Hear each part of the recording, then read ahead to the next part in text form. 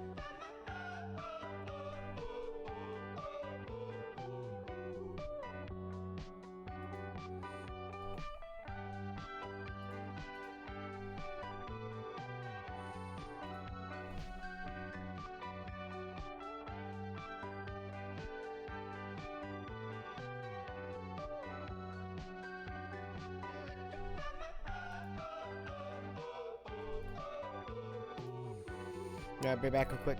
Just waiting for people to fill up. Be back.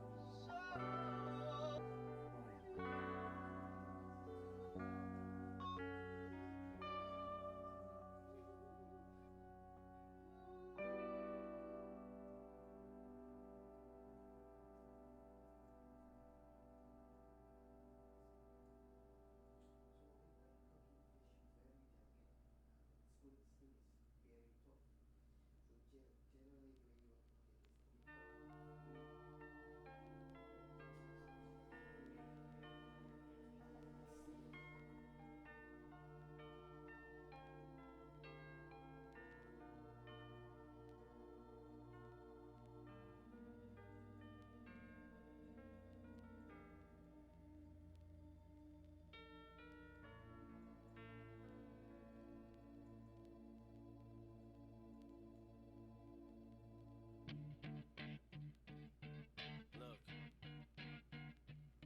if you had one shot, one opportunity to seize everything you ever wanted in one moment, would you capture it? Just let it slip. Yo. His palms are sweaty, knees weak, arms are heavy. There's vomit on his sweater already. Mom's spaghetti, he's nervous, but on the surface he looks calm and ready to drop bombs. But he keeps on forgetting what he wrote down. The whole crowd goes so loud, he opens his mouth, but the words won't come out. He's choking how? Everybody's choking now. The clock's run out, time's up, over, plow. Snap back to reality. Oh, there goes gravity. Oh, there goes rabbit. He choke. He's so mad, but he won't give up. Daddies, he know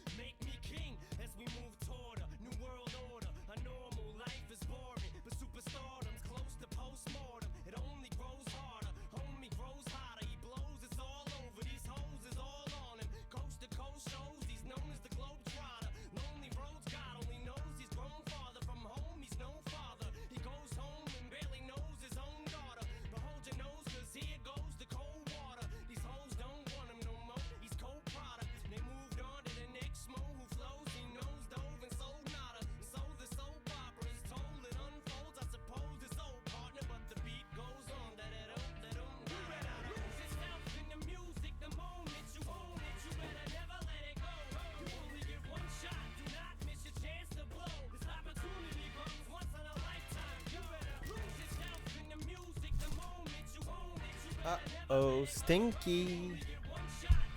Uh-oh, stinky.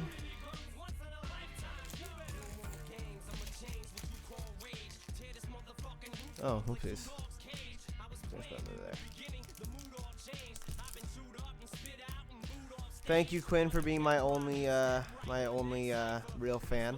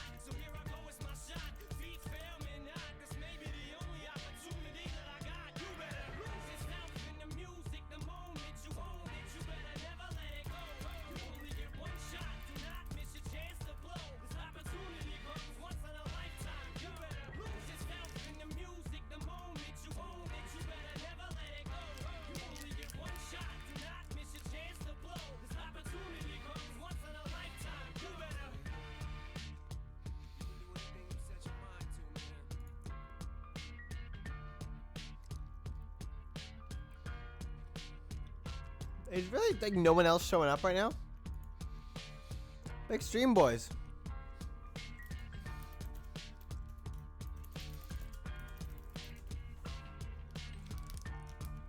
It's just Quinn. Quinn's the only one who really cares.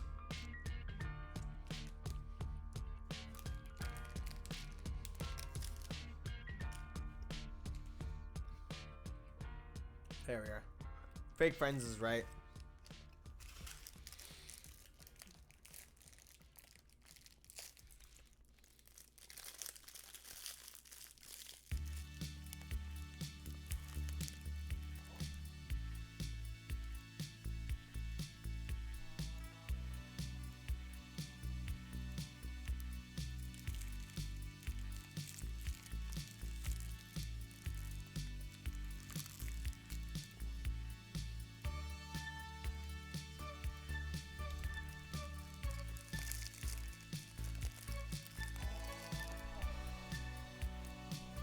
Oh yeah, your fucking laundry, right? Fucking dickhead.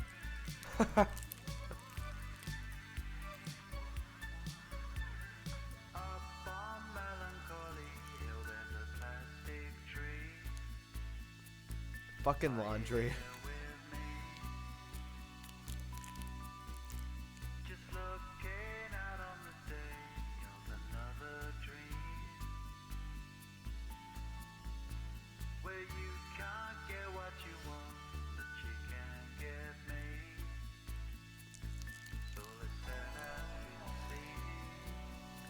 Just eating some food real quick before I start. I've got 2 sun-kissed fruit snacks and a Rice Krispie Square for dinner.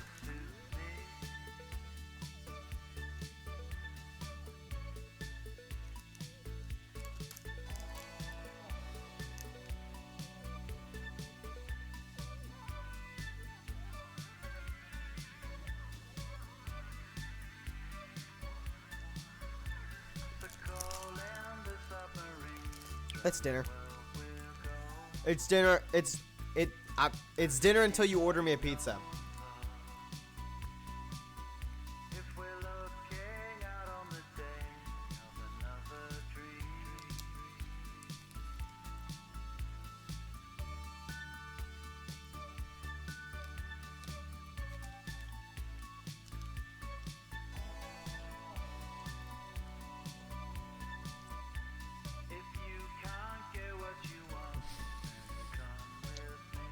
It's hot. It's hot and it's ready.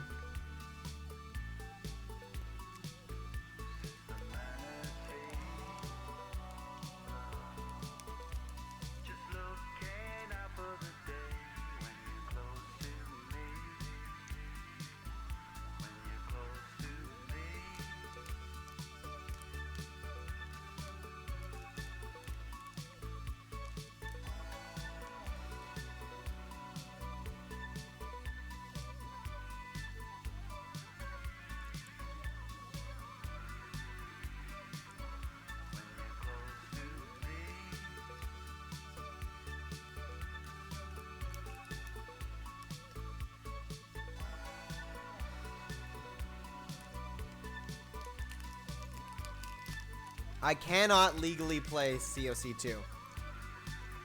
And by legally, I of course mean like without, I mean by keeping my channel.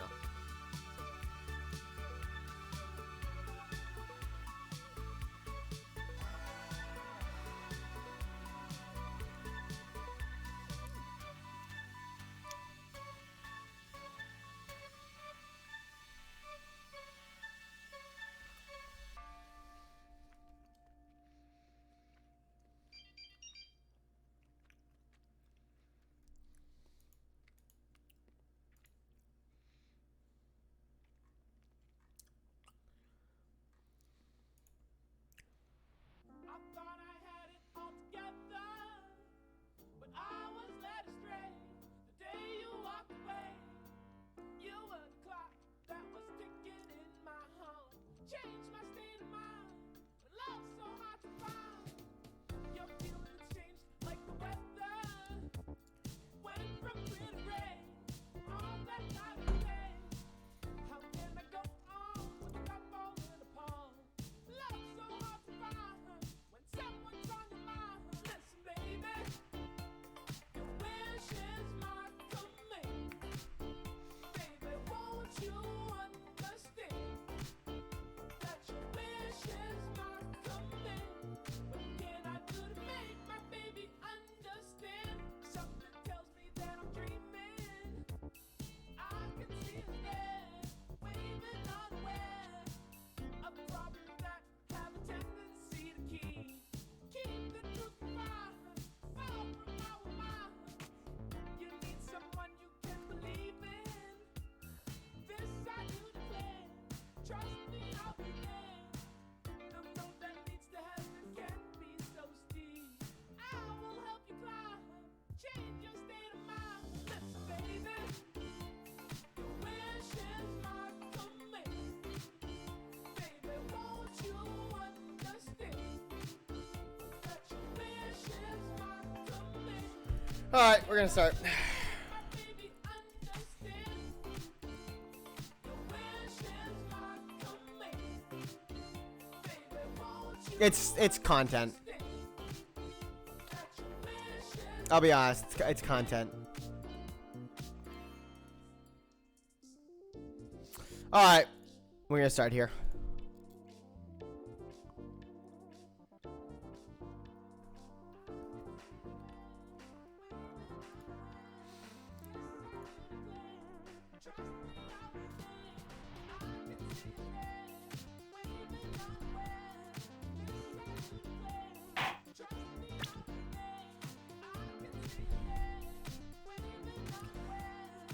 Turnabout Succession Mason system? What? A Divinity live stream. That's fucking tempting. The only problem with the Divinity live stream is that I know the game already. Like, I can know most of the game already. So I don't know how well that would work. Maybe. Well, after the Phoenix Wright games are done, I'm still gonna have to figure out what I'm gonna be playing. But it's gonna be a while before I lock in anything, because I think Phoenix Wright is doing pretty well. And I've still got this game. I've still got this case. Then 4 more games. That trial 7 years ago was the beginning of it all. This I know beyond a doubt. Mysteries of the past work their magic on the present. But you'll soon be finding all this out for yourself. Which of Magnifique Gramarie's disciples pulled that trigger? Where did the vanishing defendant Zach Gramarye go? What dark truth lurks behind the forged diary page? And what about the girl who was left behind?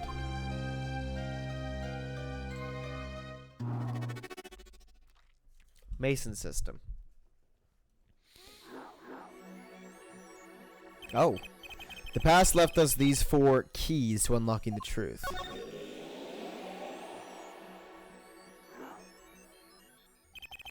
But that's not all. There are 4 keys in the present as well. And when all the questions have found their answers, the final trial will begin. But first you must chase the truth through then and now. Think of it as a game. Imagine a world. I, Phoenix Wright, will be your guide through this game. That terrible trial saw me present forged evidence. It ended, half finished, when the defendant vanished. What became of me after that? As your investigation proceeds, the answer will become clear. Oh, and one more thing.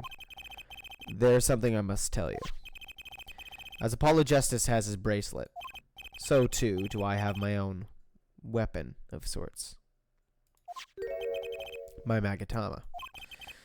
What does it do, you ask? That I would have you see for yourself. Well, now. Shall we begin?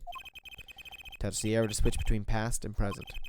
But let's begin 7 years ago, in the past. It is right after my last trial came to an abrupt end. Now that you know the game, let's play. What? The fuck? Oh shit, no, I didn't mean to do that. The nightmare trial was over. The new nightmare figuring out what had happened had just begun. I wanted to wake up, to walk away, but I figured I'm the only one who could do this, probably. Besides, I had plenty of time. Thanks to the Bar Association Review Board's decision. It's hard to work when your attorney's badge has been taken away. Was it always this bright? Didn't think I'd be back here for a while. I didn't want to have to remember that day. Though I deeply regret to have Jesus Christ. Though I deeply regret having to declare a verdict in this way, this trial is over. Ah, Your Honor. Yes, Mr. Zack. There's one thing I wish to make clear. Today in this courtroom, you cannot declare me guilty. What are you talking about? I am talking about this! Mr. Enigmar! The defendant's escaped. Find him, quick! Bailiff, close all exits from the building. On the double! He must not be allowed to escape! When I came here on that fateful morning, I still had my badge, but now, like an amputated limb, I can still feel it itching. Where do I start? I don't even have the authority to investigate. Hey, you there! Hey, it's this dude! Wait a second! Wasn't this guy from 1-5?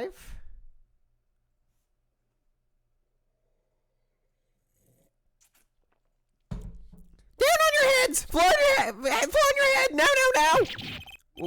What's the big idea? My ears. No, unauthorized personnel aren't allowed in here. But that would mean all unauthorized personnel are allowed. I just say it like it is, sir. It's usually wrong. Thrown out of the precinct, lost my friends, my girl, and even my wallet. We've met before, haven't we? On a case 2 years ago? No recollection of that, sir. Huh? For me, working on a case is always in the present progressive tense, sir. There is no past, there is only now, sir. Okay, you're the bailiff, right? Yes, sir. Court bailiff Mike Meekins at your service, sir. I've asked to meet with the bailiff at this court who let the magician escape. Let me try to make this as absolutely clear as possible for you, sir. It was me, sir. But you were a regular police officer once, right? Sometimes bad things happen to good people, sir. Something tells me it's a long story. Let's not go there. So you were in charge of security at the time of the vanishing? I'm dying over here! Oh, it's a hard knock life, sir. Thrown out of the precinct, lost my friends, my girl, even my wallet. Guess I wasn't the only victim. End search. Fucking interesting.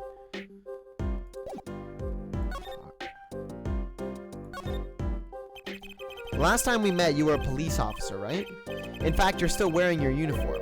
Sir, I wish I didn't have to tell you this, but last year a tragedy struck a rising star at the precinct. I lost my case files 4 times in 3 days. They fired me. That takes real talent, actually. They don't know what they're missing. So here I am, sir, forced to start from square one, a lowly bailiff. But your uniform. I took it with me as a souvenir the day I was fired. That can't be legal. So, you were the one who let the magician get away that day? I'm dying over here! A star rises among the court bailiffs full of hope, then tragedy strikes. Is there anything you can tell me about it? About Zach Gramarye's disappearance? Oh, the humanity! That's enough of that. Why, yes, I'd say it was around 2 p.m. when I heard a commotion in the court.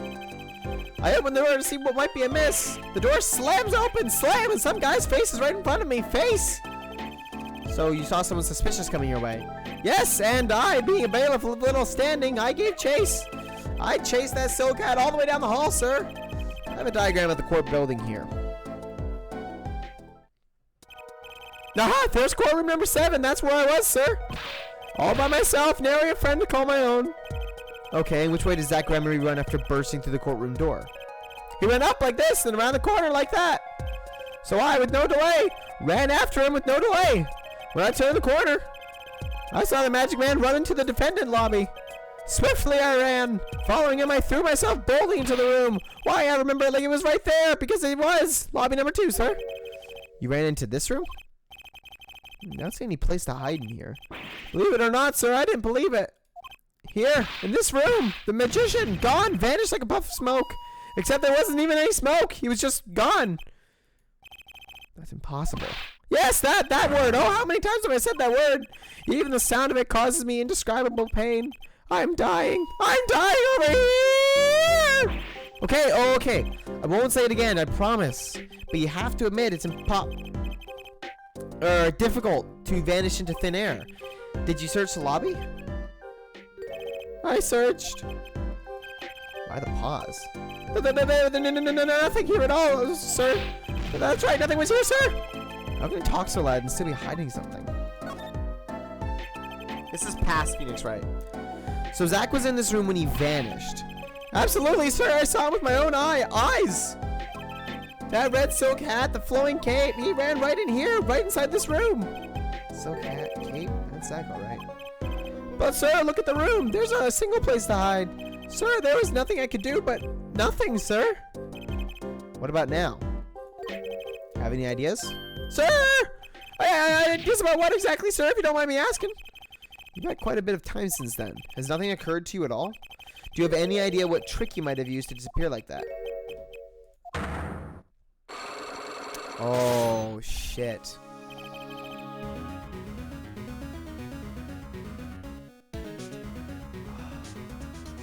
Right.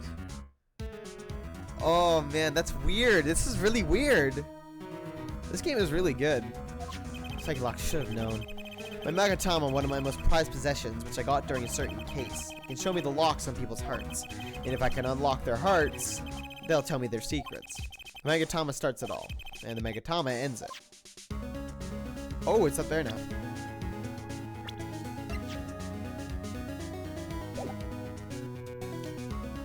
So I've got everything here. I've got Apollo Justice. I call him Apollo. Wait, we met. Wait. Oh, this is like young Apollo. Christoph Gavin, incarcerated at the Central Penitentiary for the murder of Shady Smith. Okay, no, this is not necessarily where we are right. Wait, so this guy. Wait, Apollo's 15? This guy can't be right. Because Trucy's 8 here. So I think this is indiscriminate right now. But in terms of time. Already just the part of Magician to the hilt. Valant Gramarye. Poison and juice. Yeah, okay, we're good. Like Meekins.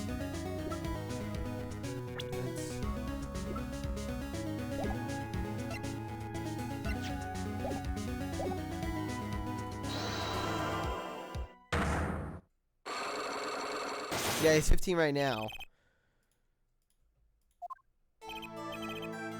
Okay, Mr. Meekins. What do you know? Spit it out. Hey! What's with the atmosphere here all of a sudden? You know something and I'm gonna find out what. Zach Gramarye vanished from this room. How'd he do it? How, sir? Well, sir, I can't say as sir! Why are you so nervous if you aren't hiding something?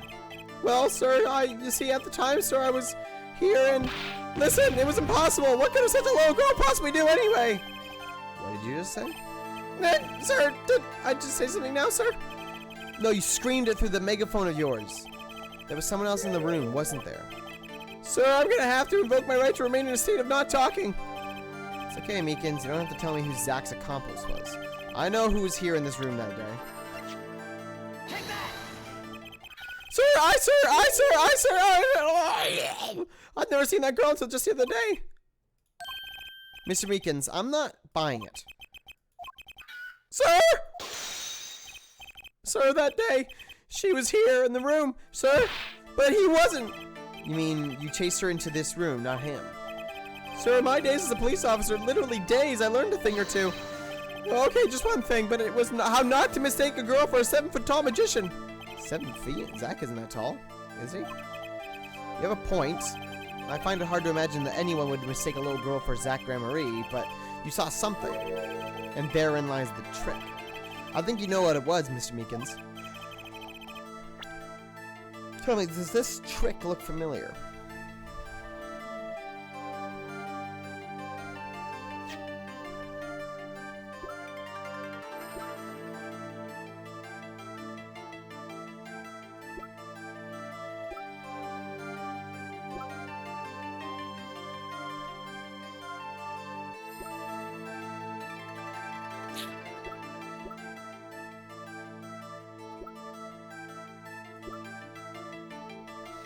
I don't think we have anything yet.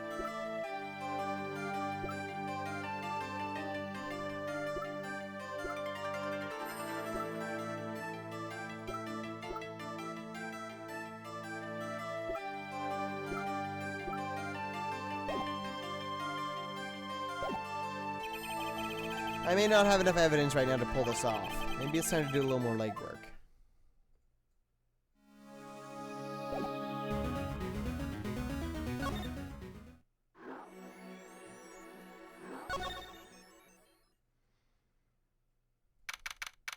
"7 years ago, detention center, visitor's room. What strange sight doth mine eyes behold? Excuse me? 2 men on either side of a single transparent pane. Yet it seems fickle fate has switched sides, so to speak. Forger of fakes walks freely, while the innocent languishes within these plexiglass confines.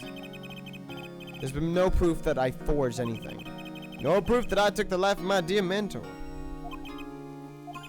Yet, these chains cannot hold me for long. Stage awaits! And what, may I ask, awaits you?" Little piano in a cold little hole in the wall. "But since you are here, what shall we discuss?" Shooting of Magnifique Gramarie, for one. Who pulled that trigger? Valant or his partner, Zach? His partner vanished before the answer could be found. If I'm going to get any closer to the truth, this is the place to start.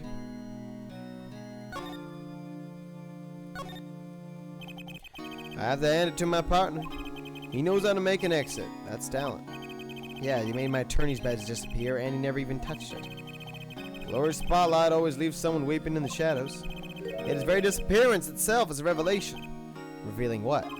Zach Gramarie killed Magnifique. It's as good as a signed confession. That's certainly been public opinion's take on it. I grow tired of my cage. The time of my release is near. I must go and prepare. Planning on jumping back into the magic right away? As long as an audience waits with bated breath, there will be Valant. And also, yes, now that my partner has disappeared, Magnifique's repertoire is mine. Valant Gramarie is a tradition to uphold. Is that true? Seen in this light, the trial was quite good to me. Verdict of no.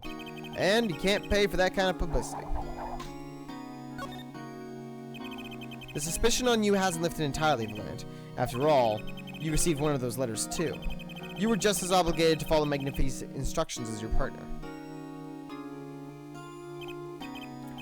So I was, but only Zach Gramarie followed him. Let us not speak any more of who shot what. Now that my partner has vanished, the question is moot. I'm more interested in learning something else, actually. What might that be? I wonder what Magnifique had up his sleeve. How could he coerce you and your partner to kill him? Trick up his sleeve? Perhaps you do not know. Know what? Great magician never reveals his secrets. Yikes. I didn't think it would be that easy. The audience must remain forever in the audience, bathed in the reflected glow of the spotlight.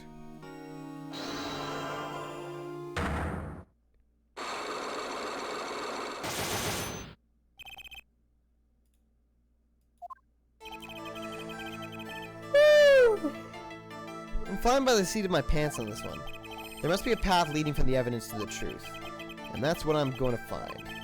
To ask someone to take a life, even one not long for this world, that's asking someone to commit murder. Yes, our mentor was fond of dramatic moves and dramatic finales. He got his wish. His life was taken. What weakness could be so powerful as to coerce someone into committing murder? My guess is it was a matter of life or death. Care to explain? You two lived in a world of showmanship. The flashier the better. And flash so often means danger, doesn't it? Let us make this as painless as possible. If you have proof of this danger, then show it.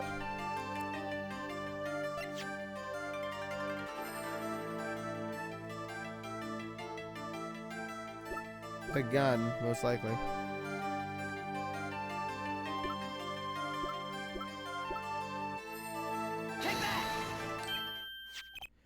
Wow, that's one of ours. Specially designed for your show, I gather. Single bullet, one shot. What are you suggesting? We are magicians, Mr. Wright, not murderers. I'm not crying murder, Mr. Vlant. I'm crying something far more tragic. An accident. Zach and Valance, quick draw, shoot him. How long has it been since those shots were last heard? Was the shoot him canceled because someone might get hurt? Of course, what other reason could there be? Well, it could have been canceled because someone had already been hurt. Fascinating, my Faustian fortune friend. But tell me, what can you prove with a single pistol? Well, tell me what would have happened if there had been an accident. What if one of your bullets took a life on stage? The performance of magic is not concerned with what ifs. It is concerned with precision. Precisely whom do you claim we shot? Looks like I've chosen the right path. Let's just hope he walks it with me. Life was sacrificed so that the show might go on, and this shows who it was.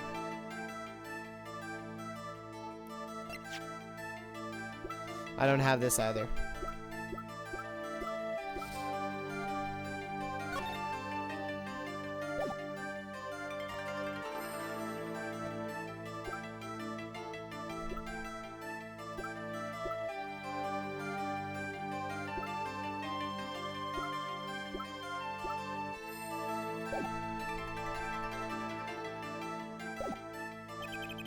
I may not have enough evidence right now to pull this off.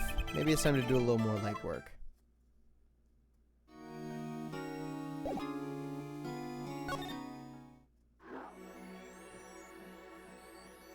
Let's just keep working around here. I just want to see what happens. 7 years ago, Wright & Co. law offices. Oh, morning, Daddy. Oh, I'm so glad you came. You okay, Daddy? They picking on you? I'm fine as always. This old boy is here to help me after all. That's a young man to you. Good morning. That's a cute outfit you have on. Thanks. My first show's today, after all. Ah, interesting. 2 weeks had passed since then. I called her into my office. Trucy, there's something we need to talk about. It's been 2 weeks since your father disappeared. We need to start thinking about your future. I did some calling around. This is hard to say, but you have no living relatives.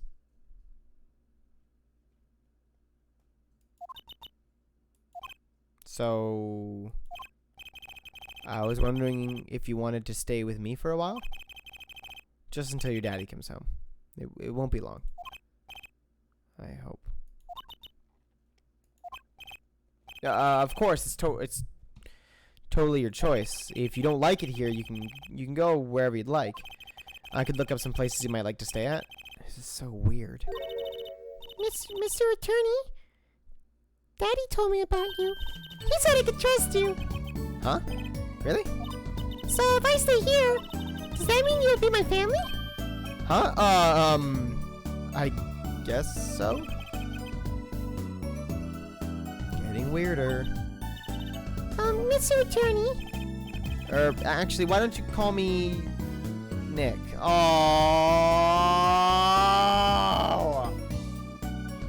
Oh. Ah. Explain, please.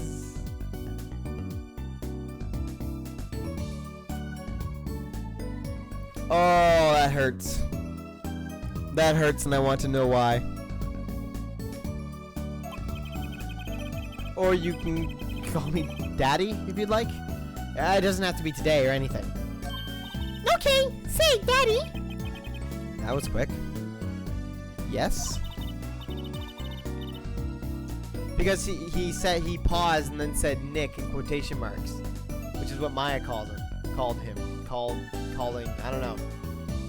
If I move here, I have to switch schools, right? And I was thinking, I haven't paid for lunches in my last school for a year, so thanks, Daddy! Oh, in this office?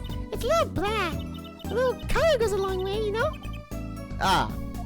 Oh, and Daddy, you got fired from work, right? Don't you worry one bit. I'll work twice as hard. Well, we can do this. Trucy, how old are you? Oh, I'm 8. But don't let appearances deceive you. I'm a young professional. Stick with me and you'll do just fine, Daddy. Huh. Thanks. Why does it feel like she's already in charge? Because you're a fucking sub?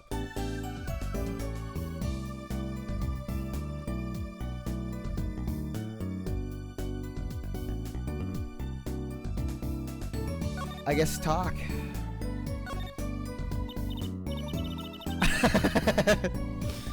So, Daddy, you got fired for being a lawyer, right?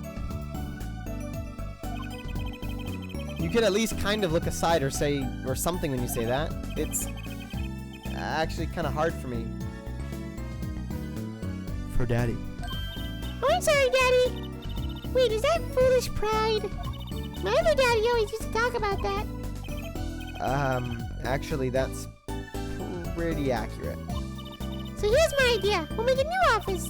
Law just seems so stiff, doesn't it? And no one will be my friend at school that way. Well, that won't do.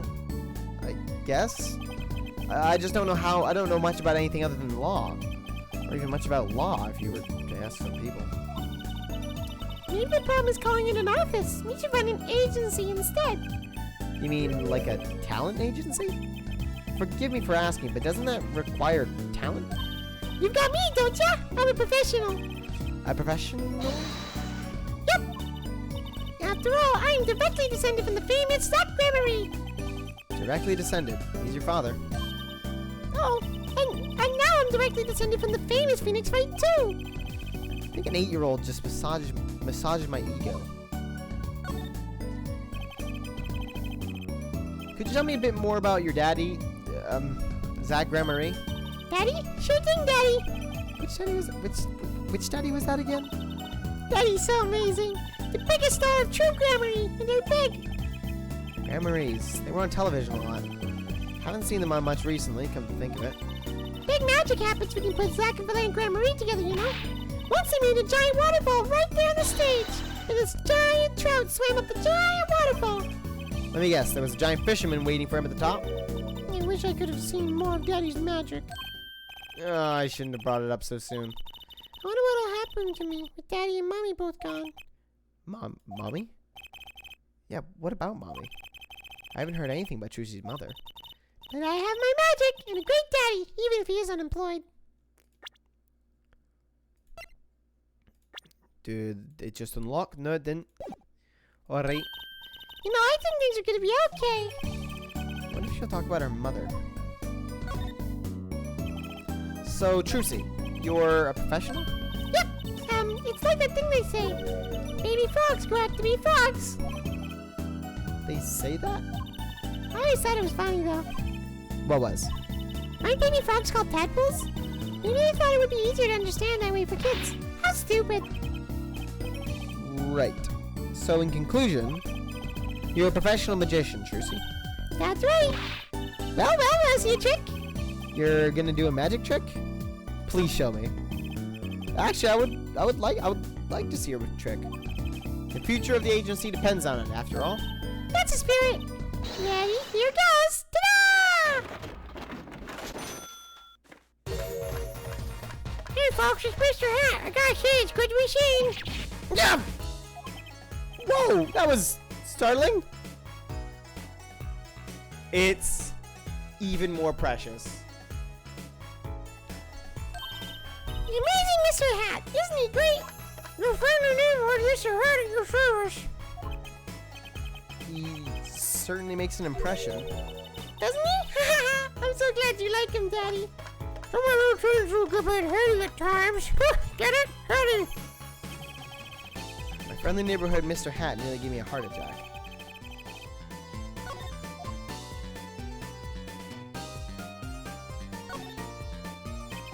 Could you tell me about your mommy, if it's okay? Mommy was so pretty. She was like an angel up on stage. On stage? You mean with your daddy? Yep. She was always there with Zach and Lance, smiling. Then she went away. Went away? It was a grand illusion, but she made a mistake. She vanished, and I guess she didn't know how to get back.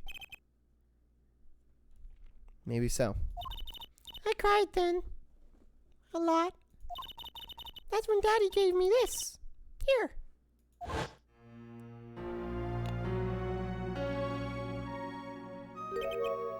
This is your mother? She's beautiful.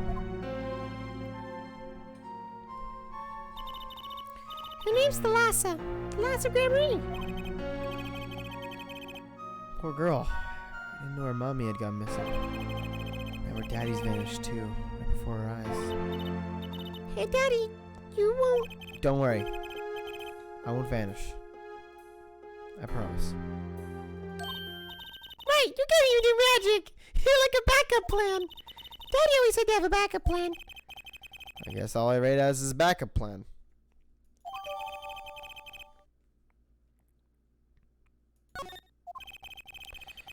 I think that's probably enough for today.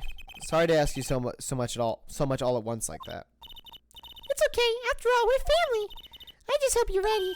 The Right Talent Agency opens tomorrow. What? But are we representing anyone? Me and you. That makes two, Daddy. I think you need more than that to make an agency. Besides, you may be a magician, but I'm no talent. I'm sure there's something you're good at. Well, when you put it that way. You mean you don't have any tricks? No old standbys? This will not do. A boy should always have a trick or two in his pocket. Hey. Okay, I'll think of something. That's the spirit. See you tomorrow, Daddy. Welcome to the team, Daddy-O. The team. Right. Sometimes when magicians vanish, they leave something behind. That's how Trucy became Trucy Wright. My daughter. To be honest, I was pretty lost those first few days. Thinking back on it, it was a pretty dark time in my life. But Trucy. Happy, smiling Trucy. She was my light.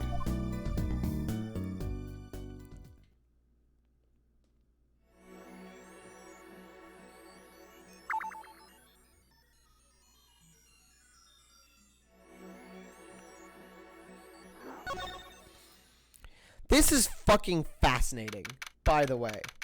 This is amazing.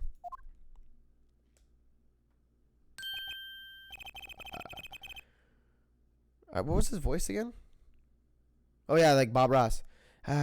Figured you'd come here sooner or later. I decided on sooner. Jimmy Sham, was it? I haven't done anything illegal. And I didn't come here to whine about past events. I wanted to ask you some questions. I suppose you have that right. That day, the entire court descended into chaos. Only you stood still, your eyes calmly watching. I admit it made quite an impression on me. I'm used to finding myself in outrageous situations. Phoenix Wright, was it? I'll answer what I can. I'm not sure, but it feels like I'm being watched. Intensely. Oh! She's adorable! This is my daughter, Vera. Say hello.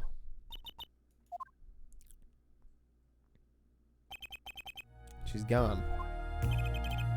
Shall we begin yet then? Fucking hell, can't speak.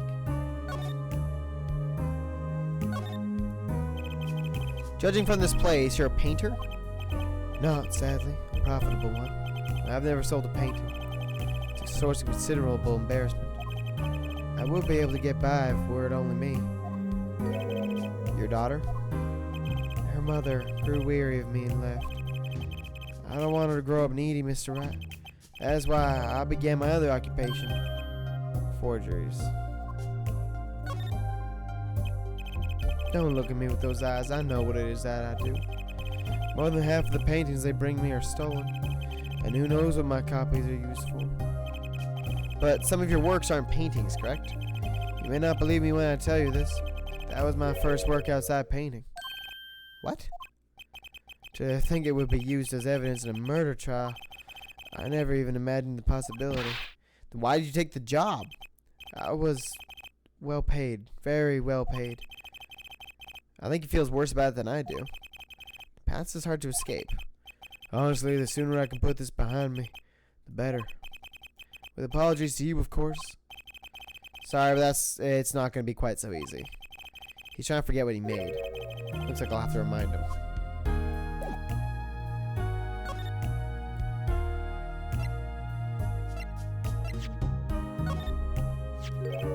Your work.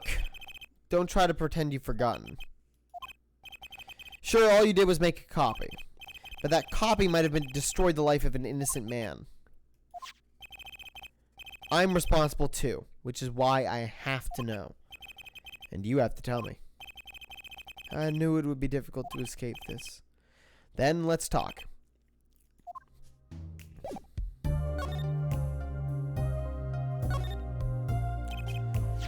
Well then, ready to tell me about this work you did? It was unlike anything I'd attempted before. I guess it would be a little different from paintings.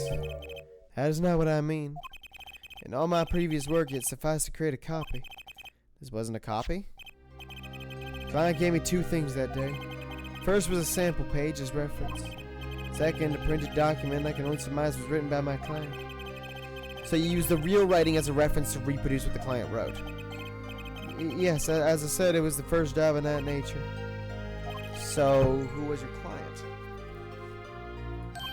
As I said in court, I do not know. Really? Even for such a suspicious request? If it was me, I'd want to know as much as I could about the requester. I never met them. Not personally. Psyche lock, of course. Seems like you're still hiding something. Something about this work. Let's see where I am. You're hiding something. Let's hear it then. What are you hiding from me, Mr. Misham? I'm sorry, but I really don't know. I never met the client. True, when I asked the client's name, there were no psyche locks in sight. Regardless, you're hiding something. You have to be, otherwise it wouldn't make any sense. Why are you doing this to me? Well, I've made my stand. No backing down now. So what's Misham hiding?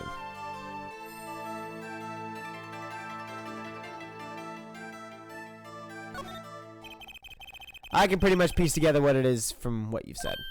What is it then? You told me that you knew about the client, and I couldn't see any psyche locks. Psycho locks? Is that some kind of asylum security? Or a new hairstyle, perhaps? But then they did show up, didn't they? He's just fucking rambling like a madman. Who is your client? As I said in court, I do not know.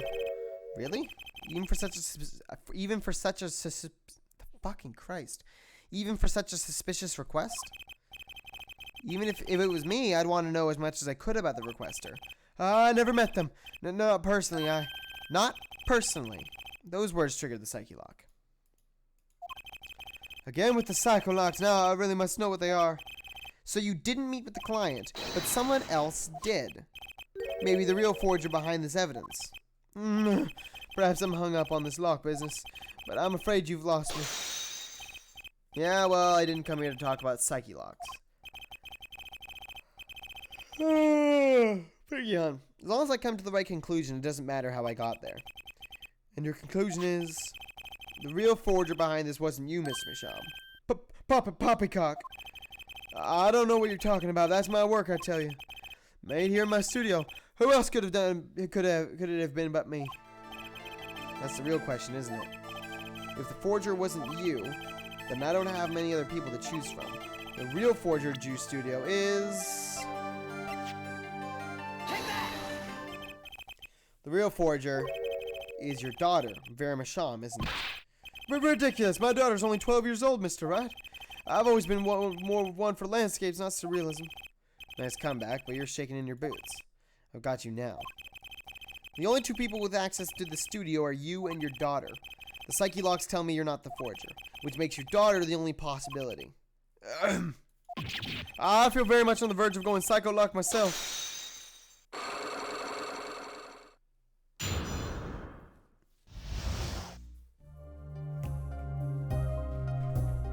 Magnifique! I don't know how you knew, but you're right. The one who made this page was my daughter, Vera, not I. She's only 12, a genius I might call her. A precocious little girl outshining her father. There's been a lot of that going around recently. I let her play in the studio and she watched me. She taught herself in that way. The drafting tools and analytical devices I bought when they become necessary. They're my little girl's playthings now. Oh, do I detect a bit of fatherly pride? So Vera was the one that made this page. Would she know who the client was then? Actually, the client came once. Here, to this studio. What? Why didn't you say so sooner? But their face was covered and they did not want to talk to me. So they talked to your daughter? I will speak only with the artist, the client told me. That little girl might know something about him.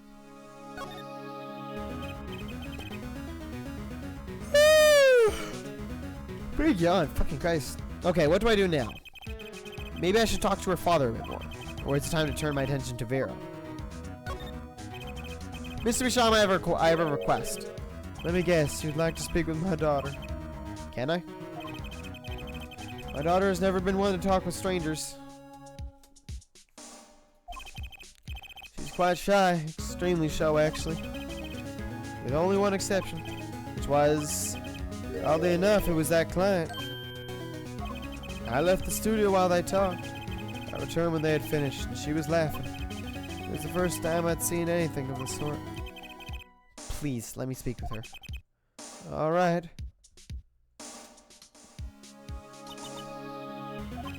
Uh-oh. This could be tough.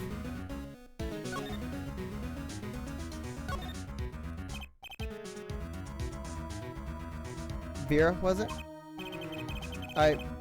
Would you like to have a friendly chat? I'm Phoenix Wright, ex-lawyer, and pianist. Still looking for the keys that say Do Re Mi. Can't find them anywhere. What? I'm no good at this. I need something to get through to this girl. Vera, was it? Would you like to have a friendly chat? I'm Phoenix Wright, ex-lawyer. Okay, yeah.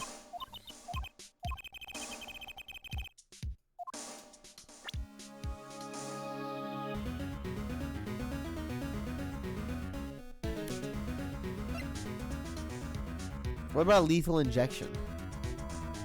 What about a gun? What about a gun? This'll make her talk. Fucking gun.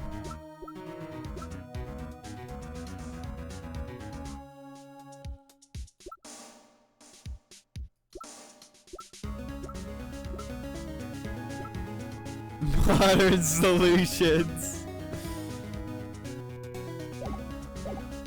Modern solutions. Modern solutions. Holy shit, that would've been so funny. Fucking talk.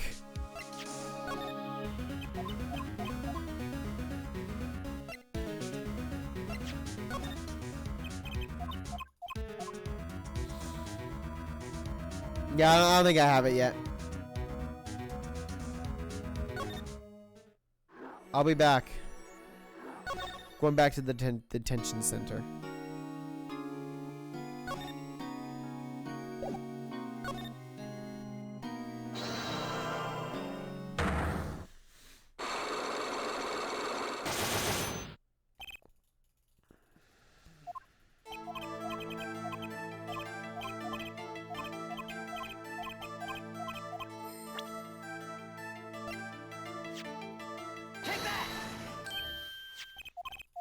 Got it. Boom, bum, bum, bum.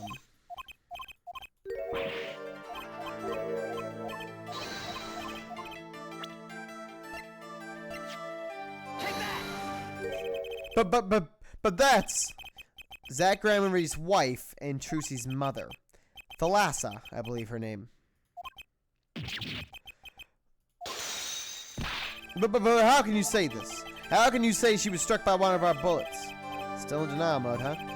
Thalassa was at the greatest risk of being shot, and this clearly shows just how much danger she was in. Okay, I don't have that either.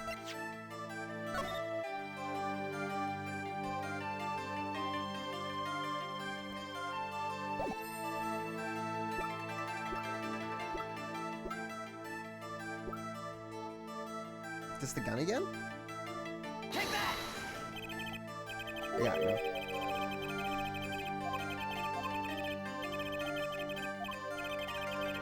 Oh, wait, no, wait. Oh, wait.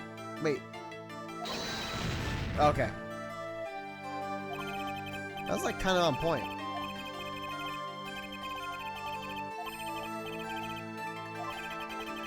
Where she stood. Yeah, I definitely don't have that yet.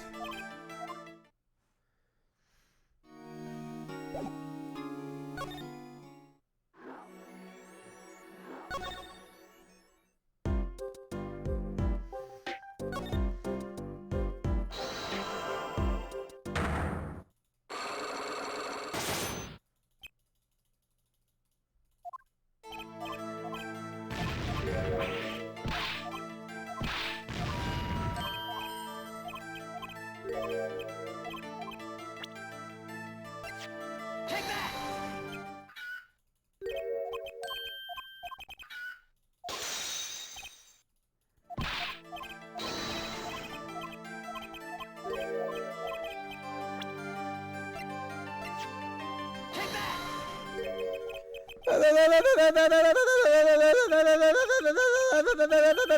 What's that? That girl's favorite trick, the amazing Mr. Hat. Wait a fucking second. Hold on a second. Oh. Weird. Startling realistic? That girl's favorite trick, the amazing Mr. Hat. She uses it in her shows down at the Wonder Bar. Have you been to the Wonder Bar? So, it wasn't a walking dream, was it, sir? Come again? That night on stage I saw a vision, except it wasn't a vision. It was a hat. An amazing Mr. Hat, he really exists.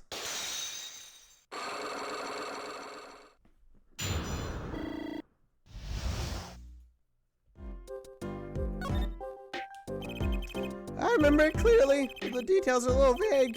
Zach Gramarye exited the courtroom. I gave chase and cornered him in the corner room, sir.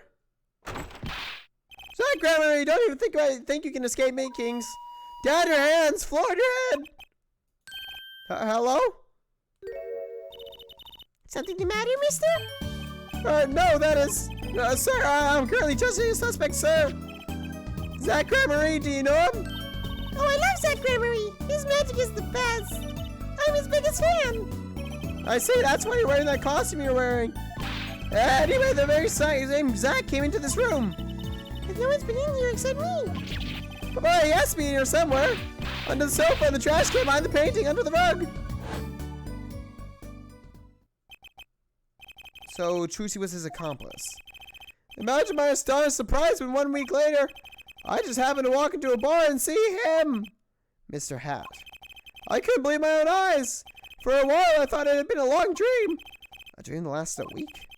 But it wasn't the magician who disappeared, it was Mr. Hat. It seems complex, but what really happened that day was quite simple. You were standing by the door and out came Zach. But that wasn't all. Another person got in on the act, and she was standing in front of lobby number 2. Along with Mr. Hat. That's the beauty of it, isn't it? So, while you are standing in shock and amazement, the magician rounds the corner.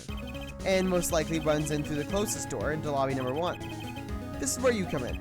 You turn the corner in rather lukewarm pursuit. And at that very moment, Trucy runs into lobby number 2. Then all she has to do is tuck away the amazing Mr. Hat. And he's free. Sir, I only lost sight of him for the briefest moments. Then I saw that cape, Zach Grammy's red cape, fluttering like a cape. Astounding, sir! All my days of posing queries, making inquiries, and chasing quarries wasted. It was as if I could see them melting away like an ice cream cone left by the side of the road to die, with the scattered remains of a messily eaten chocolate parfait. Such sweet sorrows. I'm sorry. I had no idea how much you'd suffer on account of this case. It's an honor, sir! I've apologized to people many, many times, sometimes more than once. But this is the first time anyone's ever apologized to me! Actually, about that girl, I'm sort of her guardian now. Is that so? Sir, you should know that I harbor no ill feelings whatsoever in my harbor. Okay. I let the defendant escape, that's the stone cold truth. Just another step on my way from singing the blues to wearing the blues. Someday, sir, I'll be standing side by side with the great Detective Gumshoe!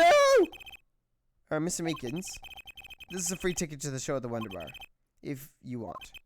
It's an honor, sir! Sir, I can't count the number of things I've had taken from me, sir, but no one's ever given me anything for free! Right, I'll see you in court next time then, sir. I look forward to it. All eyes were on Zach Grammary that day in court until his mysterious disappearance. Now part of the mystery has been revealed, but the magician remained out of sight. It would be 7 years before I met him again.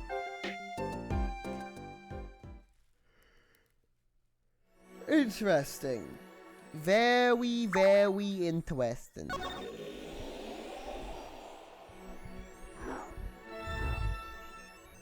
The Borscht Bowl Club.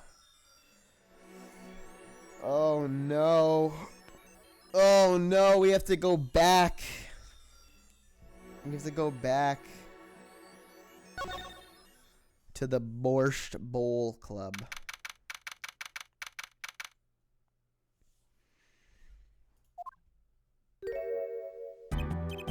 I'll be taking my leave now. Still have some work to do back at the office. And I guess I'll go back to my piano. To be honest, it's better when you aren't playing. This frigid culinary dungeon almost feels comfortable. Later, then. 2 hours left of my shift. Wonder if we'll get any customers tonight. You know who I am? Oh! Oh! Fucking oh!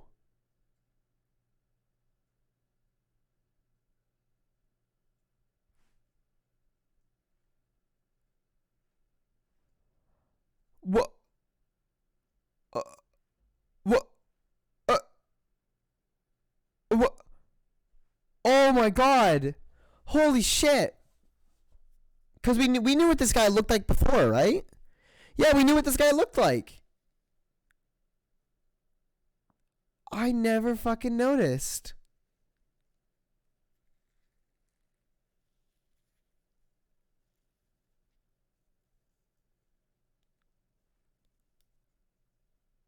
He's definitely Zach. Of course he's Zach. He opened with, "Do you know who I am?"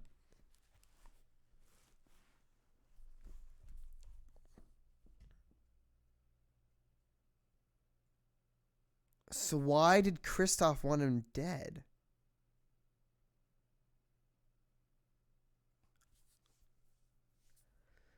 And additionally, why did Kristoff...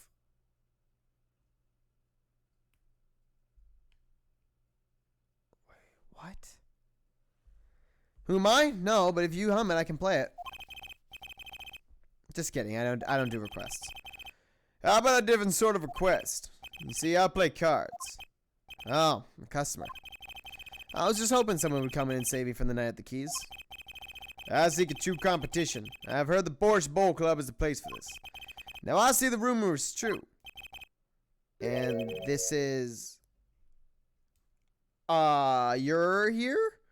And this is a friend of yours? Oh, don't mind me! I'm just your friendly neighborhood newsman! He will not be playing tonight. When his business is finished, I shall send him home. This competition will be between us, no others. The Right Talent Agency represents 2 artists, and I'm number 2. I play piano. Well, sort of. It's actually just a front for my real talent, which is playing poker. Don't ask me how I got started. I don't even remember. But I'm good. Real good. Didn't take long for the rumors to get around. Go to the Borscht Bowl Club if you want a real game. That guy's never lost. Some people don't come to hear me tickle the ivory. They come to watch me play cards. Is this a seedy poker club? No, it's a restaurant. We don't play for high stakes. There's no money involved. But real players carry cash, and they're always thirsty. It's a handy source of income for the club owner. Then let's compete. I'll take you to the room. Hideout, yes, but before we go... Yes? Let me introduce myself. My name is Shady Smith. Oh, and I'm Brushel! Spark Brushel, news reporter! Oh, I'm... No. Phoenix Wright. Huh? You must always look a man in the eye when you make your introductions. You still do not know who I am? Have we met? Ah! Today in this courtroom, you cannot declare me guilty. What are you talking about? I'm talking about this! Mr. Eddingmar! The defendant escaped! Find him, quick! I'm not gonna fucking not reading the rest of that. So yes, he's definitely Zach. You can't be... But you're... Zach Gramarye?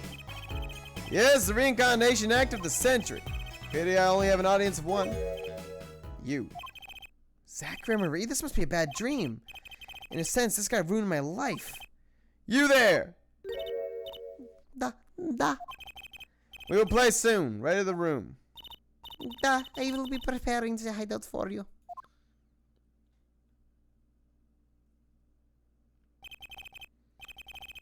Are you really him? The Zach Gramarye? Now I'm Shady Smith. Remember this. How many years has it been now? 6? In exactly 3 days from now, it will be 7. I caused you much inconvenience, I fear. Yeah, you could say that. Is she well? Trucy, I mean. She's fine. I've got her working already. Hope you don't mind. I hardly need to express my gratitude, but you have it. This is why I've come. That and to settle a matter of cards. By which you mean poker. Those eyes, he's serious. I despise losing above all else. And so I've decided that I will win tonight, no matter what it takes. I know this guy's type, and they're dangerous. Everything's about the competition. All else is secondary. Perhaps we should take this time to talk before we play. I know you have much to ask me. And you.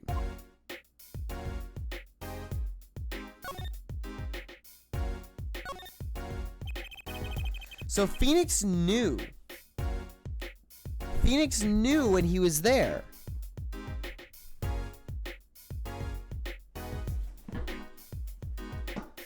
Oh shit.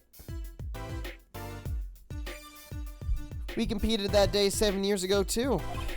Ah yes, you must have been surprised. Called to the detention center out of the blue. 2. 1. Showdown time.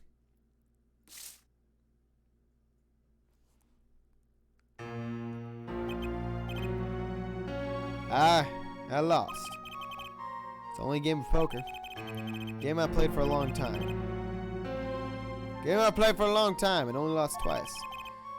Who was the first? Oh, Jesus Christ. The man I killed, of course. You choose your defense attorneys by playing poker. Some are hired, others fired. When you compete, you see a man's true nature. You know what I speak of. I know that you do. Trucy's power? Trucy, she's in a class of her own. For 7 years, I've played poker here at the Borscht Bowl Club. I've never lost once. I'm good, but not that good. I win because whenever there's a big game, I bring in Trucy. And she sends me signals. Daddy, he's got a good hand. You might have a chance to if you act quick. Better call him soon. Can you tell me what her power is? Judging a person's thoughts by reading their reactions is a staple of performance magic. Those of Trucy's line possess far greater skill. Her line? Recall, you were the second man to whom I've lost. Magnifique Gramarye. That was the first time I learned of this power, as you call it. Wait, so you're saying her power is genetic? It's just in the Gramarye blood or something. Blood.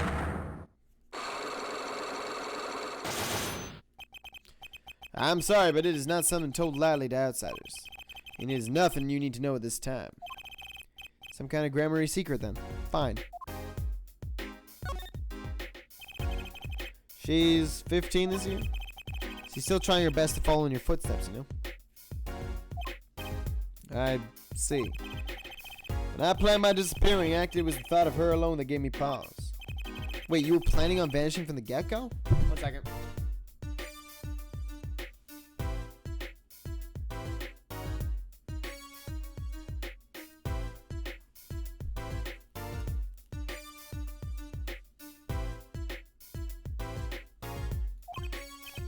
Yes, and for that I must apologize. However, I cannot be found guilty that day. Because of this. This? Transferal of rights. See the signature? Transferal. That's Magnifique Gramarye's signature, isn't it?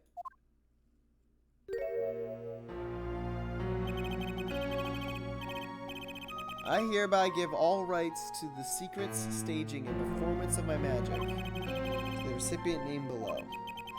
The recipient's name is you, Zach Gramarye. Yes, it is I. Wait, this page looks torn. You recall the diary, yes? First, take a close look at this diary. Tonight's IV is in, maybe the last. I leave the rest to them. The first should come soon. The journal may end here or may go on, but not long. It depends on his hand. Note that a page has clearly been ripped out. As it just so happens, I have here what I believe to be the missing page. No, I'm not going to go through that. How could I forget? That scrap of paper lost me my attorney's badge. This is the real page that was torn from the book. Magnifique gave it to me that night.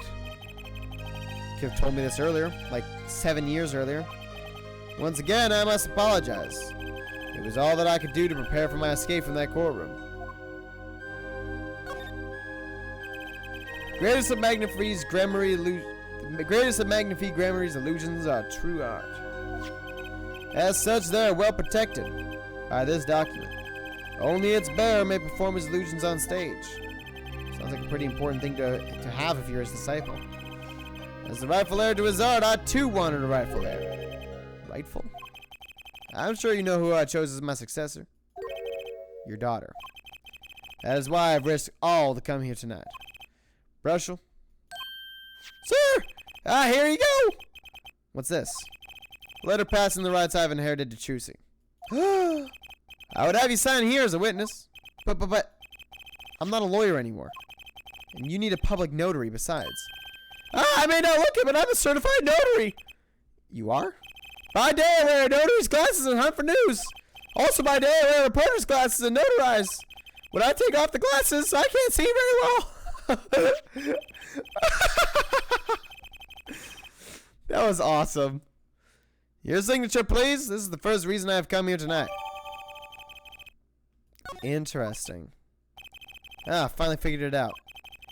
Now I know why you've come out of hiding only now. It's been 7 years, you said.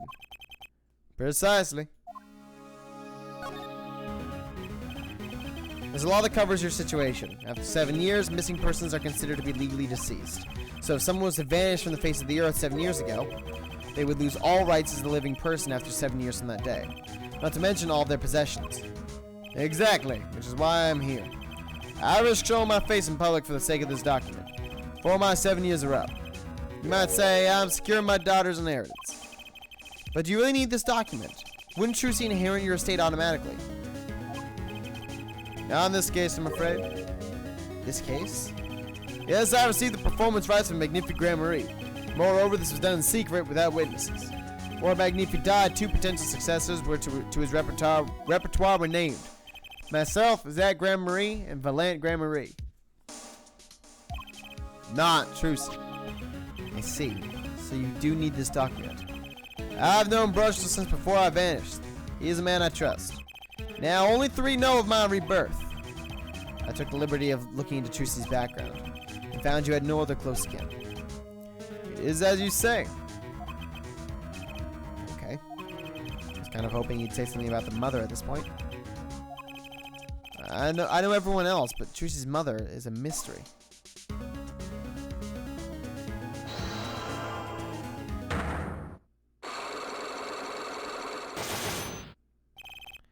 The Grand Marie secret. I have to know more about this power of Trucy's. It's like she can see right into people's minds. First time I saw her do it, it blew mine. And after you were done having your mind blown, you took her to play cards with you. Gotta use the resources at hand, I always say. Yet I myself have no such power. But Trucy does. Why is that? Maybe Trucy got her power from her mother? Thalassa Grand Marie? I will not speak of that. Thalassa is officially missing, correct? I think I know why you don't want to talk about her.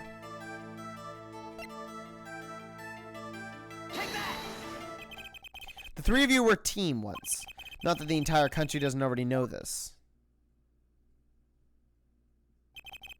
At your peak, you were the biggest stars around. Yet, there's another story behind the fame. One that not many know. Thalassa lost her life during a rehearsal. To you and Valant Grand Marie's bullets. It was an accident! It wasn't me! How could I shoot my dear Thalassa? I'm sure Valant would say the same thing. Why, it's just like another murder I might mention. Damn you! Her eyes. I love Thalassa's eyes. To think that they could read my mind was frightening. There was a warmth in them that felt like an embrace. She is dead and Magnifique Grand Marie has joined her. So the only one with her power left now is Trucy. Mr. Zach. I do not know.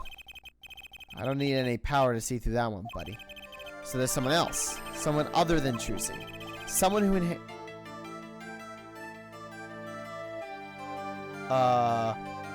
wait a fucking second.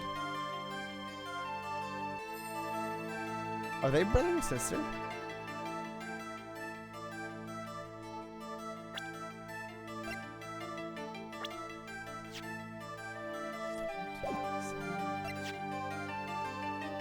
Seven years apart.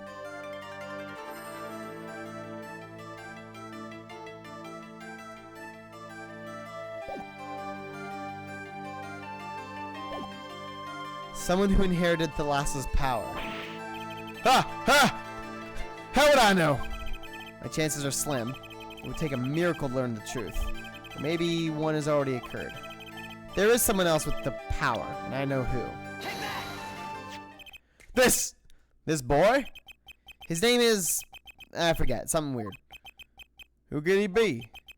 An attorney. Attorney? I noticed him when I went to visit a friend's law offices. So what are we to make of this, oh great ex-attorney? You can show me pictures of strange boys all you like. But you can at least say something like, I'm this boy. I can use a laugh. Perhaps you wouldn't laugh if you knew the facts. This might not be 100% proof, but it's close. There's a link between this boy and Thalassa. Actually, it's more of a ring. A ring? Perhaps this will refresh your memory. I just happen to have evidence showing this missing link. I don't have evidence yet. No! So close. Oh, I'm not really that close, but... Interesting. Interesting. That's fucking interesting. Alright.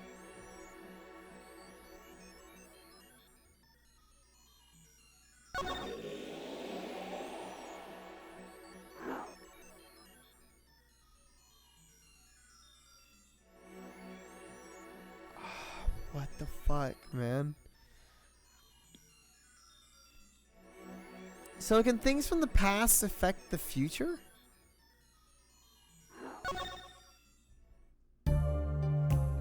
I think... Okay. I don't think things from the past can... I don't think things from the future can affect the past. I think that's kind of insane. But I think I know... where to go with this.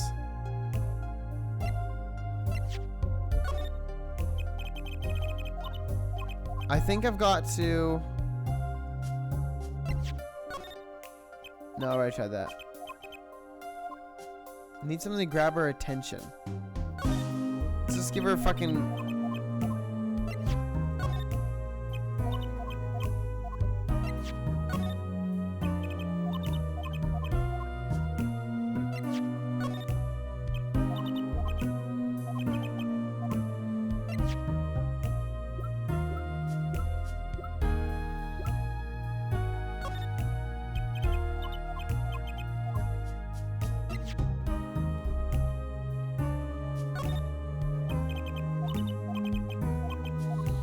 Shit.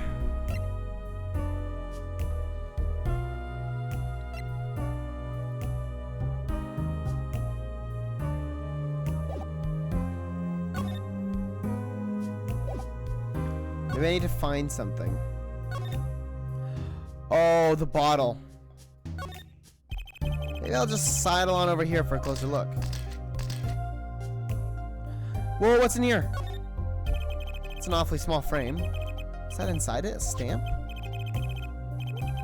No, please don't touch that. I'll get in trouble. That stamp belongs to Vera, you see. She always puts it somewhere she can see it.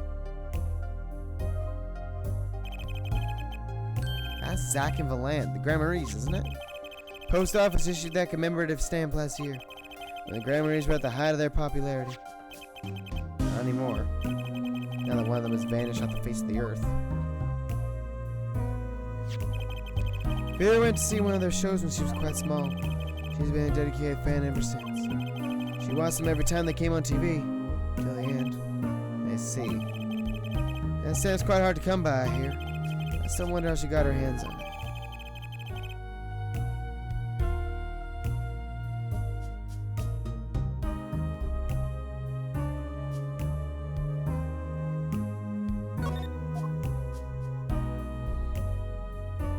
So, they knew.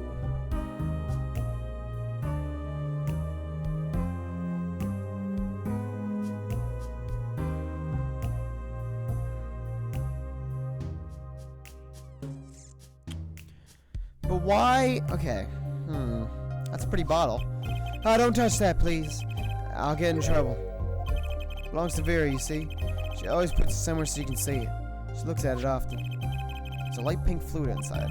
Nail polish, I'm guessing? What's this red envelope? Ah! Don't touch that. That's her. It's quite important. Painter's face just changed hues. Guess I better behave, though it's tempting to just grab it. This is you and Vera? Yes, we took that one quite recently. I know, I'm a painter. Why not paint a portrait instead? I've never been that good at people, unfortunately. Ah, right. Shouldn't you practice?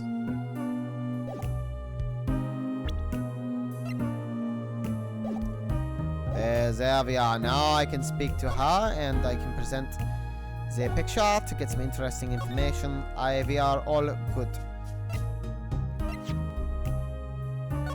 Check. 41. Interesting. And then there's this. My stamp. Hey, she spoke. She can talk. Yeah, so the stamp. How can I keep her talking? Isn't Troop Grammarly amazing? Yes? Oh, I especially like those two, Zach and Valant. I mean, they're just so magical. aren't they? Yeah, whenever I go to one of their shows, I'm like, whoa, magic, you know? I'm like, whoa, magic. Oh, man, whenever I go to a concert, I'm like, whoa, music. Me too. I love them. They're so cool. It's like magic. Yeah. All right, she's talking. Not saying much, but it's a start. I went and saw them with Father the other day. The opening ceremony at the Grammarly Museum of Magic. Grammarly Museum? They have one of those? This makes sense now that they have their own commemorative stamp. So, have you been to one of their shows? Just once when I was little with Father. The Grammarly's on the stage. It was like what? It was like a dream. Disappearing, reappearing, cutting apart, putting back together. They do it all. Yeah, maybe you can keep telling me stuff like this? You know, about Zach and Valant, maybe. Oh, sure. Alright, better get asking before she changes her mind.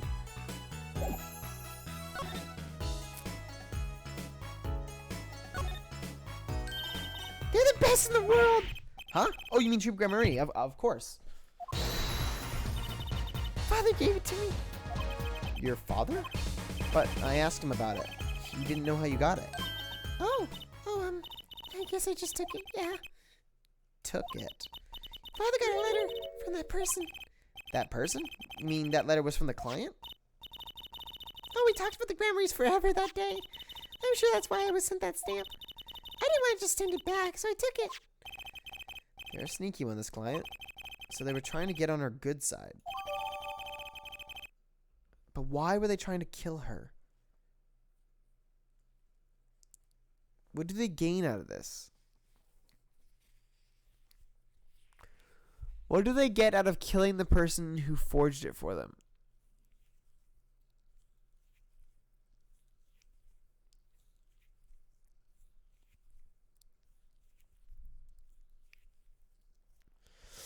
Why would someone... Probably trying to silence?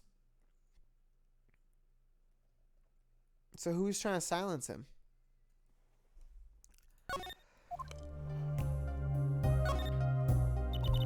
I don't go outside much. I like to paint in here. Why don't you like to go outside? There's bad people out there. Well, true, but there's lots of good people too. Actually, I should tell you. She was almost kidnapped once. Kidnapped? Since then, she's been, well, you can see for yourself. She refuses to leave the house. I see. Wait, but that doesn't make sense. She said she went to the Grammarly Museum. With you, in fact. Ah, yes, actually, she was quite insistent on it. Much to my surprise. That was the first and last time she expressed such a desire to me. That person gave me a good luck charm. A good luck charm? For when I absolutely had to go outside. Yes, apparently she received something. A gift. From that client, actually. She won't tell me what it was. Father, I told you to keep that a secret. From that client, huh? This I have to hear about. So your father tells me you're good at painting all sorts of things. I really like paintings a lot. Father's always very happy when I paint them exactly the same. So you did this too? Oh yes, that was my first job. Your first? All I used to do was paint the same thing I saw. But this was totally different. The pen slips in the way that the writer held the pen, and the pressure on the nib. I had to use a microscope and analyze on the computer. She seems happy. Odd, her work was the last nail in Grammarly coffin. Guess no one told her. So, you met the person that asked you to do this job? And you talked with them? What's this about a good luck charm you received? I can't talk about it. Huh? I do, it won't work anymore. That's what I was told. Yeah, but I really, really have to know. Right. Time to do some psyche unlocking. So it's gonna be this into the last one. Into the... Or... You have to go to Valant after this. You seem to trust this client. Quite a lot, in fact. Because they gave you this stamp? No, that's not why. They listen to me, to my problem. The problem. That keeps her inside all the time? Don't go outside if you don't want to. That's what they told me. But we absolutely have to go out. All I had to do was use a good luck charm. A good luck charm. That your client gave you. I think I know what your client might have given you. Put me on. Actually, is this your good luck charm? Done. If this doesn't bring good luck, I don't know what would. I see. Good luck charms are different for different people, I guess. Ah, shit. What do you mean? If you say it's lucky, then it must work for you. That's the beautiful thing about good luck charms. See that innocent smile? Everyone has a different way of breaking the news. That's the beautiful thing about being totally wrong.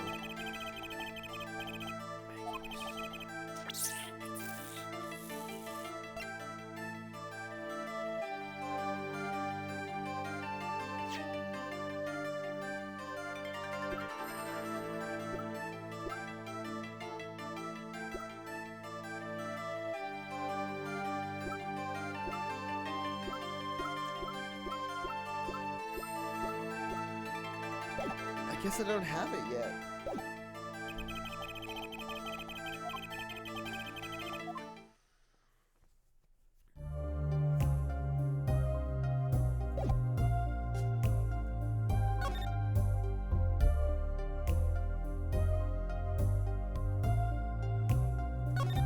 She doesn't have the gun. Besides, there's only two.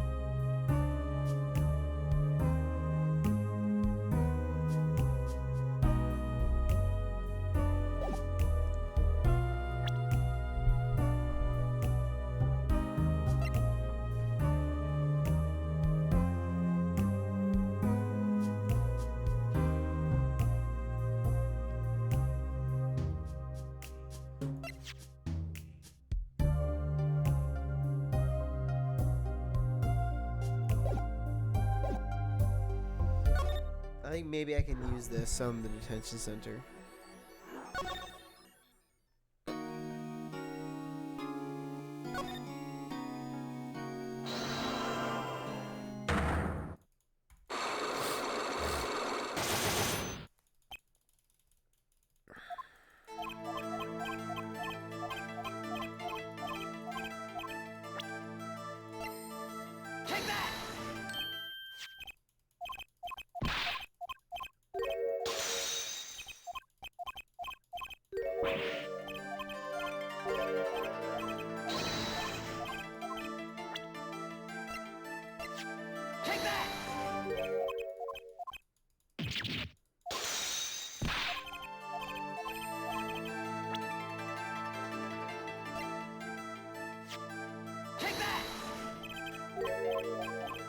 No.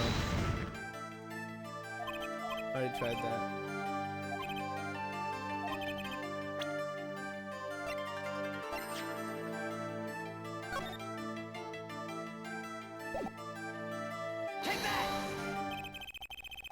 Troop Grammary's performances were very, very popular. So popular that they even made a commemorative stamp at the height of your fame. We were not merely the latest craze, we were an age, a golden age. It's all here on this stamp. There's Thalassa, yes?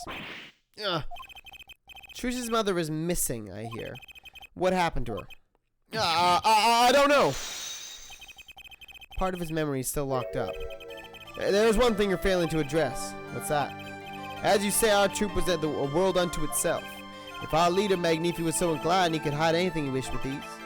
But Mr. Right, then why would he have hit a crime making him an accomplice? Not a great foundation for blackmail. Well, that's got a point. If one of the troop members died in an accident and Magnifi covered it up, his innocence would be come into question. Found the right address, Mr. Right? So close, there has to be something. But how Thalassa's death could affect Zack and Valent's relationship with Magnifi. I see in your eyes you still have something to say. How can you possibly prove more than you already have? I'll prove why Thalassa's accident tied your hands so completely.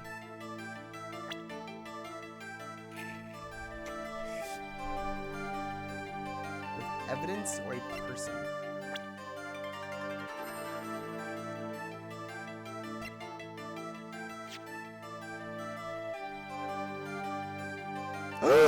Oh! That's fucking Lemmy Roar! That's Lemmy Roar!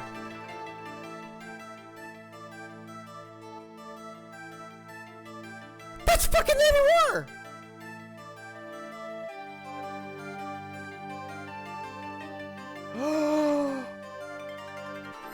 Fucking look at her! Look!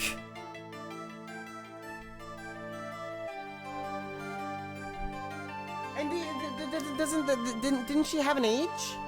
Didn't she have an age from in the last case? And wasn't she 30 in the last case? Or sorry, 40? That's fucking Lemmy Roar. Look at her.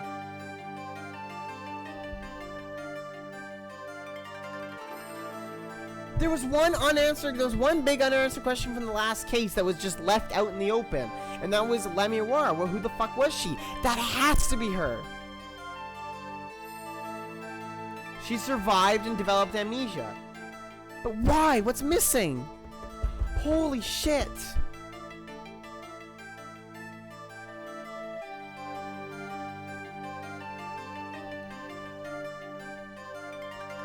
It's totally her. Totally fucking her.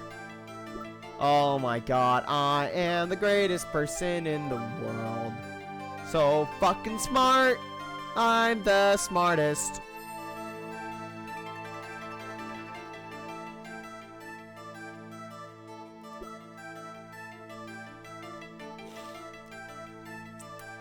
Trucy?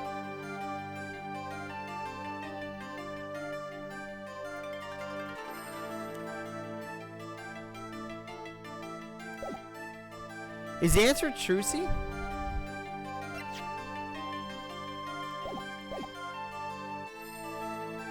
I'll try it with a person. It's gonna take a little knowledge of the players to crack this one. The accidental death of Zack's wife tied both your hands, and this information proves why Magnifi held so much power over you.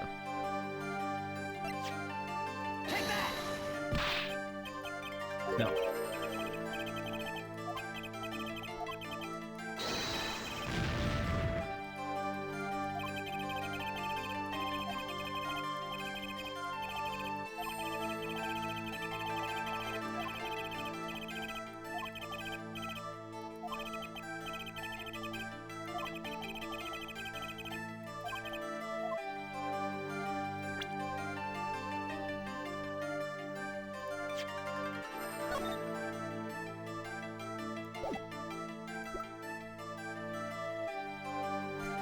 Thalassa was Magnifi.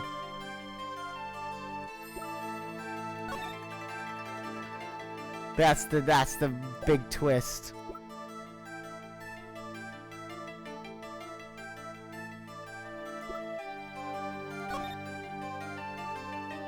What about the letters?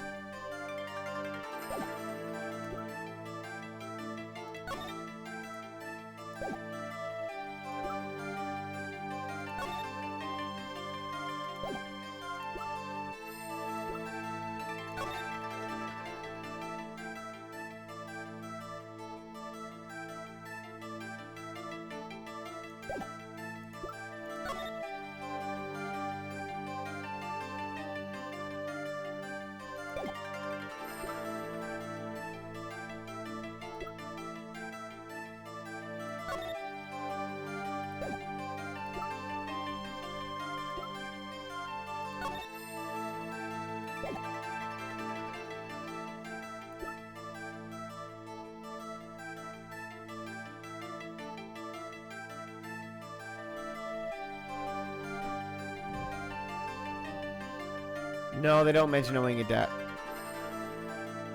It's just that you can't refuse, and you both know the reason why.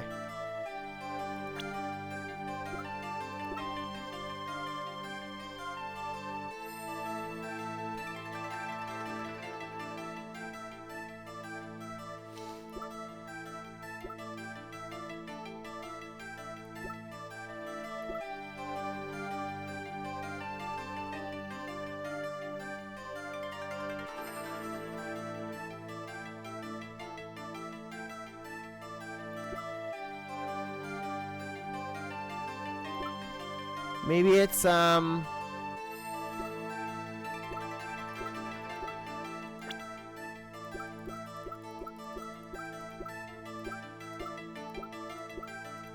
this? Do a quick save here. I don't know if I can do something like this, but let's try. No better proof than the evidence. The accidental death of Zach's wife tied both your hands. And this evidence proves how magnificent he held so much power over you.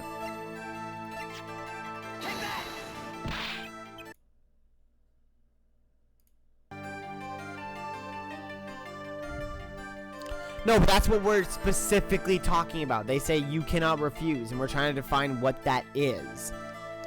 So saying that is like, it's like using the word in the definition.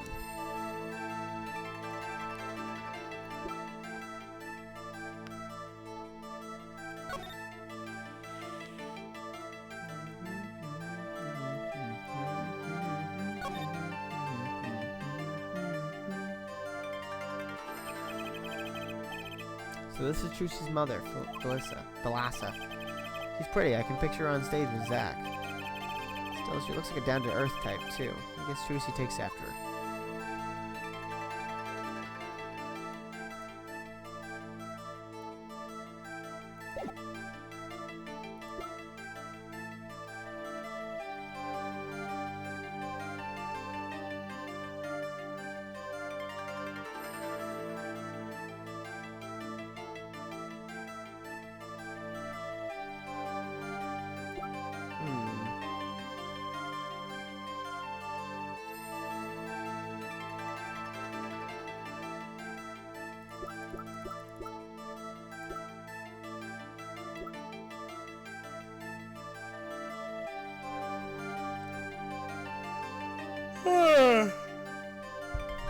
Fucking hell, man. What's the answer here?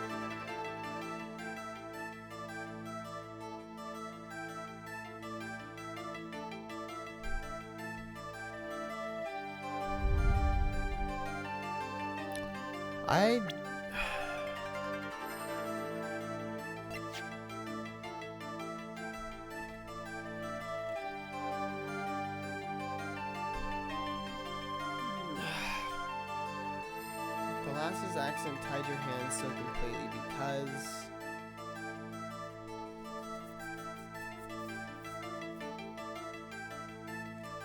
So...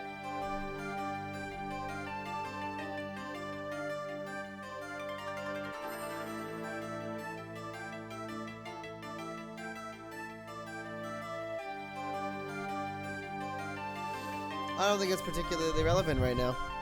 Also, I feel like Zach would know if he was if he was her father.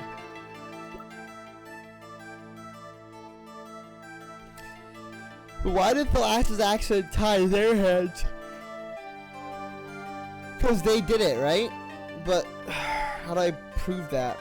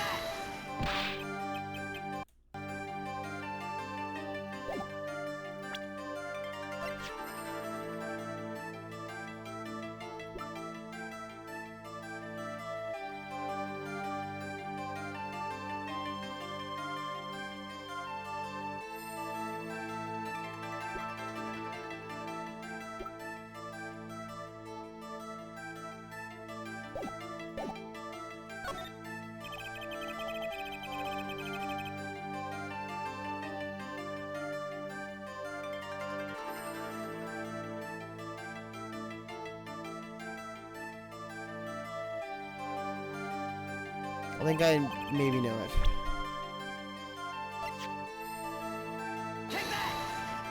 No. I already presented Trucy. It was the first thing I did.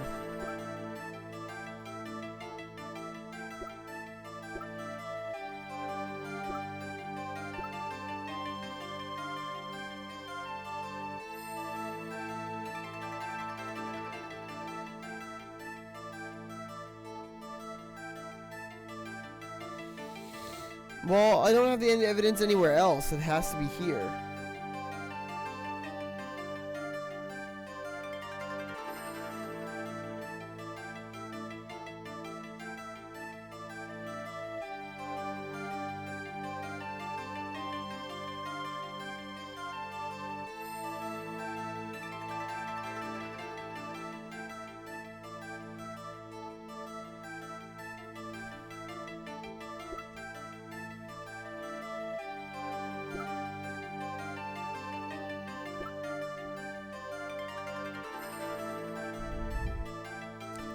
The notebooks are the page, the forged page that is.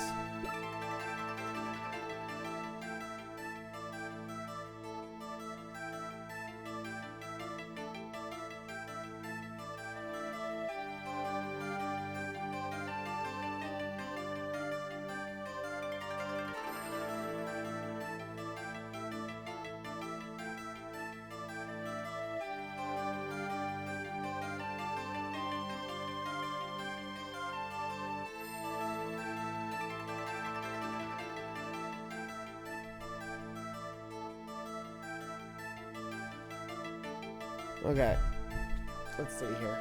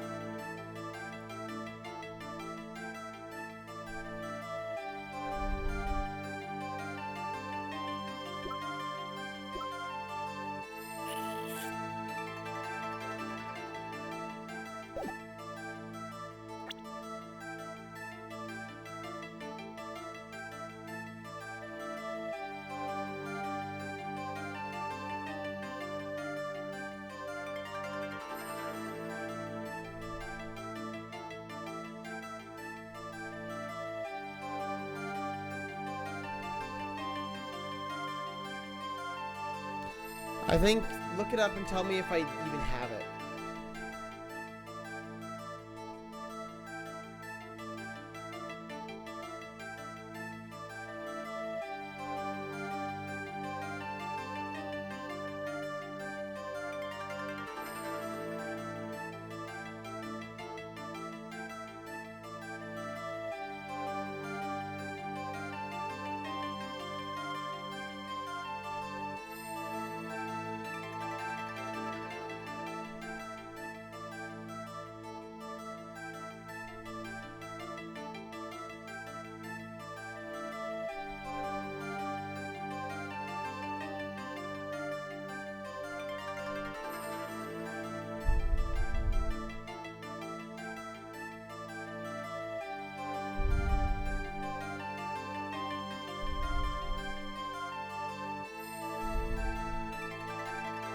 I do have it. Okay, it's a profile.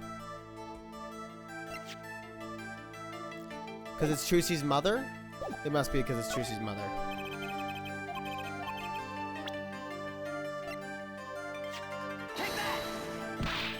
No, fucking Jesus, really?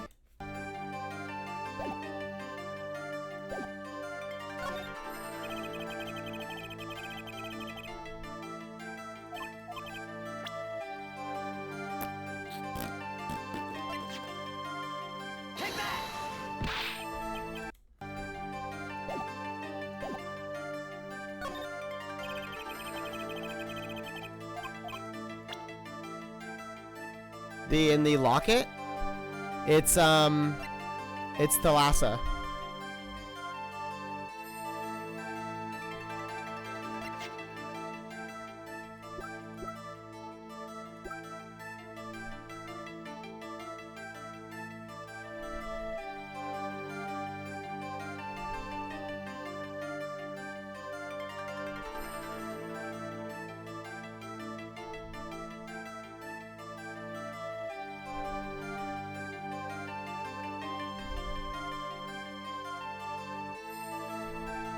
What does it mean, show it with a person?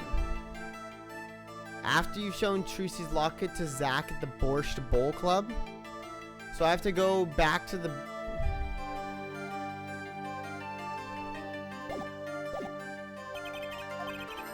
Wait, what?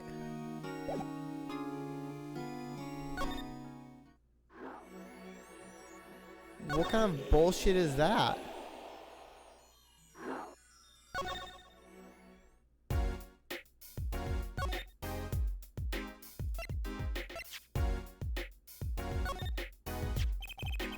This person in the photo is Trucy's mother? How did you come by this? Trucy showed it to me. She said her mother was gone. Then it is so. Huh? She is gone. What more is there to say?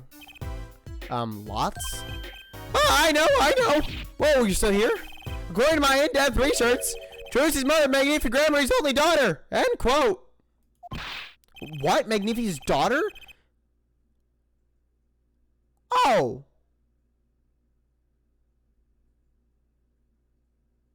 Ew. Ew. Ew. Ew.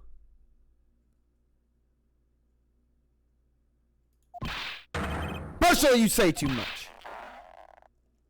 Why am I the bad guy, huh? Zach decked him. In any case, Mr. Wright, this discussion is over. Thalassa Gramarye, she's the most mysterious of the whole lot. I need to gather me some more evidence, clearly. Well, the prelude may have been longer than the main attraction. Shall we begin our game? My final competition? Final? Why? As you said, I've come out of hiding today to make this document legally binding. Once that is done, I shall slip once more underground. Without seeing your daughter? It would be best if I did not. 7 years ago we played. 7 years ago I lost. I already lost to Magnifi. I do not care to lose into another. And I've heard that you never lose. It's just a rumor. Yes, for it is impossible to never lose, unless one has an ace up one's sleeve. As a magician, it caused me no end of irritation. I think a mere lawyer might be out there pulling the wool over so many eyes. Hey, I just signed your document for you. Maybe you could try lightening up? That was that. This is this. My final competition, I will destroy your perfect record, Phoenix Rat. This will be my final performance. You are warned. This guy's beyond serious. So much for a fun evening of cards. Special, you may leave. Oh, but it's your last game. I mean, what a scoop. I punch and I punch, but still it is not enough. Oh, I just remembered a future prior engagement. Toodles, gentlemen. Oh, nice meeting you, Piano Man. Let us begin. Dealer. Da. You'll be witness to our competition. Da. It is an honor for me. Why haven't I seen you around here before? Ah, that reminds me. I saw familiar faces as I entered this restaurant. He did not seem to notice me, however. Gavin, I believe it was his name. You know him? After a fashion. Listen, Phoenix Rat. One can learn much from true competition.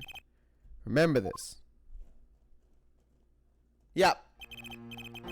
The Gramarye power. I was close to understanding it, but I needed more, and I knew where to get it. Trucy's mother. I need to meet that reporter again, that was clear. And one other thing. From the moment my final competition with Zach began that night, a name was running through my head. The name of a man now in prison. A name Zach Gramarye knew, but how and why? So what I've got to know is why Sorry, I want to... Whoa. What I'm curious about, just to clarify, when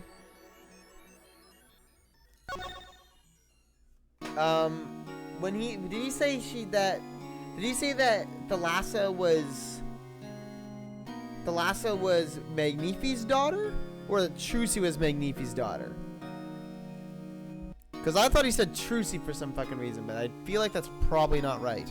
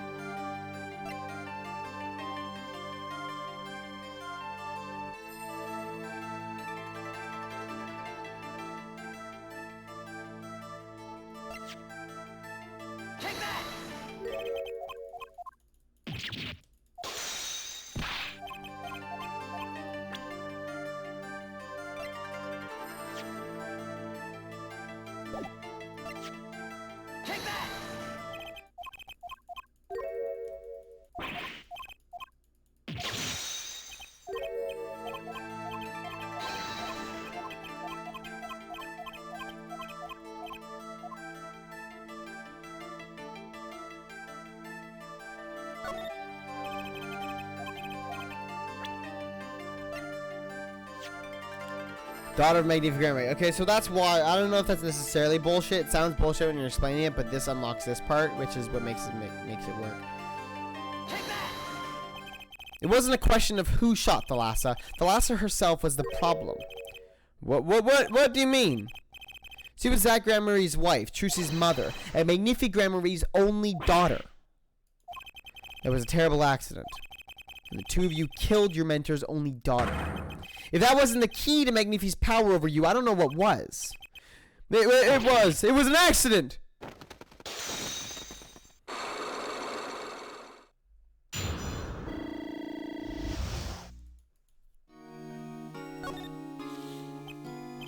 There's no proof, none at all!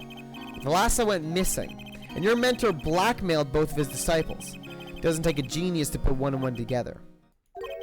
Ours was a complex family. You mean Troop Grandmarie? Master Magnific Grandmarie's only daughter and his two disciples. It does sound like a recipe for disaster, doesn't it? Not be tempted into faulty flights of fancy. Yes, there was an accident. That is all it was, an accident.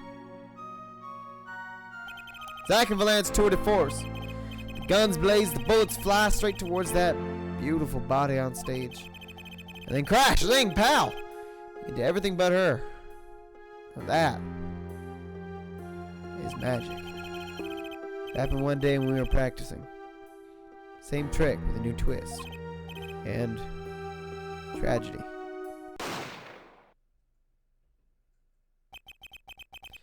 But as for whose bullet stole Thalassa's life, we shall never know the answer.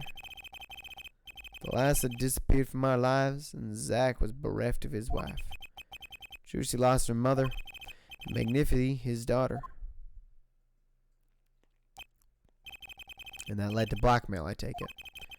It is all part and parcel of the darkness that comes when the curtain falls. Why did Magnific Grandmarie try to cover up the accident? It was his own daughter who died. All I can say is it was a critical time for Troop Grandmarie. Passing of the torch from Magnific to Zach and Valant. We all sacrificed so that it might be a success. Thalassa's death was the greatest sacrifice of all. Yet, even when her life was extinguished, her presence was not. What do you mean? In time, we, myself and Zach, found we could no longer oppose Magnific's wishes. Magnific forced us to perform his art for his benefit. I see. I guess I can understand. I mean, he did lose his only daughter. But do you not find cowardice in his actions? Huh? To decide to hide the truth of your own daughter's death is one thing, but then to hang that death as a guillotine above our heads? Things were dark behind the scenes in Troop Gramarye. That's for sure. Does Trucy know? She was not told, naturally. Who would want to know that their father might have taken their mother's life? True. I had not thought of that accident for a very long time. Sorry to judge up old memories, but this has helped a lot. Not the Fire Magnifique Slayer, I should think. True. Ah. After that accident, there was one who came sniffing quite persistently. A reporter? Called himself a newsman at the time. Often I spied him lurking about the dressing room doing his research. Would you happen to remember his name? What was his name? Sorry, I had forgotten. But in the course of his interviewing, he became quite close to my partner, Zach. I liked him not. I see. His name, I do not recall, but his scent, a cloying aroma of mint. Yes, whenever he smiled, which was far too often. I see. Thanks for your help. It does no good to interfere with the past, Mr. Rat. You will not uncover answers. Only wounds. I'm sorry. I'd begun to notice a dark curtain hanging over the Troop Gramarye, and I began to realize what I had to do. I had to protect Trucy from that darkness. The reporter he mentioned, the newsman, I never learned who that was at the time. Though I've got a pretty good idea who it is now. That smile and the sickly sweet smell of mint. The last floss-thin thread connecting Zach Gramarye to this world. Sooner or later, I'd have to track him down.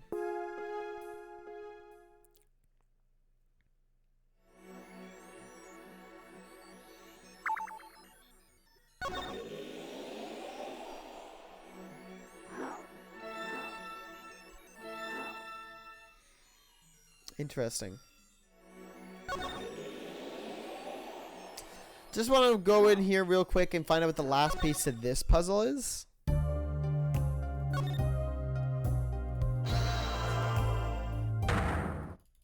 What am I missing here?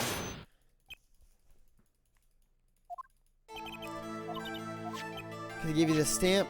No, that's not why they listened to me, to my problem. Don't go outside if you don't want to. That's what they told me. But I don't have to go outside. All I do is use a good luck charm. Good luck charm that your client gave you. I think you know it's a good luck charm. I don't have that, do I? No, I don't.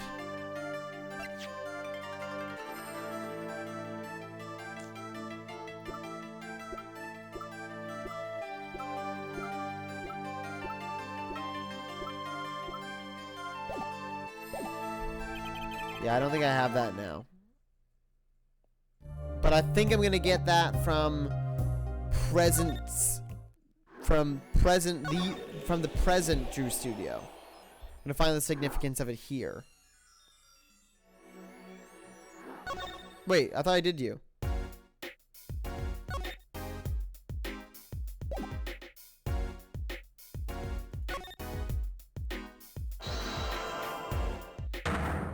Did I miss something?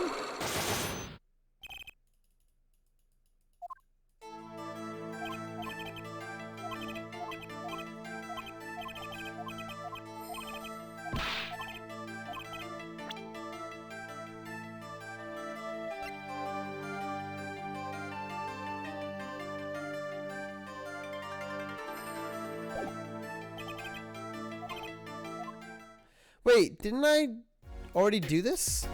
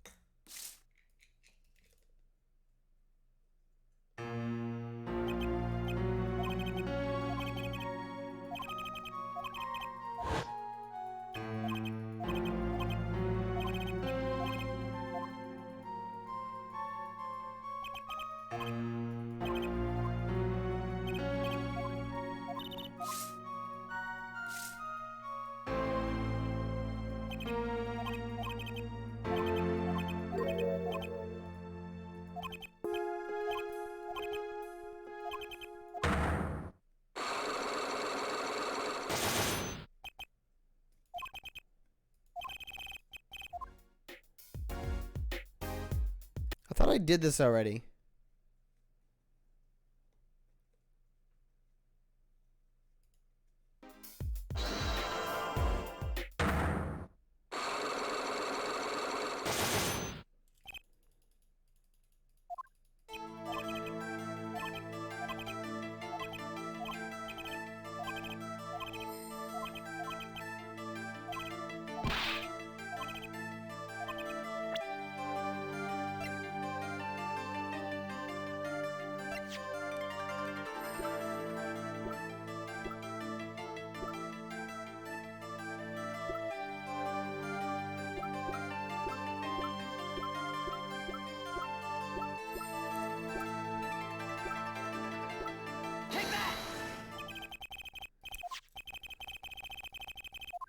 So I did do this. I'm just going to do it again because I feel like...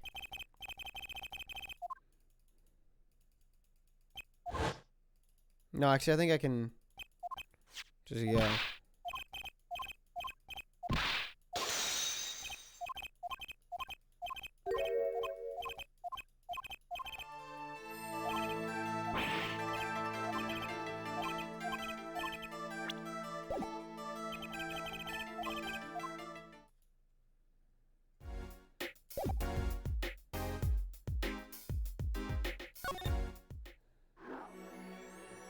So that's weird, but whatever, we'll go here.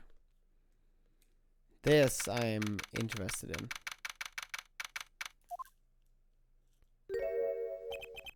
Well, isn't this an unexpected surprise? What errand brings you down here to my cramped confines? Gavin. Is this your idea of revenge, Phoenix Wright? Revenge for the events that took away your tennis bat 7 years ago. My past is like my logic, straight and true. Nothing's changed. All I did was point the finger of justice in the proper direction. Fine. I'm glad we could have this little tete-a-tete, right? I've not cleared it yet. That's fucking bizarre. You look well, Phoenix Wright. You too, Gavin.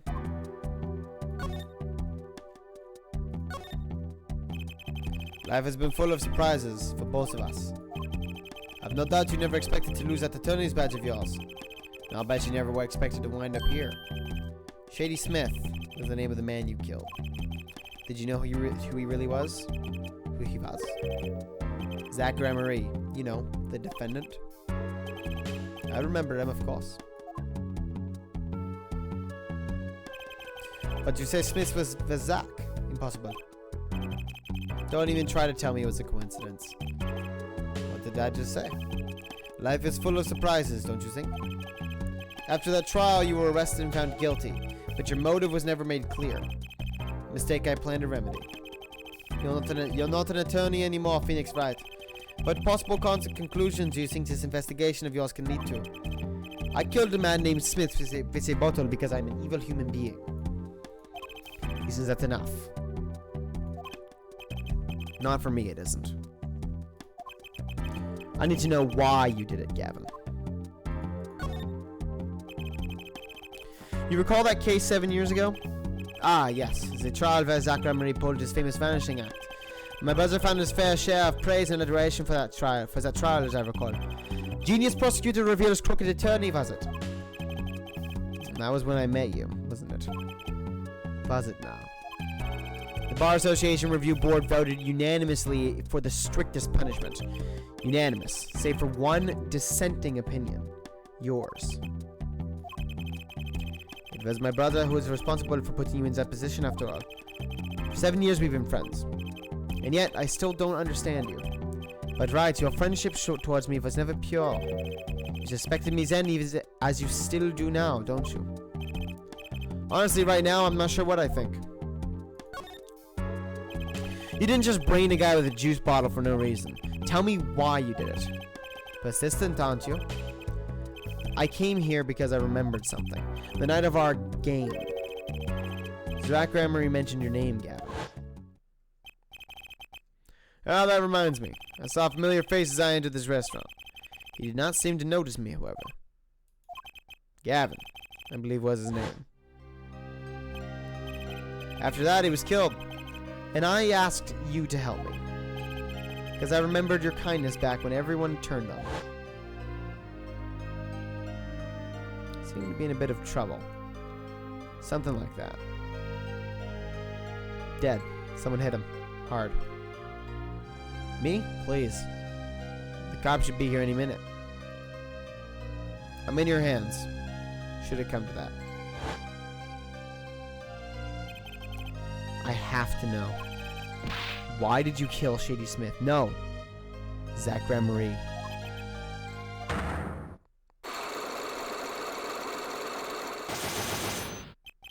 Yikes. Whoa, I've never seen psyche locks like these. Dark, cold, full of despair. Can I even unlock these things? Something wrong, right? No. It's nothing. You shouldn't push yourself so hard. Life is to be taken easy, you know. He's doing his nails. That scares me.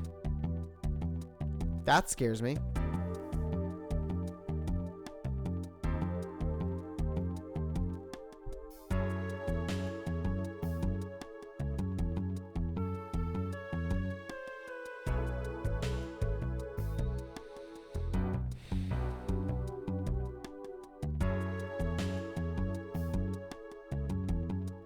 Why did he want her dead?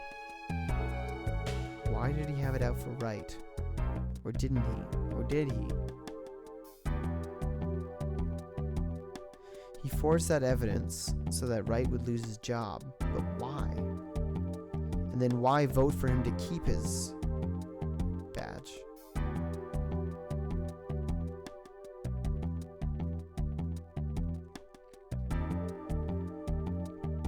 Why plant that evidence?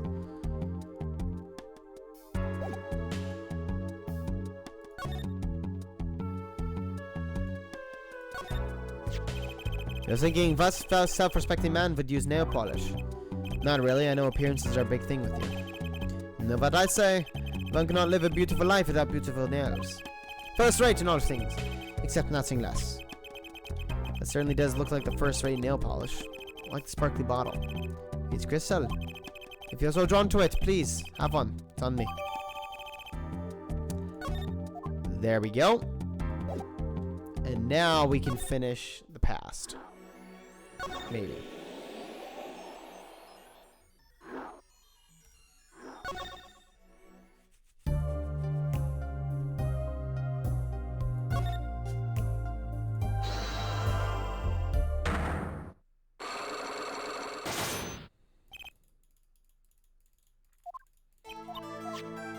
Gavin, why?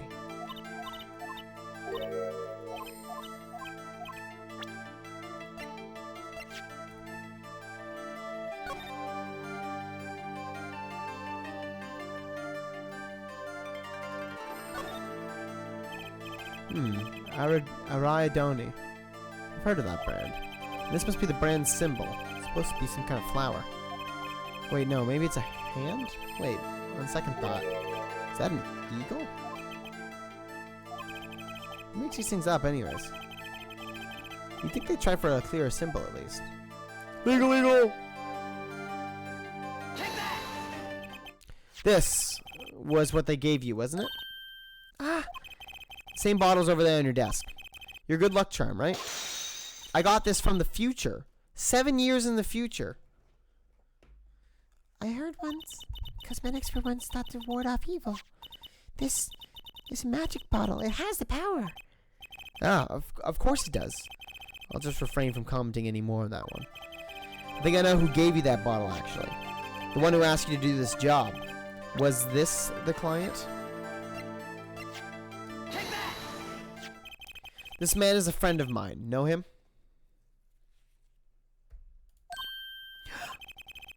His name is Christoph Gavin. He's a lawyer, actually. I promised. I promised not to tell.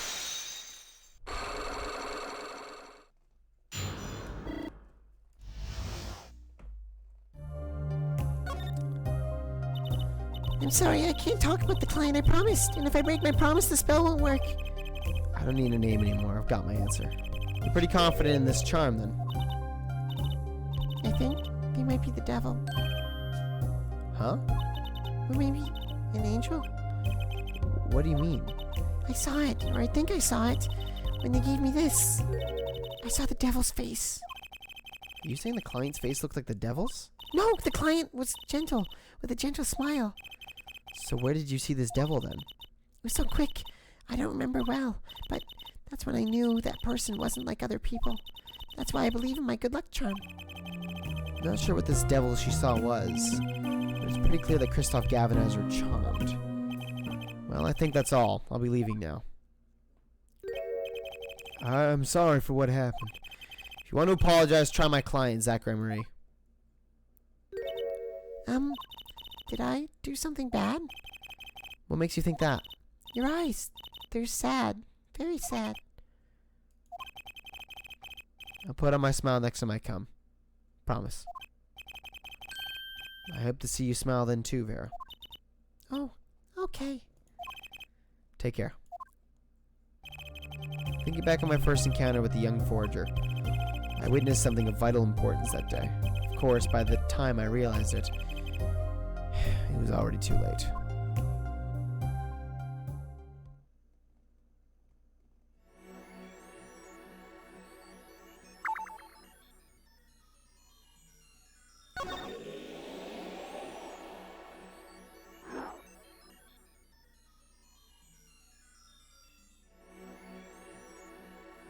She said the devil when she got poisoned.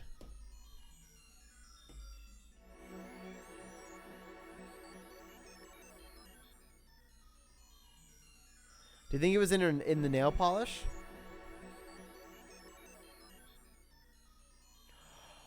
Oh shit.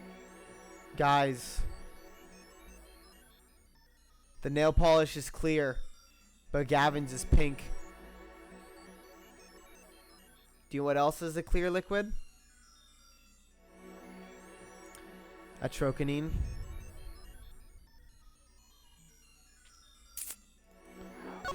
Fuck.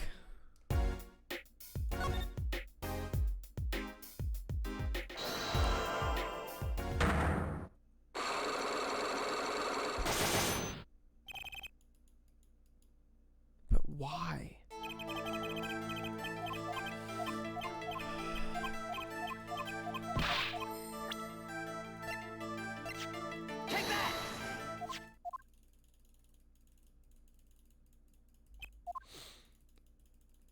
I thought I finished this though. I don't know why it's making me do it again.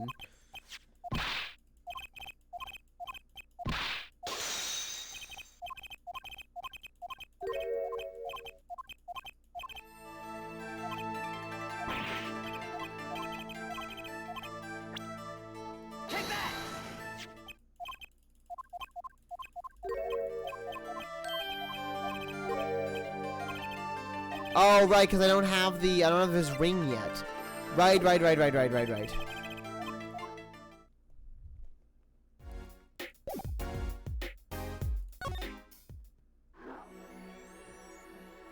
So I can't do you, so now it's up to Drew Studio.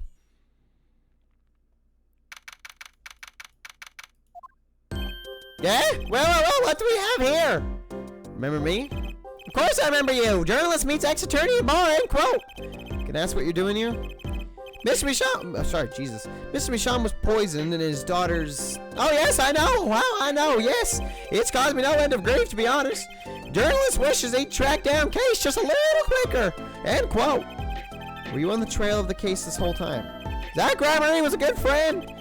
Zach said something to that effect back at the Boars Bowl Club. What a character, what a man! If a little, no, a lot, no, extremely rough around the edges. Do you think I could ask you a few questions? Oh, you serious? I mean, I'm usually the interviewer, not the interviewee. Journalists ask questions, not the way around, end quote. Fine, shoot, I don't care. People would ask me all sorts of things lately.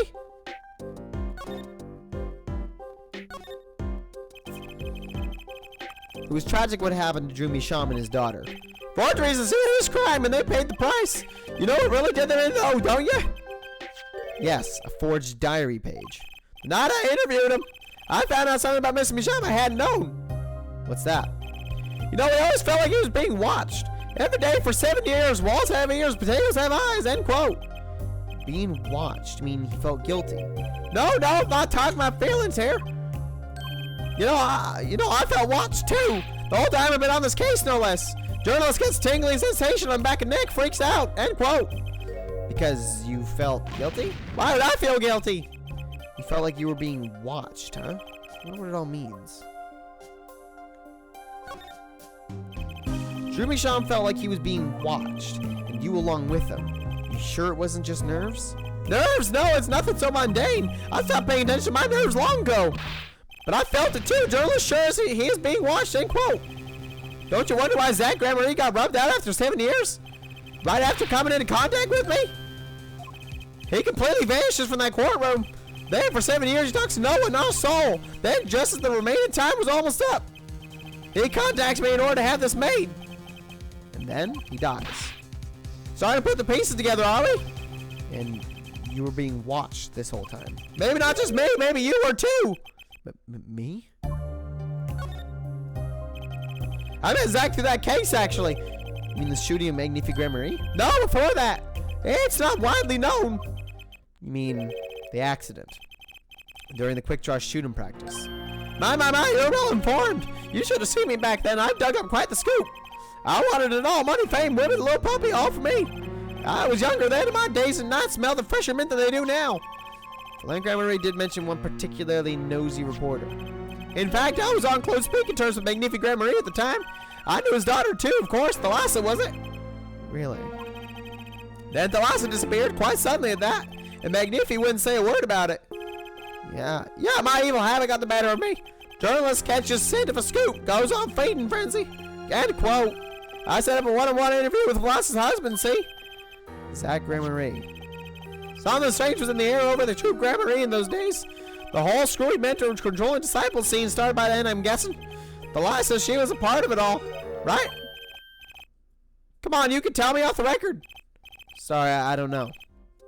Anyway, I kept prying and eventually became friends with Zach. Sure, he punched me 1 or twice or 5 times, but over time he came to see me as his confidant. He's been waiting this whole time. 7 years, eh? Waiting? For his big comeback, of course. Big revival of the Magnificent Miracle. Of course it was all a dream. Because of this. The performance rights. In the absence of any official documents, he was golden. Who's to say the old man didn't give his rights to both Zach and Valant? So Valant waited until Zach died. Legally, at least. Time finally comes, and Valant's like a kid on Christmas morning. He's getting ready for a show at the Sunrise Coliseum, you know. If that document sees the legal light of day, it's going to put a bit of a damper on the big show. He's a sorry one that Valant Marie lost out to his partner at work and in love, too. Love? It's the same old story, really. 2 disciples and their mentor's only daughter. One has 3 sides and all of them pointy. A love triangle. It is pretty classic. When you're in a performing troupe, that's your world. It's like family. One with an entire high school's worth of drama, intrigue, and backstabbing. In the middle of it all, in the middle of all this, Thalassa has Trucy. And then she dies. We need to find out more about this Thalassa.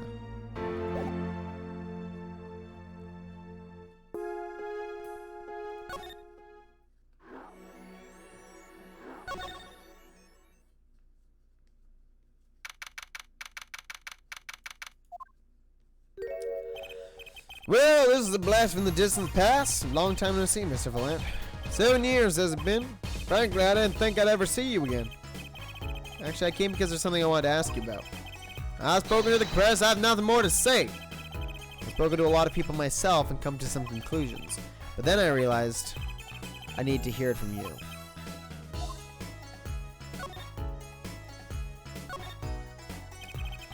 I've walked a difficult road these past 7 years. Because you couldn't perform Magnifique's repertoire? Do not be deceived. Valant's skill is the real deal. I do not require my mentor's hand-me-downs. No, it was my partner who slowed me on the way. Zach Marie. His rather well performed disappearing act 7 years ago was the end. Or so I thought. Zach Marie murdered our mentor and fled to escape punishment for his crime. You said something to that effect 7 years ago, didn't you? I remember as if it were only yesterday. Yet that was not the way of it in the end. For a while he vanished, the suspicions about my own person never did. His partner Zach vanished to protect him. That's what those thieving magpies of a press said. I had no idea. Yet that very same press comes to me now, feigning interest.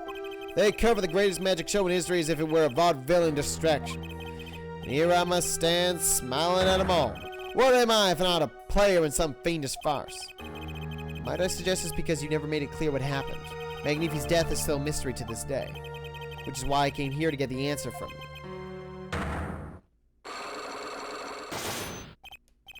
I knew I'd be seeing these sooner or later. The audience has no business stepping upon the stage. They must be content to sit and stare at the spotlight. That sounds an awful lot like something I heard 7 years ago.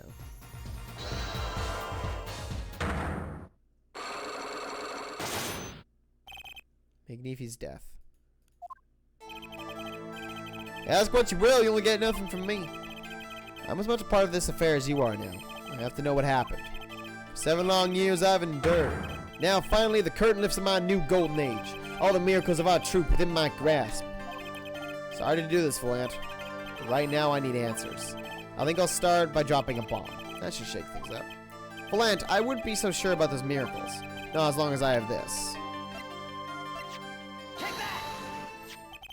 And what might that be? Isaiah bears the Grand Marie seal. I should have brought this to your attention sooner, but I didn't imagine you'd be planning your comeback quite so fast. What is this? A document showing the true recipient of the performance rights to Magnifi's miracles. What? Zach Grand Marie? He wrote this? What? He passed everything to his daughter? Trucy and Igmar. Actually, she's officially my daughter these days. Preposterous! Zach is gone, vanished into the void. This is the genuine article. Zach was alive when he wrote this. Both myself and the notary can testify to this. Why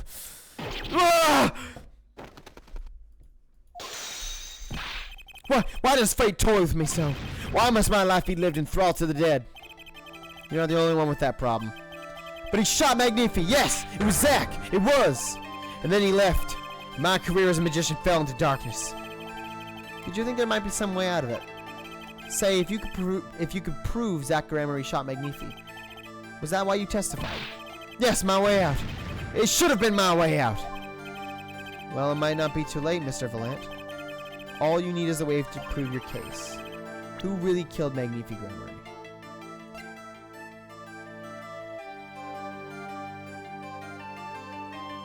What?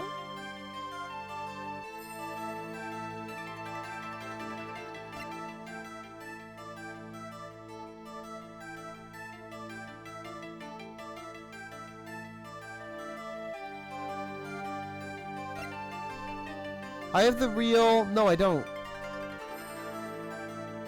Where'd it go? I thought I had the real notebook page.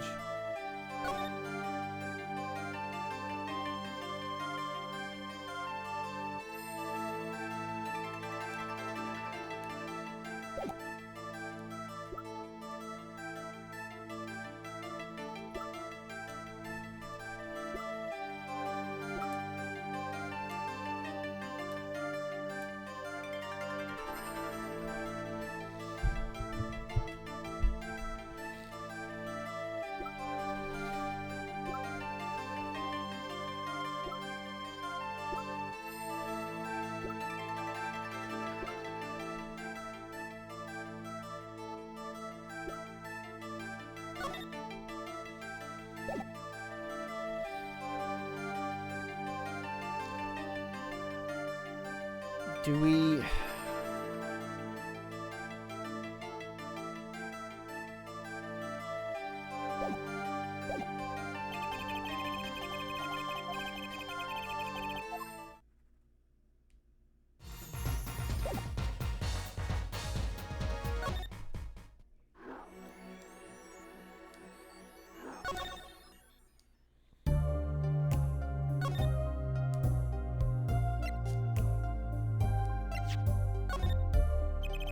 Mr. Bushel, do you know this person?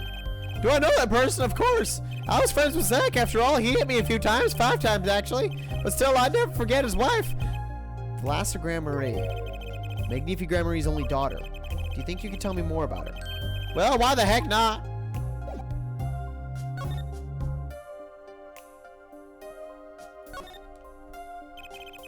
So Vlasta married Zach and had Trucy, see? It was her second marriage, actually. You mean she was divorced? I hadn't heard this one before. Not quite. Her late husband was a performer, too. He died in an accident on stage. Tragic, really. They had only been married 1 year. I didn't know. Ah, but she was a beauty. I still carry a portrait photo of her around, you know.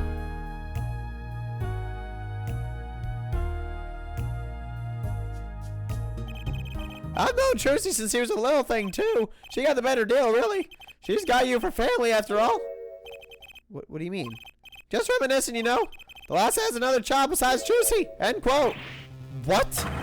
But Trucy said she was an only child. Oh, yes, this one she had with her previous husband. previous husband? Her first husband who died on stage. Yep, they had themselves a kid. Another orphan now. That's another one who slipped through the cracks. No idea where they are now. Last had another child. Do you think I could borrow that photo? Sure, I can be generous on occasion, you know. I won't need this locket anymore. Better return to Chusey before I forget. People and events all get tangled together and get bigger and bigger, don't you think? I was too busy wondering about bigger to listen to what you were saying. Sometimes you just gotta accept that you won't be able to untangle it all, I think. Maybe so, but still, I have to do what I can, and I have to tell what I find to those who come next. Next, you say? I'm not the one who will close the curtain on this little play. Apparently, that's not my role anymore. Magnifi! I was just wondering what Magnifi would think of all this. What do you mean? Haven't you seen it in Chusey? She's got his power. You mean how I can't lie to Chusey? It was the same with Magnifi and with his daughter, Thalassa. It's a strange thing. You think it's some grammary gene?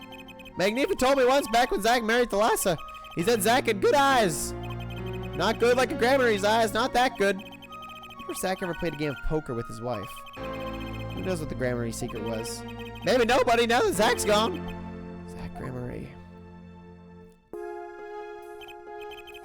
The plot had finally begun to reveal itself. It sprouted from a warp in the Grammary fabric and grew, swallowing everything, wrapping itself around the Grammary's power.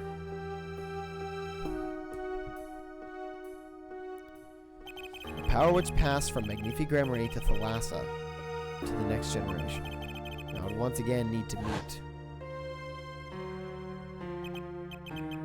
the one who bridged it all together.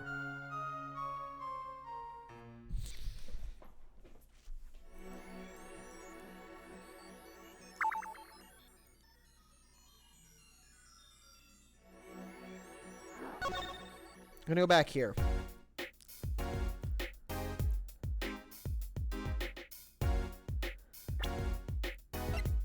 I don't remember if I'm... Oh, there's the bracelet. That's what I needed. So now I can talk to him and get this done. Cool.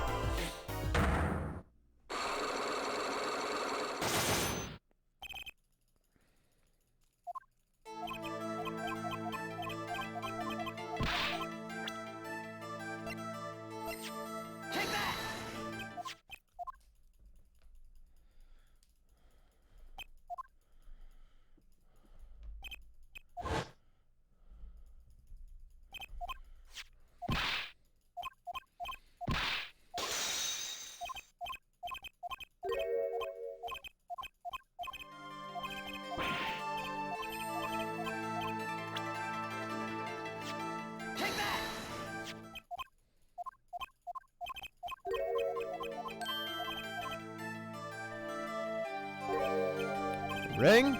Perhaps this will refresh your memory. I just happen to have evidence showing this missing link. Actually, I know something. Your marriage to Thalassa was her second. How did you know this? I talked to someone in the future. Her first husband, he died a year after they were wed, yes?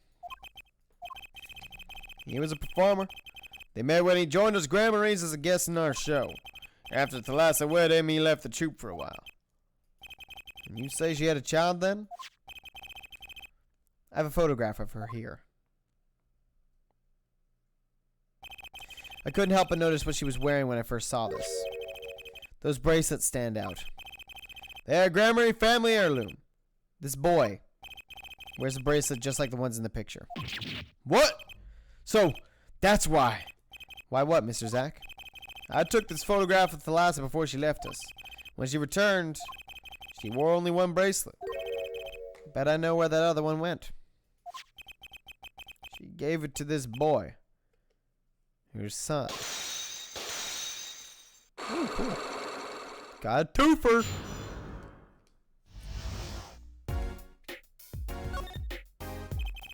This strange power, I myself do not know where it comes from.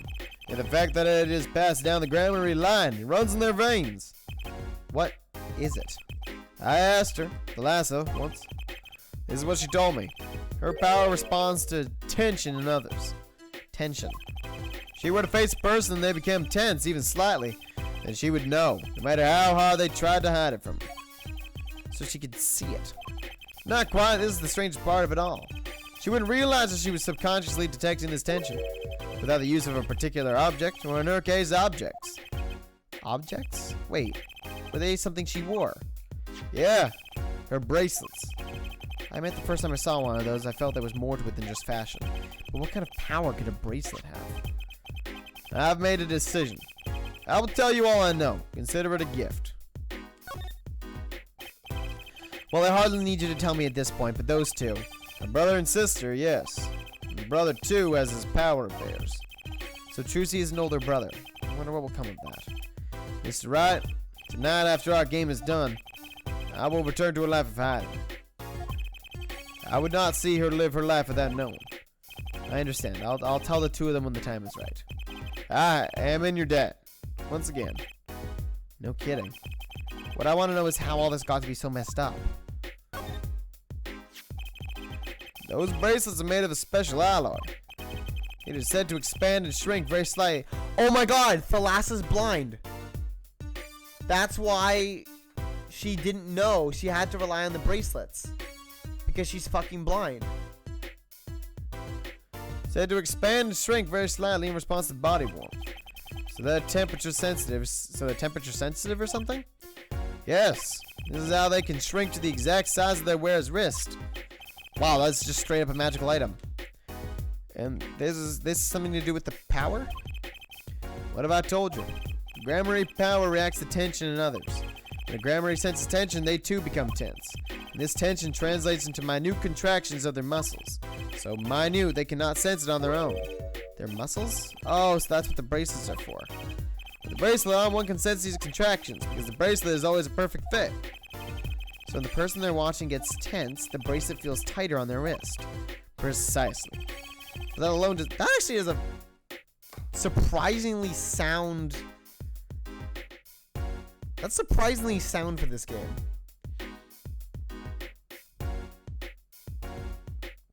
That's kind of cool. I didn't expect such a reasonable, like, I mean, obviously it's bullshit, but like, that's surprisingly just not magic.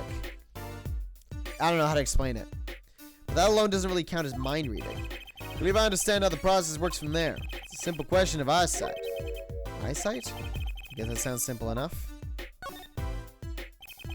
Have you ever heard of kinetic vision? Something about the ability to see moving objects with full clarity, right? Heard of it before. They say athletes can see a moving ball like it was stopped if they focus. Oh, but it's not confined to sports alone. It all relies on the ability to focus. When we focus, we can see many things. The faintest twitch of the face and the meaning that lies behind it. Therein lies one of the secrets of magic.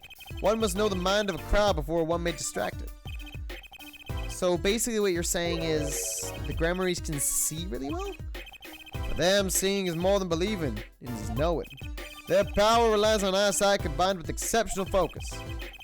Things are starting to come into focus for me, too. Of course, it is difficult to maintain such levels of focus for any length of time. But what if someone could tell you when to focus? Or something. Precisely. But wait, Trucy doesn't have any bracelets. You were talking about poker, yes? Timing when to focus is so elementary, she probably does it without even thinking. I doubt Trucy herself has realized this. That is all I know of things Gramarye. Thank you, Mr. Zack. If this boy's bracelet is the real thing, then he will use it before long, thereby awakening his power. I'll keep that in mind. Well, shall we play a game? I've said so much. Let me say one more thing. I will tell you of that night. That night? Not my mentor, Magnifique Gramarye, passed from this world to the next.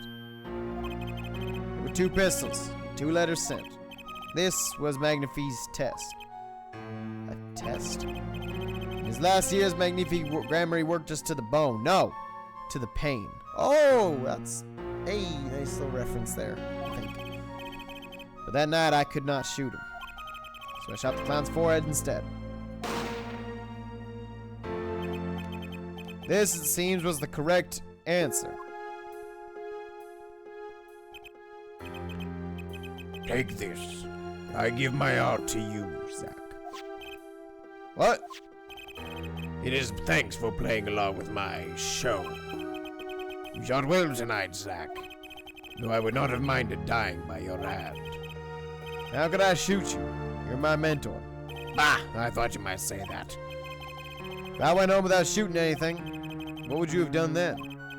Then, of course, I would have given Valant his chance. And if I had shot you in the forehead, And if I shot you in the forehead instead? then it would be over. If you or Valant were to shoot me in the head, then I to the darkness would go, and my art with me. A fitting end, don't you think? Ah, Yet this ending too gives me no cause for regret. I thank you, Zack. And I am sorry. I have done much that was wrong in my day. seems to me that Magnifi wanted you to be a successor all along. That's why the time he gave you was earlier than Valant's. Perhaps, but it is not something we will ever know for sure now. I wonder, what is Valant up to these days? Waiting for you to die. 7 years pass like this, the performance rights go to him. Ah, now here I am. His dream has ended. It's worse than that, actually. Public opinion's a fickle thing, you know? What? You don't mean to tell me they put the blame for our mentor's death on him? The trial ended when you vanished, Mr. Zack. There were even rumors that Valant had helped you pull it off. But that's madness. Well, seems that before I can once again disappear from this world, I have one more act to perform. Isn't it odd that sorting out my life should prove so complicated, even though I'm dead?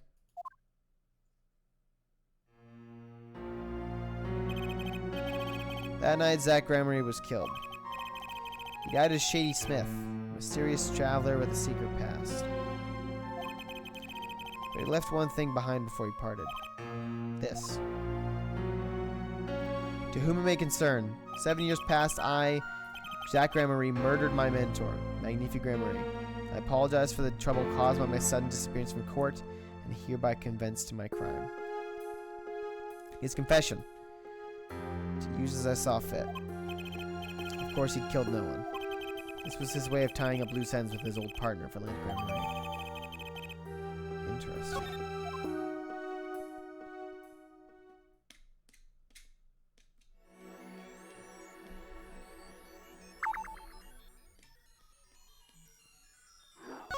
By the way, this is the most interesting thing that Phoenix Wright has ever done. Like, beyond anything else, this shit is so fucking cool. Just the concept is like, wow. I'm fucking blown away.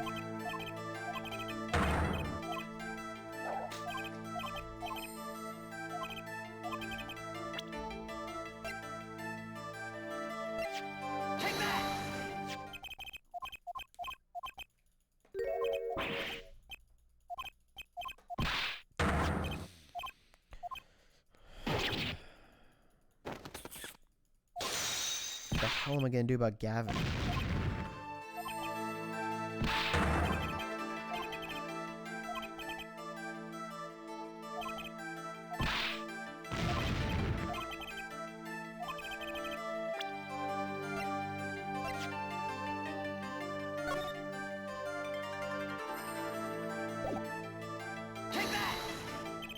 I believe I have the answer to your prayers right here. Zack Gramery wrote one more thing before passing on. This is a confession, in which he admits to the killing of Magnifi Gramery. See? All according to your plan. I am a magician by trade. Deception is my life's work. I fool the audience, give them a fleeting dream. Yet it seems the tables have turned. Now I am the audience, believing in the deceptions I have wrought upon myself. Zack wrote this right in front of me, after I explained your situation to him. Alaka, oh my gosh! Shut the fuck up.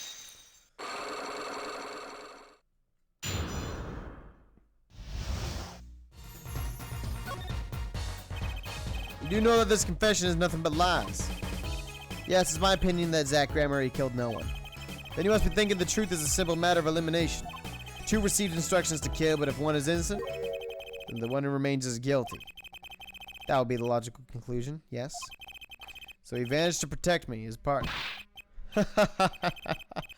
Stirring tale, just true. Did you shoot Magnifique Gramarye in the forehead? If I had and I told you, what would you do? Run to the police, perchance? Do as you will. There's nothing left for me now. It is true, after all. I have little talent. I needed my mentor Magnifique's repertoire. It was as if a little demon grabbed hold of me. I knew it. So Valant Gramarye did kill the great Magnifique. So sorry, Mr. Rat. But it was not I who shot my mentor. What? But if it wasn't you, then who was it? Thalassa. There wasn't another disciple, was there? Another disciple such as... I don't know. Knack and Talent Gramarye, maybe? Your wild fancies couldn't be farther from the truth. Only Zack and Valant received those threatening letters, but there was another. One more person could have fired that pistol that night. I don't suppose you've figured it out by now. It wasn't Zack or Valant who shot Magnifique. And it had to be the only other person at the scene, which means... Wait, you don't mean... Yes, the Grand Magnifique Gramarye himself. So Magnifique Gramarye committed suicide? Found it hard to believe? To be honest, I hadn't even imagined it as a possibility. When I arrived that night, the old man was still alive. He appeared to be asleep. I could not shoot him. But when I turned and made to leave the room, the old man called out to me. So you spoke with Magnifique Gramarye? Yes, and this is why I knew what he had done. Magnifique transferred the rights to his repertoire to my partner, Zack Gramarye, not me. I see. Then I guess I owe you an apology. I always thought you were the one who did it. You owe me no apology. Huh? My crime was, in a way, more serious than that of murder. What? Your crime? Is Valant Gramarye confessing something to me? What could be more serious than murder? You see, I knew that 2 letters had been sent. There are no secrets between partners. It was easy to find out. That was when I understood Magnifique's plan. He wanted to die by one of your hands? Little did I expect it had anything to do with the rights to the repertoire. That was when I heard it. A little demon whispering inside my heart. The demon. Let me confess, I had intended to shoot Magnifique. And I planned on framing my partner for the crime. What? That night I prepared something before going to Magnifique's hospital room. Which was... IV fluid, of course. Seen it on an earlier visit. If Zack did not shoot, I would do the deed. Then I would use the IV liquid to place the murder on his hands. That was my plan. But you didn't shoot him. I could not. The demon in my heart fled when the moment came. Then Magnifique called me back. I am sorry, Valant. I'm giving my magic to Zack, not you. You still lack the draw he has. Please help him if you can. I left the room. And then I stopped. Shock of what I had just been told consumed me. That is when I heard that fateful gunshot. Magnifique Gramarye killing himself. Then the demon awoke anew within me. Zack killed him. He was the one. Frame him and the magic will be yours. I altered the scene of his suicide. Took the pistol from his hand, wiped off the prints, and I used a syringe to add the IV liquid I'd brought. So in the end, things happened pretty much as planned. Magnifique died and you framed Zack for his murder. As planned indeed. Of course, the outcome was somewhat different than I had anticipated. Well, what do you think? Do you believe my story? Can it be believed, truly? That was 7 years ago. I don't know what to believe, but... Yes? I'm glad I heard it from you, Mr. Valant. Thank you. It is I who should be thanking you, Mr. Wright. Only when I had lost everything could I make my decision. You going to turn yourself in? My partner may have vanished, but not so my guilt. As my guilt stays, all else begins to leave me. My friends, my performance rights, my magic. I've had enough of vanishing acts. I understand. Thought my life was ruled by a dead man. But I find I was wrong. Zach Gramarye was alive. Well, not anymore. And now it occurs to me, what if he was not the only one who survived? What do you mean? You see, now that I think about it, I realize that no, we never saw proof of her demise. We never saw her body. Her? The mind races and the mouth flaps open. My apologies, forget this matter. I can only hope that the day will come when I again meet my partner, Zach Gramarye. Then I shall apologize for my terrible mistake. I'm glad we had this chance to talk. Thank you. Zach Gramarye, Shady Smith, whichever name you prefer, he's no longer with us. The truth revealed in that trial was only a sliver, and the impenetrable darkness that remained has taken another life. I knew what I'd have to do to push back the darkness for good, and it would involve paying that man a visit.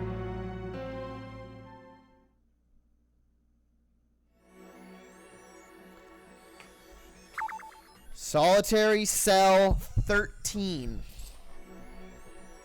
The final piece of the puzzle.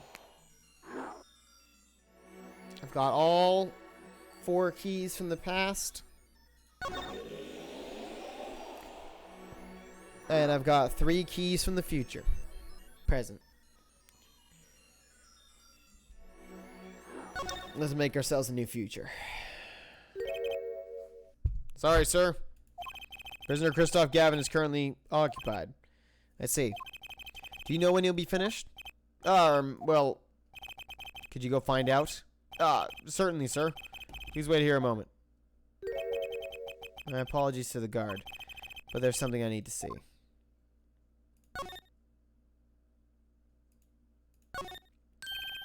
There it is. The yellow envelope.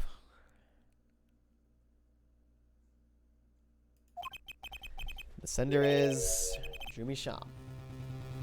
I was right. When I arrived at the studio, Mr. Misham was at his desk. He seemed to be writing a letter, but he quickly sealed the envelope. It was a yellow envelope. I heard it was left at the crime scene. This is the last letter that Jumi Sham wrote. And there's something I need to do. The last thing I need to do, in fact.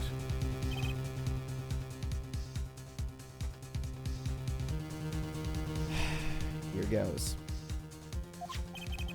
Let's see if this atrocanine spray finds anything.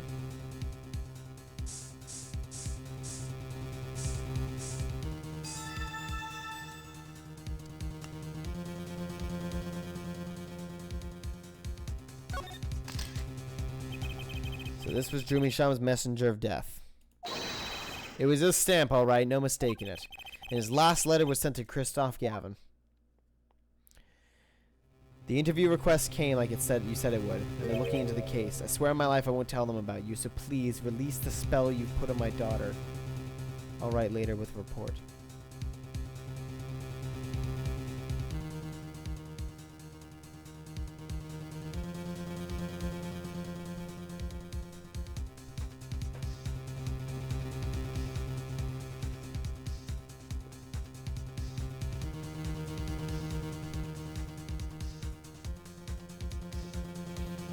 Gotcha. Minor. Decisive evidence. What's this? A burglar in jail. Gavin. I didn't know you moonlighted in larceny. Right. Gavin. There's something I have to ask you. Can I steal your stuff? The answer is no. My apologies, but there's not much I care to discuss. Vera Misham hasn't received her verdict yet. You follow me, Gavin. There are no known survivors of atrocanine poisoning, but it never hurts to hope. Okay, I'll be leaving now, then. Right, wait. Yeah, Gavin? Would you mind leaving that letter? It's private. Oh, sorry. Forgot I had it. Many thanks.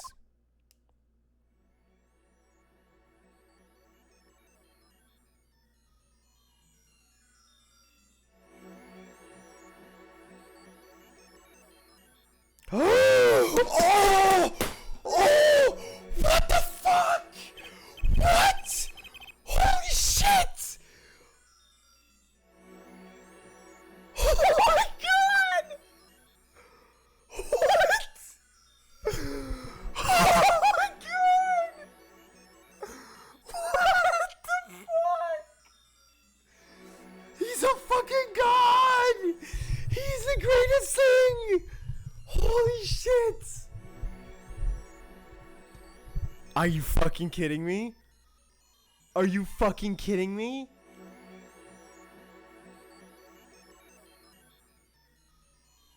Oh my fucking god. You've got to be fucking kidding me. Are you serious? He recorded all of it. He's been recording everything. Holy shit. We've now seen all the clues in this case. Clues I gathered over 7 long years. Now, it is time. Every story has an ending. We've come to the final chapter. The final trial. Find the truth. You're the only ones who can. To be continued.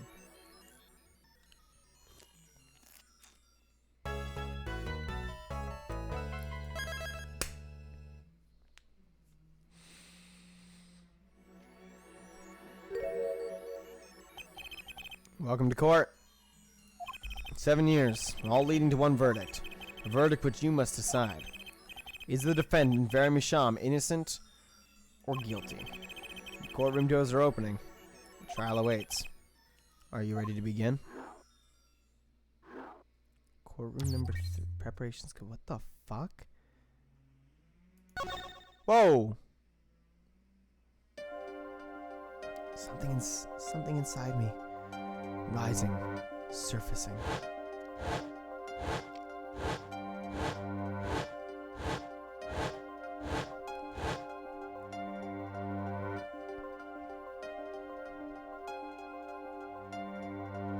Something important.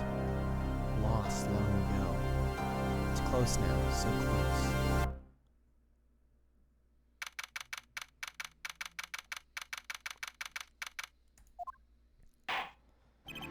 Court is now in session with the trial of Vermisham. The defense is ready, Your Honor. Prosecution's ready to rock. Prosecutor Gavin, how's the defendant Vermisham's condition? Acute atropine poisoning. According to her physician, she could die at any time.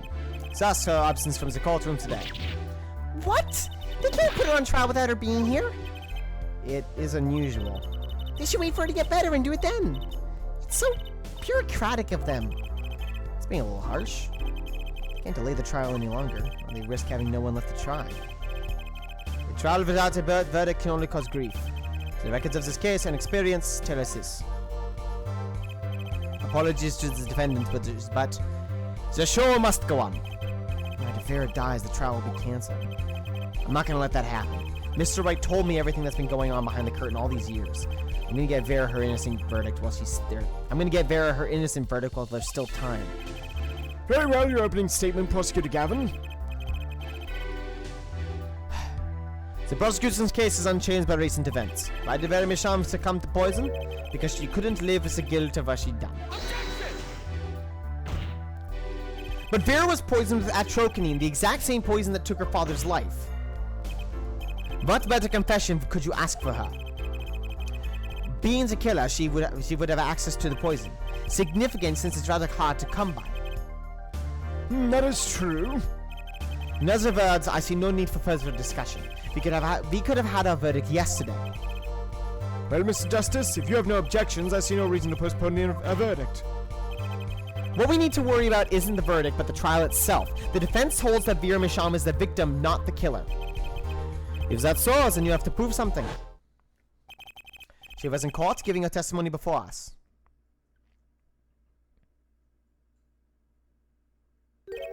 How do you propose our killer poisoned her? Oh, she was on her nails. Oh, and incidentally, it would be nice if you told us who her mystery killer was. The prosecution objection is sustained. I ask the defense to prove its claims to this court. Tell us how Vera Michon was poisoned. Oh, we have to fucking figure it out because of the Twitch. I'm the best. I'm so fucking smart, dude. So, and it ties back into the original, to our mechanic of how we know that she got the poison to her lips because she bites her fingernails. And because that's going to be proven through the eye thing. We've got two things to prove here. Who did it and how? Which to hit first. Got everything we need. Let's start with who. Let's start with how, sorry.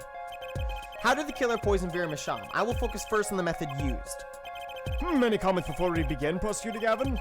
Not a bottle or container of the poison was found on the defendant's body. I see, so the vector of poisoning is unknown. Is the defensive prepared to prove how the poison reached Vera Michon? Yes, Your Honor. Very well. What method was used to poison Vera Michon? Nail polish. What's this? My, what a beautiful bottle. I'd like to give whoever designed that a hand. Is that nail polish? It's colorless. Ah, something the matter? No, nothing. Nothing at all. So the killer put poison in this bottle and made her drink it. As Prosecutor Gavin has told us, this is nail polish. Nail polish? It's like paint for nails. Know any women with red nails? Ah, my wife has red nails. I see, so she's been painting them all this time. Let's recall yesterday's trial. Remember when Vera was testifying to the court? Court is now back in session. She's biting her nails. Vera seems pretty tense. She's practically chewing her fingernails clean off. Whenever Vera became nervous, she had a habit of biting her nails. Her nails? Ah! Prosecutor Gavin, when the prosecution had Vera examined, did they check her nails? Bailiff, have them check the defendant's nails at once, Mr. Justice. Yes? Do you know who did this? Do you know who put poison in that nail polish? Yes. That bottle Belongs to Vera Michon? Why do you ask? Know someone else who might have a bottle like this? No, just checking. Mr. Justice, you are about to accuse someone of poisoning that bottle of nail polish. Please dispense with the chatter. You realize the weight of this accusation. Here, let me show you. Understood, Your Honor. No problem. I know what I'm doing this time. Then let us ask, who poisoned Vera Michon via her nail polish? First option, only option. What's this? Christoph Gavin? What's your game? My bro, there's no way you could do such a thing like that. You should know that better than anyone else. Indeed. He is behind bars. I know. However, that doesn't mean it was impossible to do what he did. What? Ask yourselves when he put the poison in the bottle. It could have been yesterday. It could have been a month ago. Maybe it was a year ago. Or perhaps it was 7 years ago. But Christoph Gavin had no motive for killing this poor girl. It's simply inconceivable. Prosecutor Gavin doesn't seem to think so. That face tells me one thing. Christoph Gavin's own younger brother doesn't find it inconceivable at all. Well, Prosecutor Gavin, if you feel there is a clear and pressing need, then we may have to summon Christoph Gavin from jail as a special witness. Fine. I've known for some time that an impenetrable darkness lurked at the bottom of this. A darkness that has swallowed even myself. Okay. The defense's wish is granted. Let prisoner Christoph Gavin take the stand. Bailiff, begin proceedings to call a special witness. The witness is Christoph Gavin, currently residing in solitary cells 13 at Central Prison. Are all solitary cells like that, by the way? Because that was fucking nice getup. Ah, Your Honor. How nice to see you again. It's been quite a while, hasn't it? To what do I owe the pleasure of your company? It's not every day I'm summoned from my solitary cell. In fact, it's never. I think you already know, Mr. Christoph Gavin. Ah, Mr. Justice. I hear you've been doing quite well for yourself. Ugh. Why do I feel like somehow he's still my boss? Stiff upper lip, Apollo. You can do it. Does this bottle look familiar? Have you done nail polish? Ah, yes, I use it myself. As did the late defendant, I hear. She's not dead yet. And? Was there something concerning this bottle you wish to ask me about? I admit I respect her for her taste in nail polish. Her taste indeed. This nail polish was how Vera Michon was poisoned. A trocanin, was it? You're well informed about the case, Mr. Gavin.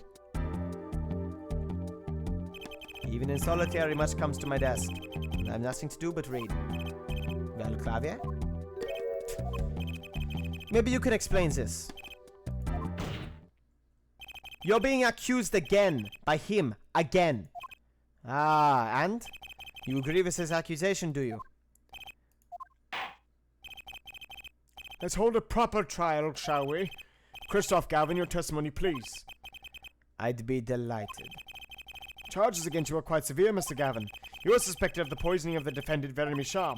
Please testify in this matter to the court. Only the same nail polish does not a murderer make. I've been in solitary confinement for half a year. How could I poison them? The father died of the same poisons, the meaning of it should be clear. The prosecution's case holds. She poisoned her father, then attempted to poison herself. Surely you aren't going to suggest I was responsible for poisoning her father's too. Well, I'm afraid the defense's claim is sounding rather unlikely. Naturally. For one, I don't even know the Mishams. Isn't that so, Mr. Justice? Very well, Mr. Justice. Begin your cross-examination. I'm accusing Christoph Gavin, my ex-boss. But I know he poisoned the Mishams. The question is, when could he have done it? Not to mention why. That's the one we don't know. The motive. What's the motive? Owning the same nail polish, not what I care about. Not what I care about. Not what I care about. Come on, let's keep going. Nope. Nope. Nope. Come on. Who's responsible for poisoning? I'm going to quickly grab this. Because he did change what he looked like there. Oh shit, he's pissed.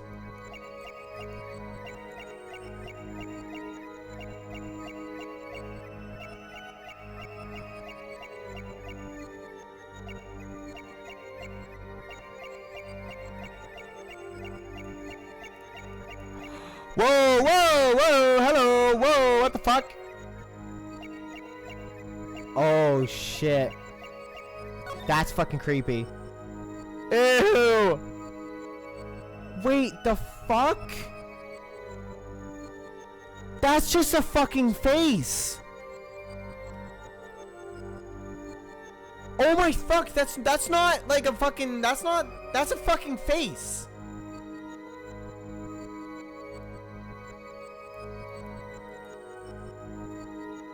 Holy shit, that's, oh my fucking god, I'm actually fucking spooked. Who's here right, okay, who's here right now? Please tell me someone else is fucking seeing this, because no one's talked in the chat for ages. That's just straight up a fucking face. There's no way around that.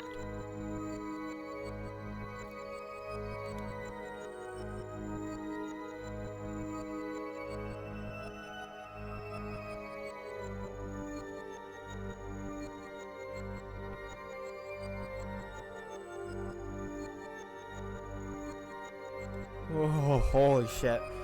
I don't like this, guys. That's so fucking creepy. Oh my god. Is this game gonna end with another demon? Is this possible?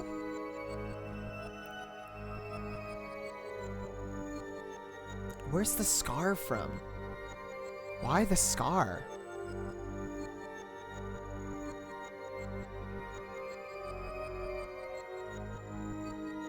What? No one has a comment on this. No one's got anything to say about the fucking demon skull that's in his hand. Really? No one? No one's interested in this? Am I the only one?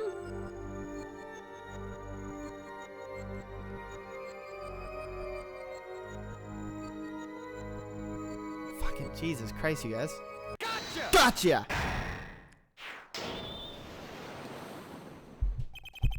It was you who killed Drew Misham. Yeah, but first you have your new mentor, Mr. Wright. Oh, really? But you see, I saw it. Right when you said her father, too. Your hand tensed unnaturally, and a little devil appeared to give me the news. And let's assume, for the sake of arguments, that you saw me being tense. What does that mean? Are all tense witnesses guilty? And tell me, was Drew Misham fond of nail polish, too? Sorry, but there's more than one way to poison a man. You don't need nail polish to get to someone's mouth. Ah. So they must be very talented indeed. You see, Drew Misham was killed on October 6th. while I was already in a solitary confinement cell at Central Prison. If that is not an alibi, then I don't know what is. But you found a way all the same. And I found it too. Oh, you frowny face. So you poisoned Jimmy Sham.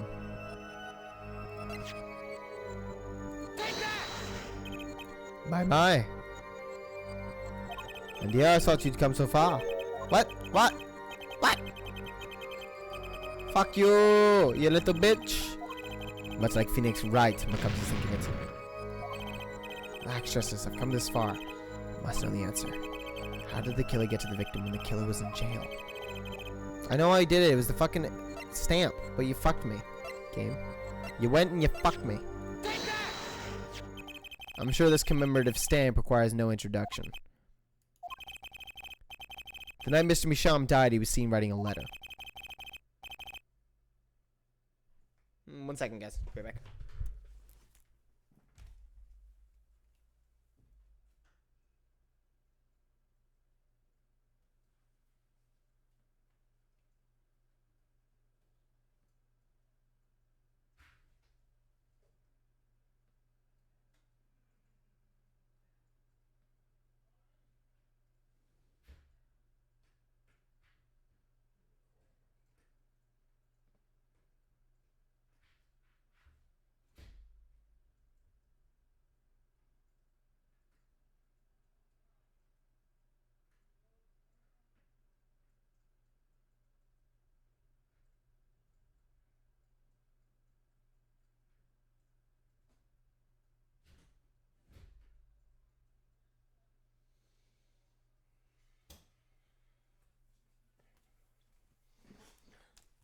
I'm back.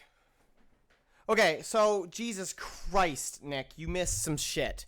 I highly encourage you to go back until where I found the mark, but I found out that he was lying when he said his father too, her father too, and I know that he was lying because on his hand there's a scar along the bottom, like just above the wrist, and when he tenses, it makes a fucking demon face, like a demon's skull. So I encourage you to go back and check out that horrifying shit. It should only be about 10 minutes or so. A trocanine was found on the stamp, Mr. Gavin. So am I to understand the stamp was a murder weapon? Yes, you are. Oh, and yes, this stamp was found in your prison cell.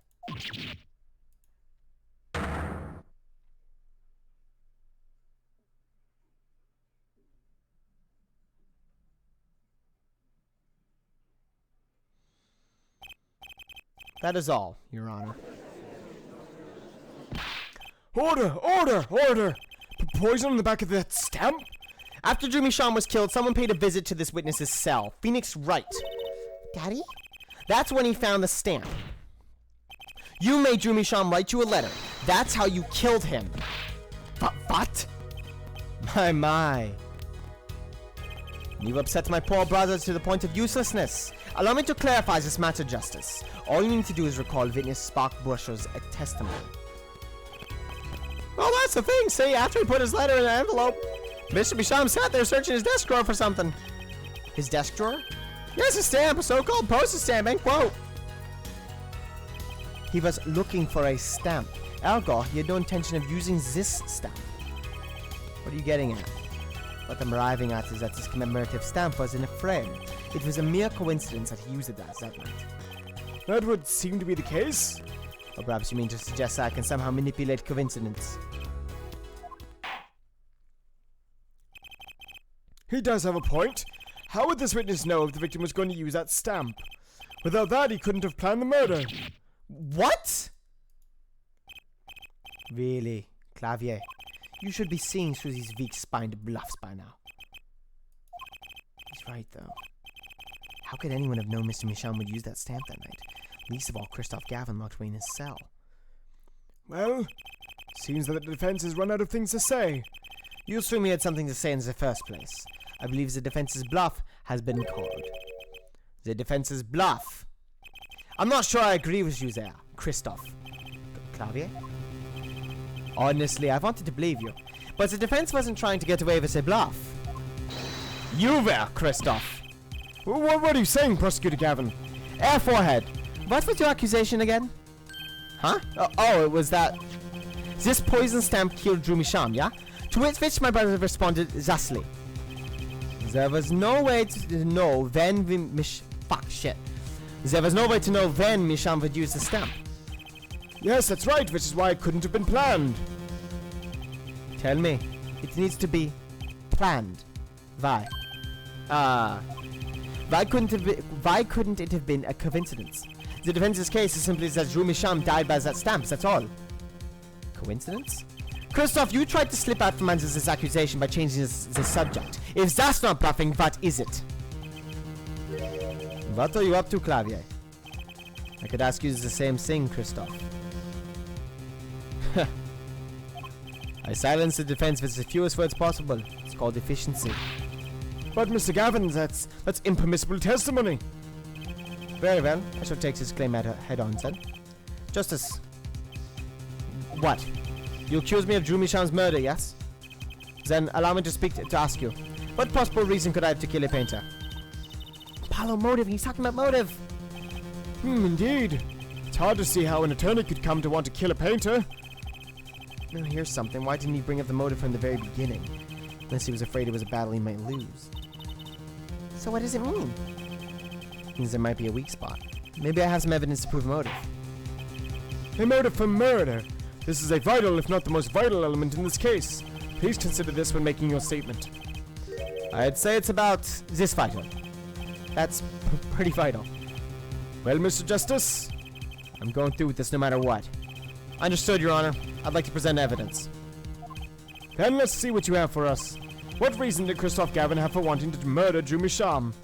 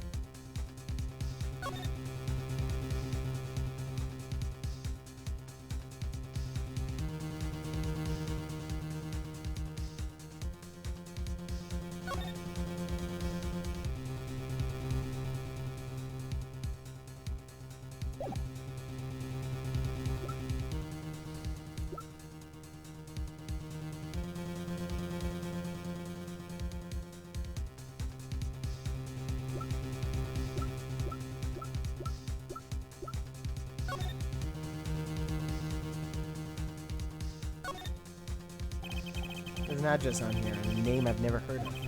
At least I think so. It's too blurry to read.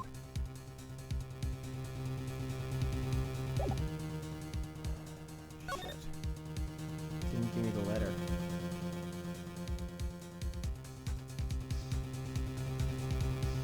Drew Misham.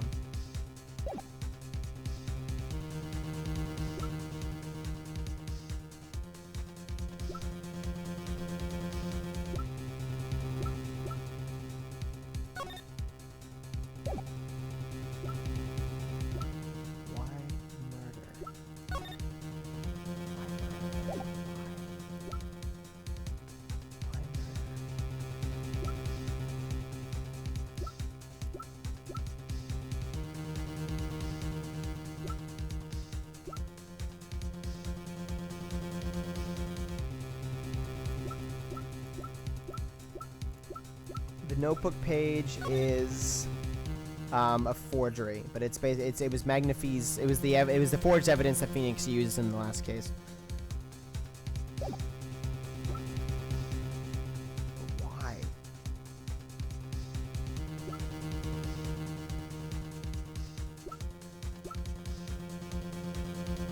Why did he want to murder Michelle?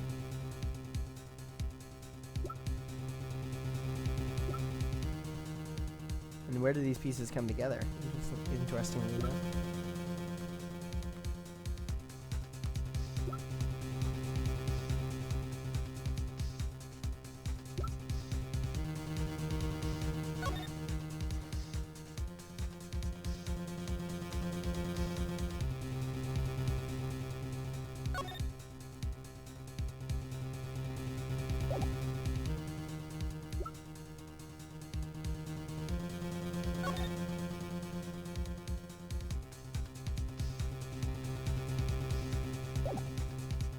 Wait on what?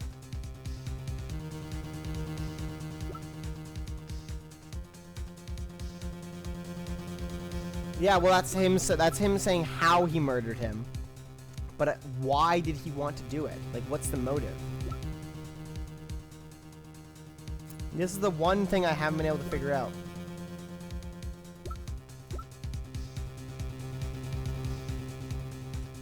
Why? Like, just why? Why is the Forge know why he wants to kill him?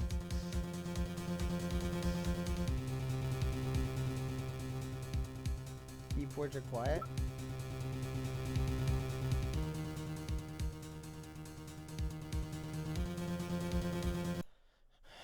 I'm gonna save here.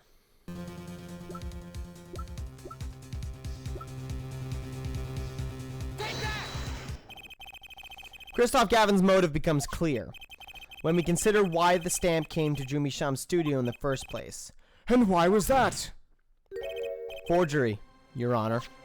Go back 7 years. Jumi Sham accepts his first job creating forged evidence. I've seen that before. A page from a diary, wasn't it? Magnifique Gramarie's diary. Ah, when Attorney Phoenix Wright lost his badge, yes. This was the evidence he presented to his loss. This evidence is a fake, yes, but did Mr. Wright request the forgery to be made? That was never proven. The defense attorney on that case was Phoenix Wright. Who other than him, drunk as the prospect of victory, could have done it? And why would they? Just out of curiosity, do you remember this letter? This is the first page. And this is the second.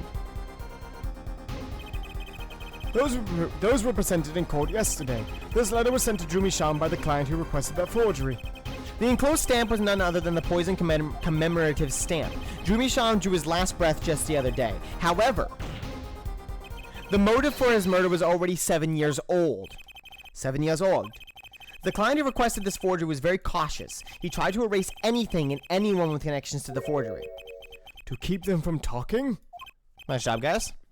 But he made a mistake.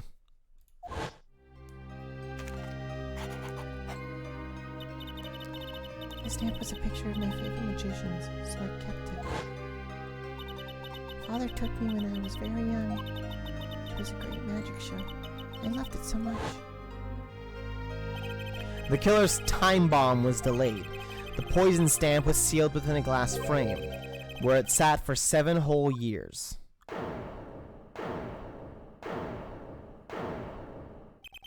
Yeah, forehead. Do you understand what you're telling us? The one who schemed up the forged diary page was the one who poisons the stamp. And it was Phoenix Wright who presented the forged evidence 7 years ago. Adding the two statements together, the one who schemed to kill Jumi Sham was none other than Phoenix Wright. Objection! Sorry, but that's not how this is gonna go down. Oh? Then how will it go down? I checked through the records on that case when I found this. 7 years ago, just before the trial began. Oh boy. Here. What's this? I don't know. I just got it over there in the hall. They told me to give it to the old boy in the blue suit with the spiky hair. And one more thing. I'm sorry to have sprung this on you so suddenly. I received the files from your previous attorney only yesterday. I understand I'm asking the impossible of you. Yes, well, you haven't really told me what's happened yet. All we did was play cards. And that was enough. Phoenix Wright was put on the case the day before the trial started. He didn't have time to request a forgery. The day before? Now here's a question. Just who was Shady Enigmar's previous defense attorney? No. This can't all be... But it is all true. There was another man, a defense attorney with a badge on his collar.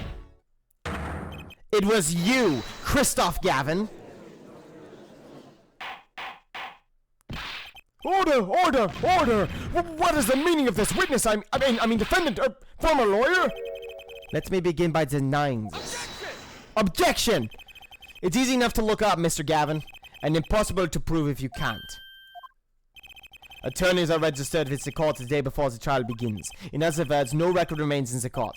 How exactly did you intend to prove Phoenix Wright's claim? That would be difficult. I'm afraid this line of inquiry won't yield. Objection! Air forehead. Are you sure you don't have evidence? What's wrong with Prosecutor Gavin? He looks clammy. Evidence! Evidence that shows this man, Christoph Gavin, requested that forgery 7 years ago. Clavier? Just prove it! Clear up these doubts now, or I swear I'm off this case. You must have thought of some evidence. Apollo. Prosecutor Gavin looks like he's in physical pain.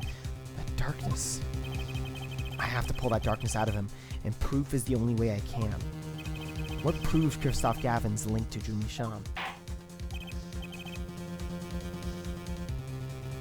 Well, Mr. Justice, you claim Christoph Gavin requested a forgery of Drew Michon 7 years ago. Prove it! It can be proven.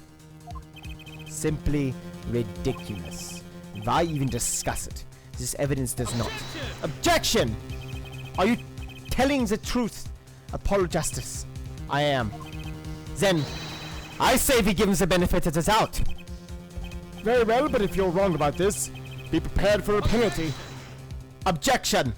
Your Honor, you do the defense an injustice. Mr. Justice is clearly passionate about his claim. Should the penalty not match his passion? Oh, I haven't given a penalty like that in a long time.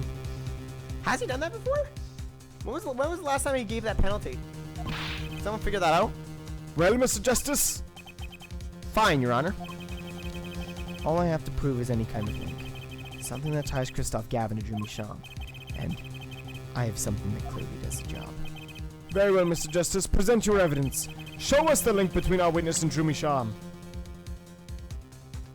I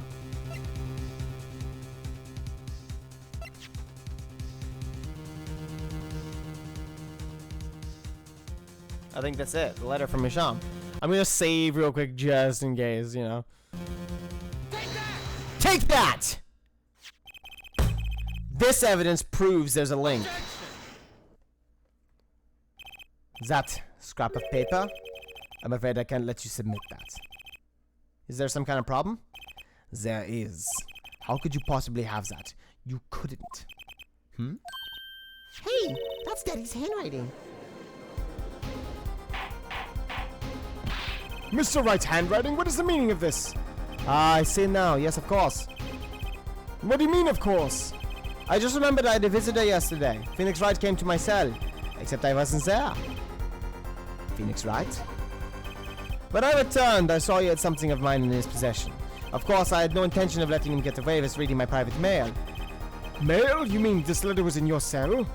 No. However, it appears Mr. Wright has yet to be cured of his bad forging habit. Well, if it's a forgery, it's not a very good one. The handwriting's terrible. This is Mr. Wright's reproduction of what was written in the real letter. Reproduction? When Mr. Wright visited Christoph Gavin's cell, he brought with him a small video camera. What? He recorded his entire conversation with you, Mr. Gavin, and the contents of your personal mail. Regardless, this mockery of a piece of evidence will never be accepted by the court. Evidence based on a video a man with no authority whatsoever claims he took. A man who happens to be an ex-attorney suspected of forgery. Prosecutor Gavin? Prosecutor Gavin? As embarrassing as this is for me to say, I'm afraid my brother is incapable of making rational judgments at the moment. Your Honor, your decision, please. The defense's claim is denied. What? Only actual evidence is permitted in a court of law. Please remove the defense's evidence from the record. Better luck next time, Justice.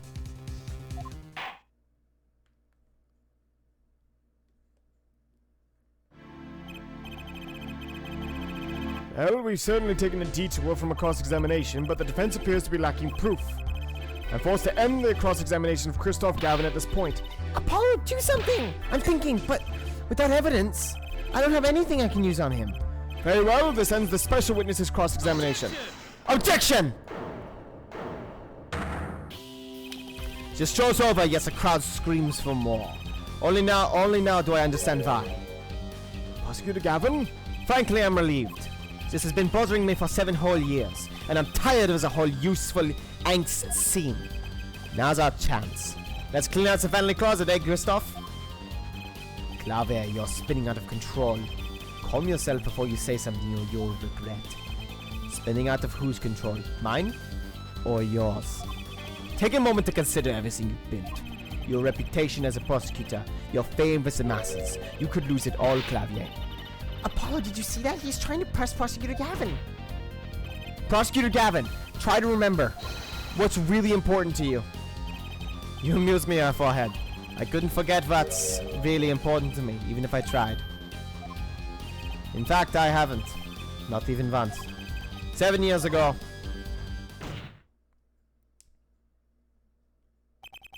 Finally. You just couldn't resist, could you? Yeah, right. Resist what? Presenting solid evidence? Might I request that we put the current cross-examination on hold? The prosecution would like to call a new witness. State your name and occupation for the record.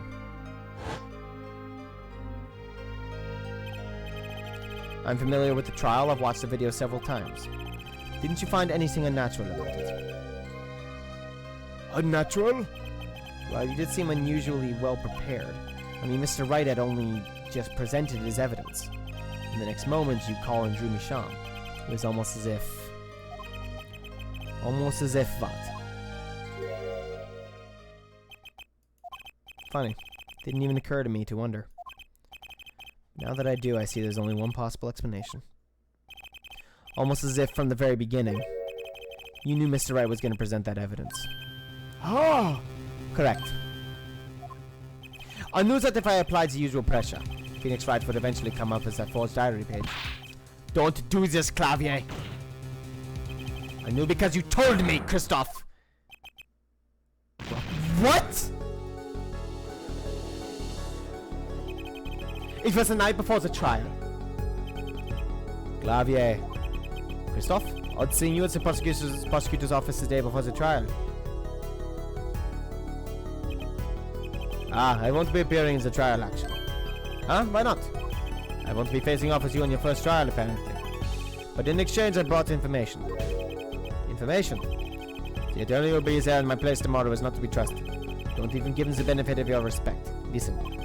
I want you to call in a special witness. Then. I wondered about it at the time. How did Christoph know so much? Prosecutor Gavin. Christoph! We were supposed to face each other in that trial. A fair fight, brother to brother. I deserved that much. You let me borrow the victim's belongings. You showed me all your research on the case. Victim's belongings? Which would have included Magnifi's diary, wouldn't it? Mr. Gavin? My, Clavier, you disappoint me. You find trees, yet miss the forest. You're the one missing the forest, Mr. Gavin. You can't sweep this under the rug. Not anymore. Tell me what was going on behind that trial. Why not? I've achieved what I came here to do. I see no harm in a little reminiscing. Apollo? I think we're finally going to shine a light on the black belly of this thing, Trucy. We've done everything we could. I hope it's enough. 7 years ago, the day before the trial, I visited the detention center at the request of my client, Zachary Marie. 2 cards. 1 card.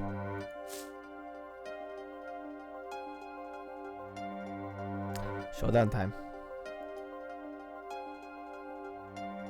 Enough. You lose, Gavin. Thanks for the work. Now go. To be honest, I don't know what his reasons were to this day. As far as I could tell, he dismissed me as his representation because I lost in the game of poker. I can come to no other conclusion. Daddy used to say something. If you want to know a man, you have to compete. Zach wasn't watching his points or the cards. He was watching the man behind the cards, Christoph Gavin.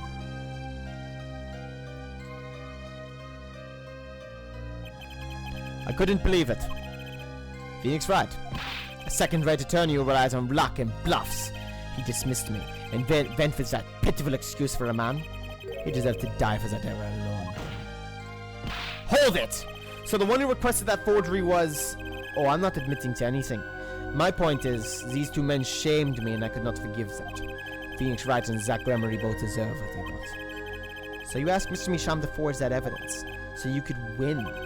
But then, when you were dismissed as Zach Gremery's attorney, you used your forged evidence as a trap. You fed me information about what the forgery you made. Then you gave your dirty evidence to him. You're free to imagine what you will. My point is that all I had to imagine came to pass. Everything went perfectly. Ha! Incredible! If I wasn't laughing, I'd weep. Prosecutor Gavin? Perfectly. You're mad, Christoph. Stop fooling yourself. What are you talking about, Clavier? Tell me, how did that trial end? Cancelled when the defendant vanished. Ah, I get it. So, Christoph, you've been living in fear for 7 years. What? You were afraid your forgery would be revealed and your reputation trashed. You couldn't leave things to chance, so you watched everyone involved with the case for 7 years. No, we always felt like it was being watched. That's what he said every day for 7 years. But I felt it too. Journalist sure is he's being watched. End quote. Don't you wonder why Zach Gremery got rubbed out after 7 years? Right after coming into contact with me? Wait just a minute. Zach Gremery was seen by this reporter? How was that possible? Was he alive after being gone 7 years? Finally. I knew this moment was coming. I just didn't think we'd get here so fast. Zach Gremery, gone missing for 7 years. Trucy's father. What's wrong, Apollo? Go get him! Right. Leave it to me. Allow me to refresh the court's memory. 6 months ago, Christoph Gavin was charged with murdering a mysterious traveler. I remember him quite well. Shady Smith, was it? Poisoned in a Chinese restaurant. Tragic. The details don't really matter right now. What matters is that traveler was Zach Gremery. What is it, Apollo? Huh? Keep going! We'll talk about it later! Did she already know? Someone please explain this. Mr. Justice, can you explain this? It all started 7 years ago. The great magician Magnifi Gremery's death started it. Magnifi Gremery's death and his student Zach Gremery, the suspect, whoever defended Zach in court successfully would be famous beyond belief. Thinking that, Christoph Gavin did the unthinkable. He forged evidence. Drew Misham? Actually, it was his daughter, Vera, who really did the work. You took precautions when you had that forgery made, didn't you, Mr. Gavin? Precautions? To keep people from talking, of course. These two know too much. Leave them alive and there'll be nothing but trouble. That's when you planned your poisoning of the forgers.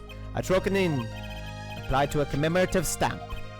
But luck was on Mr. Misham's side. The bomb didn't go off. By the way, again, this whole scene again is amazing. It's them going back and forth in an alien. His daughter. She saved him by taking the stamp, I see. But that wasn't the only bomb he set up. The Aladoni nail polish, of course. You noticed something when you requested that forgery. When Vera Misham is nervous, she has a bad habit. A tendency to bite her nails. Ah! That nail polish was her good luck charm. She was almost kidnapped once. Since then, she's been, well, you can see for yourself. She refuses to leave the house. The person gave me a good luck charm for when I absolutely had to go outside. It protects me. Yes, apparently she received something, a gift. She won't tell me what it was. It was from that client, the one who wanted that notebook. It was his insurance. Insurance? As long as she lived quietly at home, there was no danger to her. But what if she had to go outside? If she ran into any trouble, she'd become nervous. His nail polish would do the rest. His time bomb sat there for 7 years, and then they went off almost simultaneously.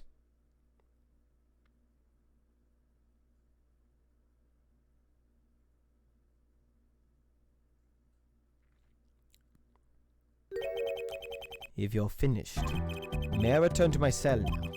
Not accustomed to standing for such long periods of time. Mr. Gavin, have you heard a single thing we've said? Oh, I listened quite closely to your little tale. Quite an entertaining piece of fiction. What? Clavier, surely you understand. We're back to the evidence. The lacking evidence. Nothing proves a link between him and the Katsukanin that took to Misham's life. Objection! What about the restaurant? You killed Zach Marie to keep him from talking. I killed no man of that name. Read over the report again if you like. The victim was a traveler by the name of Shady Smith, about who we know little else. You can't seriously think I knew he was that particular fugitive. Objection! Okay, then why did you kill him? I plead my right to remain silent. Remember, this court did not convene to put me on trial. The defendant's name is Vera Michal, suspected in the murder of her father. My trial has been finished for 6 months now. I'm afraid we have strayed considerably from our purpose here. This court concurs with the witness. It is defendant Vera Misham who is on trial here. No, but you were doing so good, Apollo! As long as there is no evidence to support the accusation against him, this course of inquiry cannot find Vera Misham innocent. Objection! Your Honor, Phoenix Wright spent 7 years collecting this evidence. Objection! You still don't get it, do you? Let us assume there was poison in the nail polish. Who then was responsible for causing Vera Misham to bite her nails? What? It wasn't me. I know that much. The one who brought that poison to her lips was you. What? What? Evidence is everything. There is nothing more. I believe this discussion has reached its conclusion. Your Honor! Mr. Justice, you have performed admirably well for a novice attorney. I respect your pardon of Phoenix Wright's determination as well. However, without direct proof, you have nothing. Isn't that right, Clavier? Unfortunately, yes, Christophe, you're right. That is, you would have been right, until now. What? Did the news not reach your desk in solitary? The eyes of the nation are on this courtroom today. This is the trial case for a new judicial system. That's right. I'd totally forgotten. The jurist system! Jurist, you say? The current judicial system has been deemed too closed off from society. This new system attempts to inject the wisdom of common citizens into the law. Common citizens? Wisdom? Is this some kind of joke? What could we possibly gain by doing this? Entrusting our judicial system to a mindless, emotional mob of irritational mouth breezes. Common citizens have something called common sense. Common sense is not restricted by the law. Nonsense! There's only room for two in this court. Me and the law.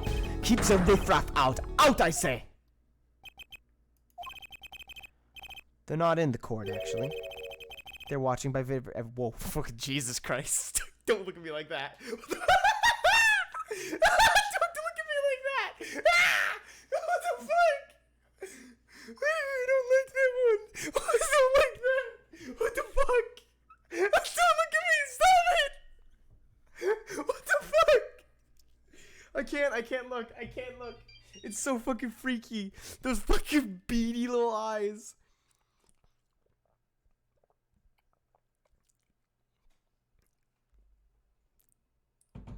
This fucking freaks me the fuck out. They're not in the court, actually. They're watching everything by video camera. How can you allow this? Incidentally, the one responsible for making this happen was Phoenix Wright. Phoenix Wright?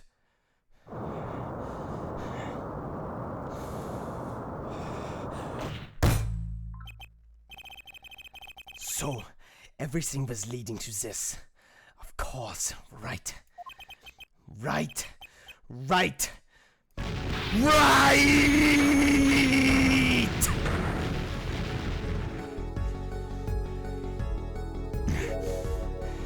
I won't accept. I can't accept. This is no court. Law. This law is everything. Law is absolute. You'd let the ignorant swine soil your courts. Christophe. It's over. Clavier! The law is absolute. You can't be serious. What? Odd. I thought you spent your life looking for loopholes. The law isn't absolute. It's filled with contradictions.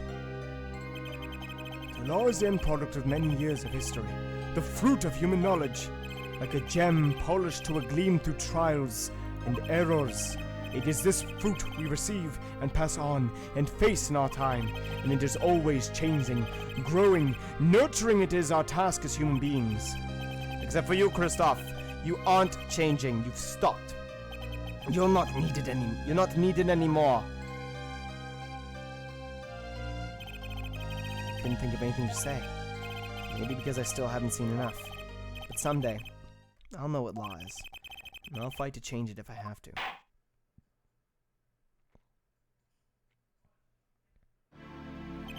I see no need to further prolong this trial. This began as the trial of Veremy Sham, accused of murdering her father, the painter Drumi Sham, however. Several other incidents were reviewed, and we seem to have reached a conclusion. Before this court declares a verdict, I await your decision. Jurists of the court, for the death of Drumi Sham, how do you find the defendant Veremy Sham? Innocent or guilty? I turn to you now to consider this matter.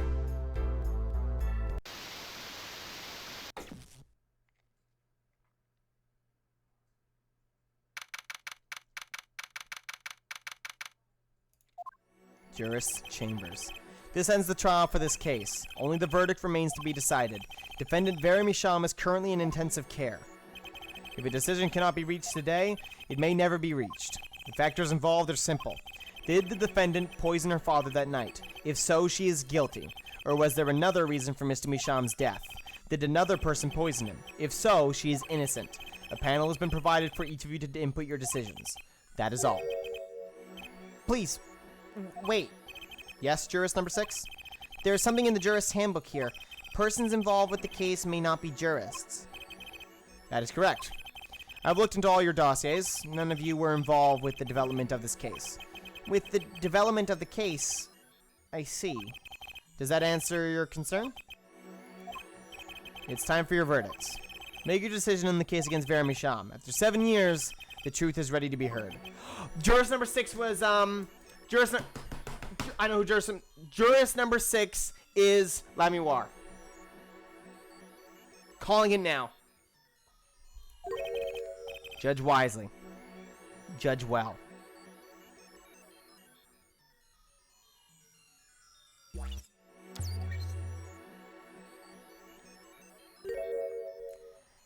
And who fucking called it, by the way? Fuck all y'all.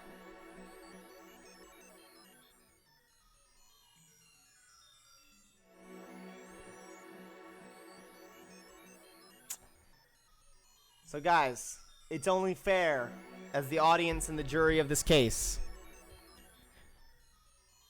to everyone currently here in the chat, all fucking 4 of you. Is she guilty or is she innocent? We have 1 not guilty verdict. We have 2 not guilty verdicts.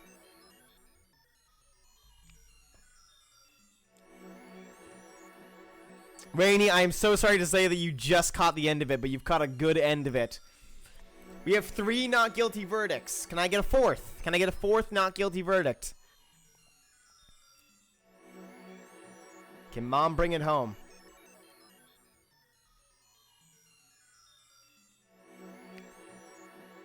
It's a pleasure to see you again, Rainey.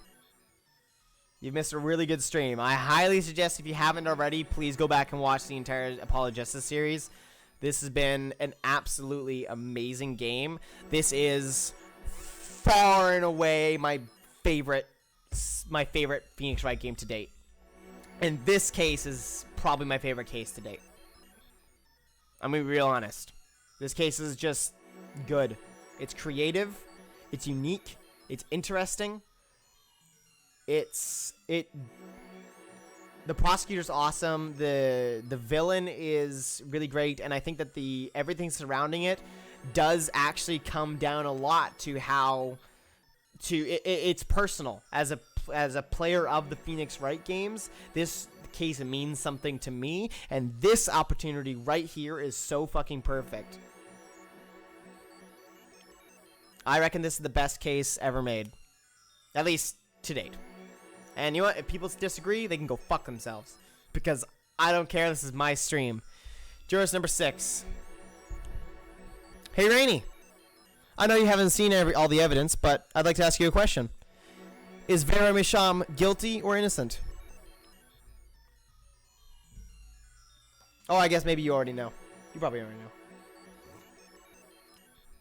After all, it's only fair that we turn this over to the jurists.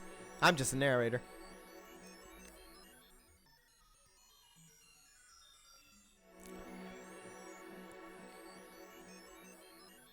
So, Rainey, is that an innocent call you're saying?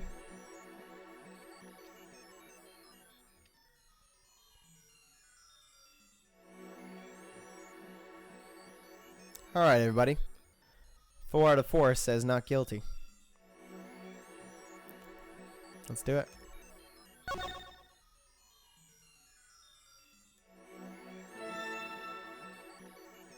There's the bracelet.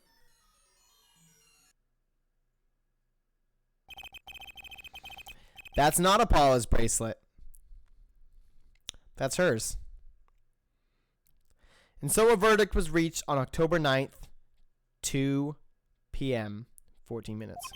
That weird thing. The first verdict under the jurist system. Innocent by unanimous decision. The record will show that when the verdict was announced, special witness Christoph Gavin laughed. A laugh louder than any ever heard before or since. A laugh that echoed in the halls of justice, lingering for what seemed like hours.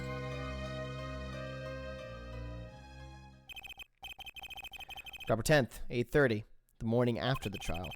In an intensive care ward, a true miracle occurred. Vera Misham opened her eyes.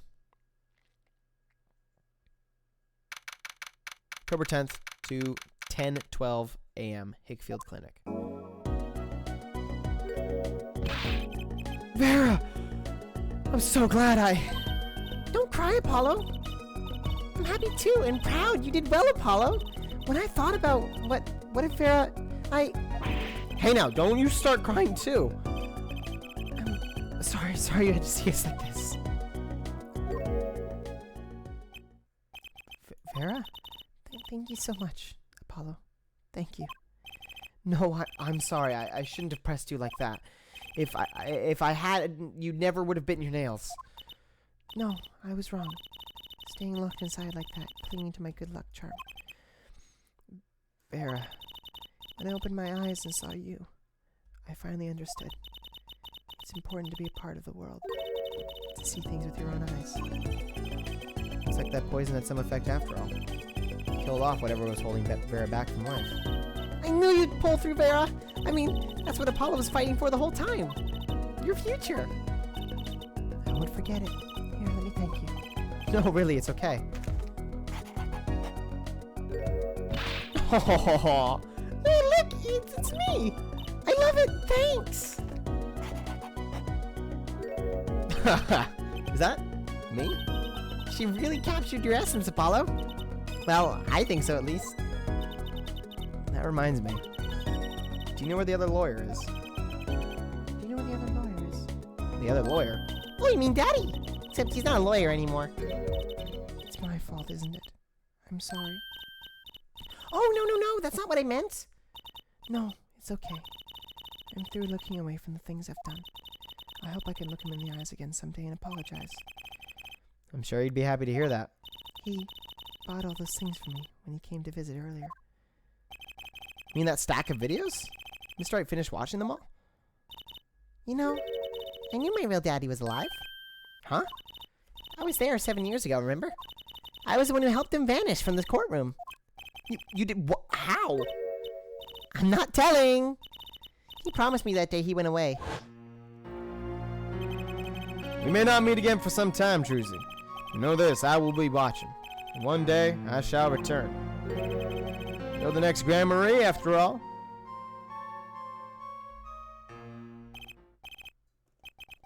Oh, Druzy. In the end, he couldn't keep that promise, could he? It's okay. Phoenix is my daddy now. Even he can't really play the piano.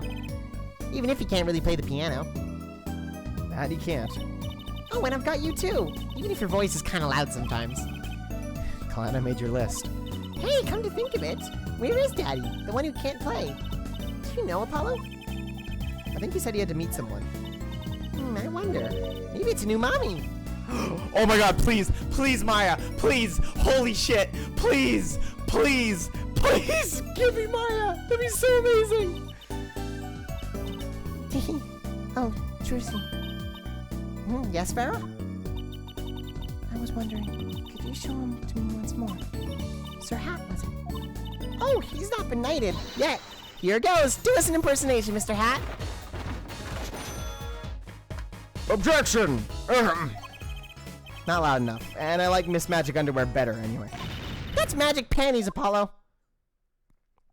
Okay, is it gonna be Maya or Lemmiwar? Yep, Lemmiwar. So, your memory is returned? Mr. Wright, was this all a part of your plan too? I don't know what you're talking about. When I lost my memory, I was reborn as Amiwar. But you knew my true identity, did you not? That is why you chose me as one of your jurists. You're thinking into it too much. Besides, there was no guarantee that regaining your memory would make you happy. Of course it is a happy thing. For so long I thought I was alone. But now I know I have children. Two dear children. I'm so proud of them. This too, I think, is thanks to you. Are you gonna tell them? They do not know. Nope. They don't know their mother. They don't even know their siblings. I will go to them when the time is right. Until then, Don't worry, I'll take care of them for you. They're very important to me too. A little annoying at times, but still. I have to keep an eye on her at least.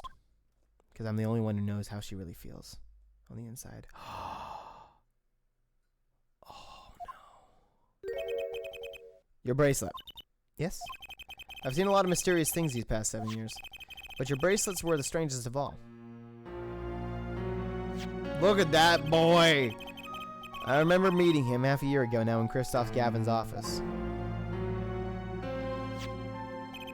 And then I met you. Two fates destined to intertwine, and I was there when they crossed. I'll never forget that. Such a small thing, that bullet. Yet it tore her hours away.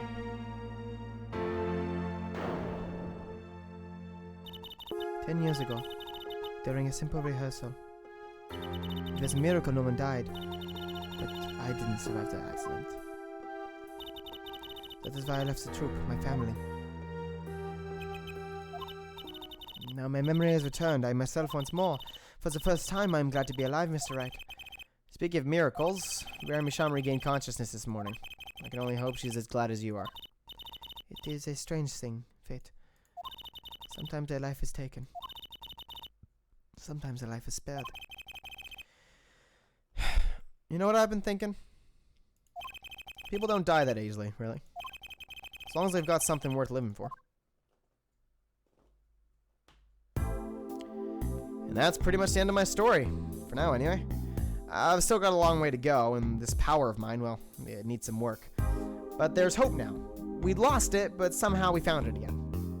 That's why people are smiling again. Hope. Yeah, I think I'll keep at this lawyer thing for a while.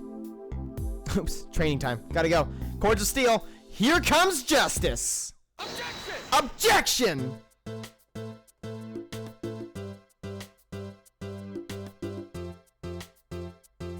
I'm glad you're staying with the agency, Apollo.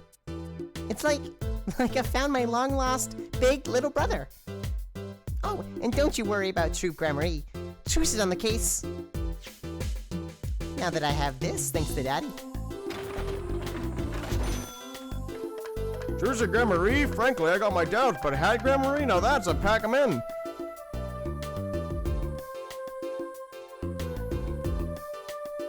This game is fucking fantastic. I am blown away. It's not every day that you get a trial that rocks harder than one of our gigs, yeah? That's why it's over. The governors are breaking up. The news caused a run on tissues at supermarket nationwide. Yours are real stars now. I look forward to our next jam session.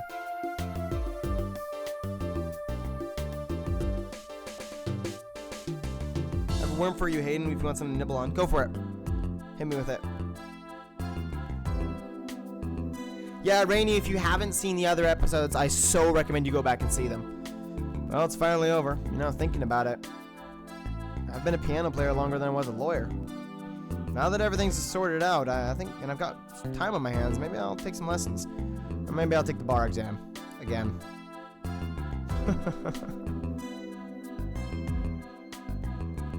Where was Apollo 7 years ago? That's a good question.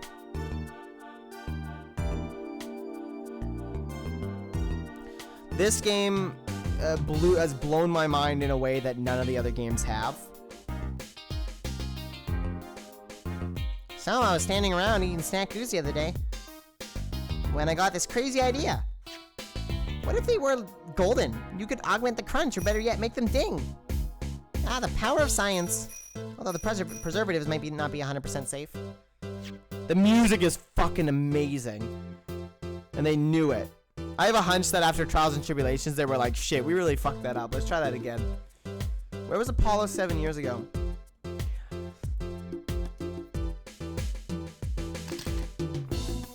In an unlikely event you are wanting Russian feast, come to Borscht Bowl Club. The only thing colder than restaurant is borscht. Ah, but the greater challenge is being required. Then come to the hideout. You know who to ask for.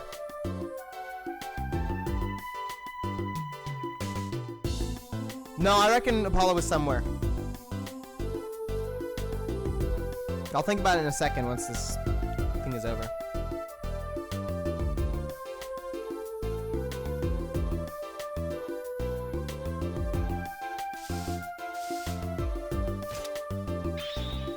So, Kentucky Pastries is getting back to his eastern roots. Spread the culture and all. Yo, boss, culture time.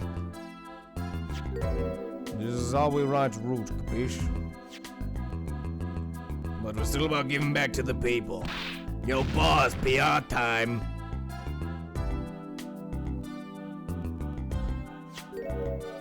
This is how we write people, alright? Not that walkie's paying any attention. Oh, kids.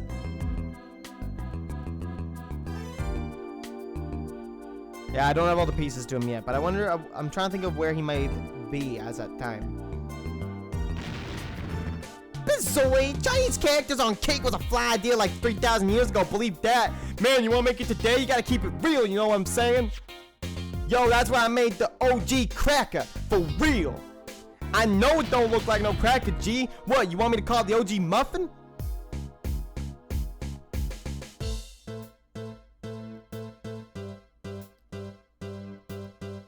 Apollo was 15 at that time.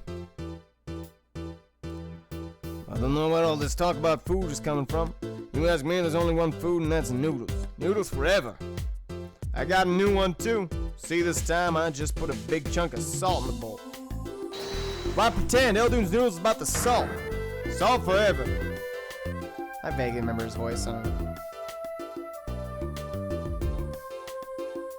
Yeah, this game, I mean, I was saying this earlier in the stream. I think I was saying this earlier today. Oh, shit. My exceptionally inquisitive nature has won me unequivocal adoration of my department. You see, they used to call me Wesley Stinkler, and now Wesley Sticky Hands. But no longer. I have a new name, one that reflects my true academic nature. Wesley Sicko reporting. Yes, curiosity is a sickness, and I'm the cure. This game, honestly, this game is, just better.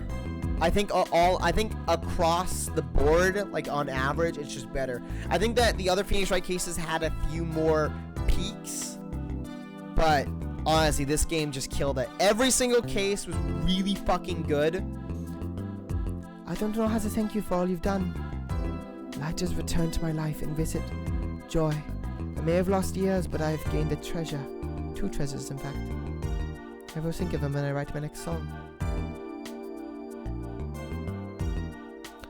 I mean, like that final case was fucking amazing, creative. Bushel. Bushel here, back on the beat with another interview. Eh? How do I feel about things turned out? No scoop yet, but journalists can confidence in mint condition. End quote! Oh, of course, that's the picture. Just gonna leave that there. No, like, that final case was just so good. So good. I decided to keep painting. Originals only, of course. I suppose I'll have to see a bit of the world outside to find out what to paint. But I know there are good people out there now. I've met them. The door is open. The world is waiting. Thank you. The final case was fucking amazing. I think the characters were really good. I think that the witnesses were annoying. Oh, that's so awesome. I think the witnesses were annoying, but all the characters were fucking awesome. Trucy, Apollo, Phoenix, Gavin, all of them, Emma, all of them were just fucking amazing. This is definitely the best game out of all of the ones that I've played. Speaking of the ones that I've played,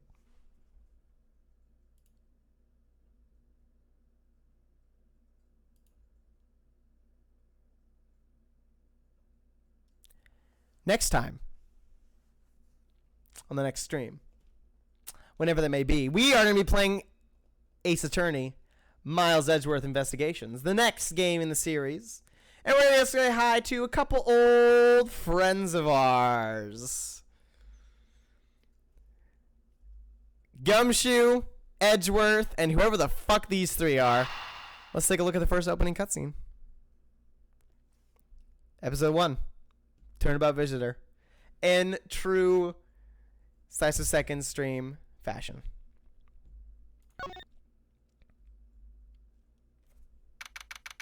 March 14th, 1:16 a.m. Question mark, question mark.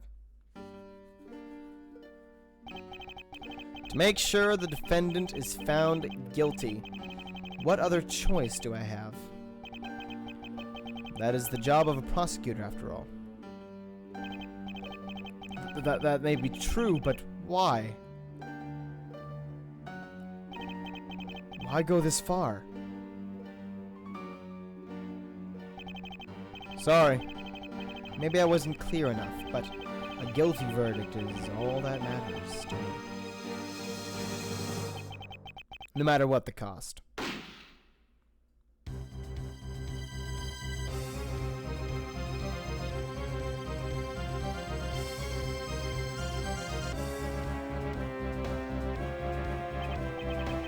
I'm a prodigy among prosecutors.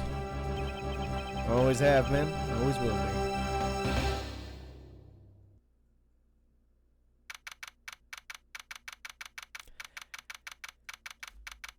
Next time on Phoenix Wright, we're going to be playing with an old friend of ours. Thank you. Thank you, thank you, thank you, everyone, for coming to the stream.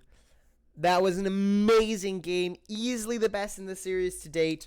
I'm interested in playing this game. I'm not like super excited, but I'm pretty excited.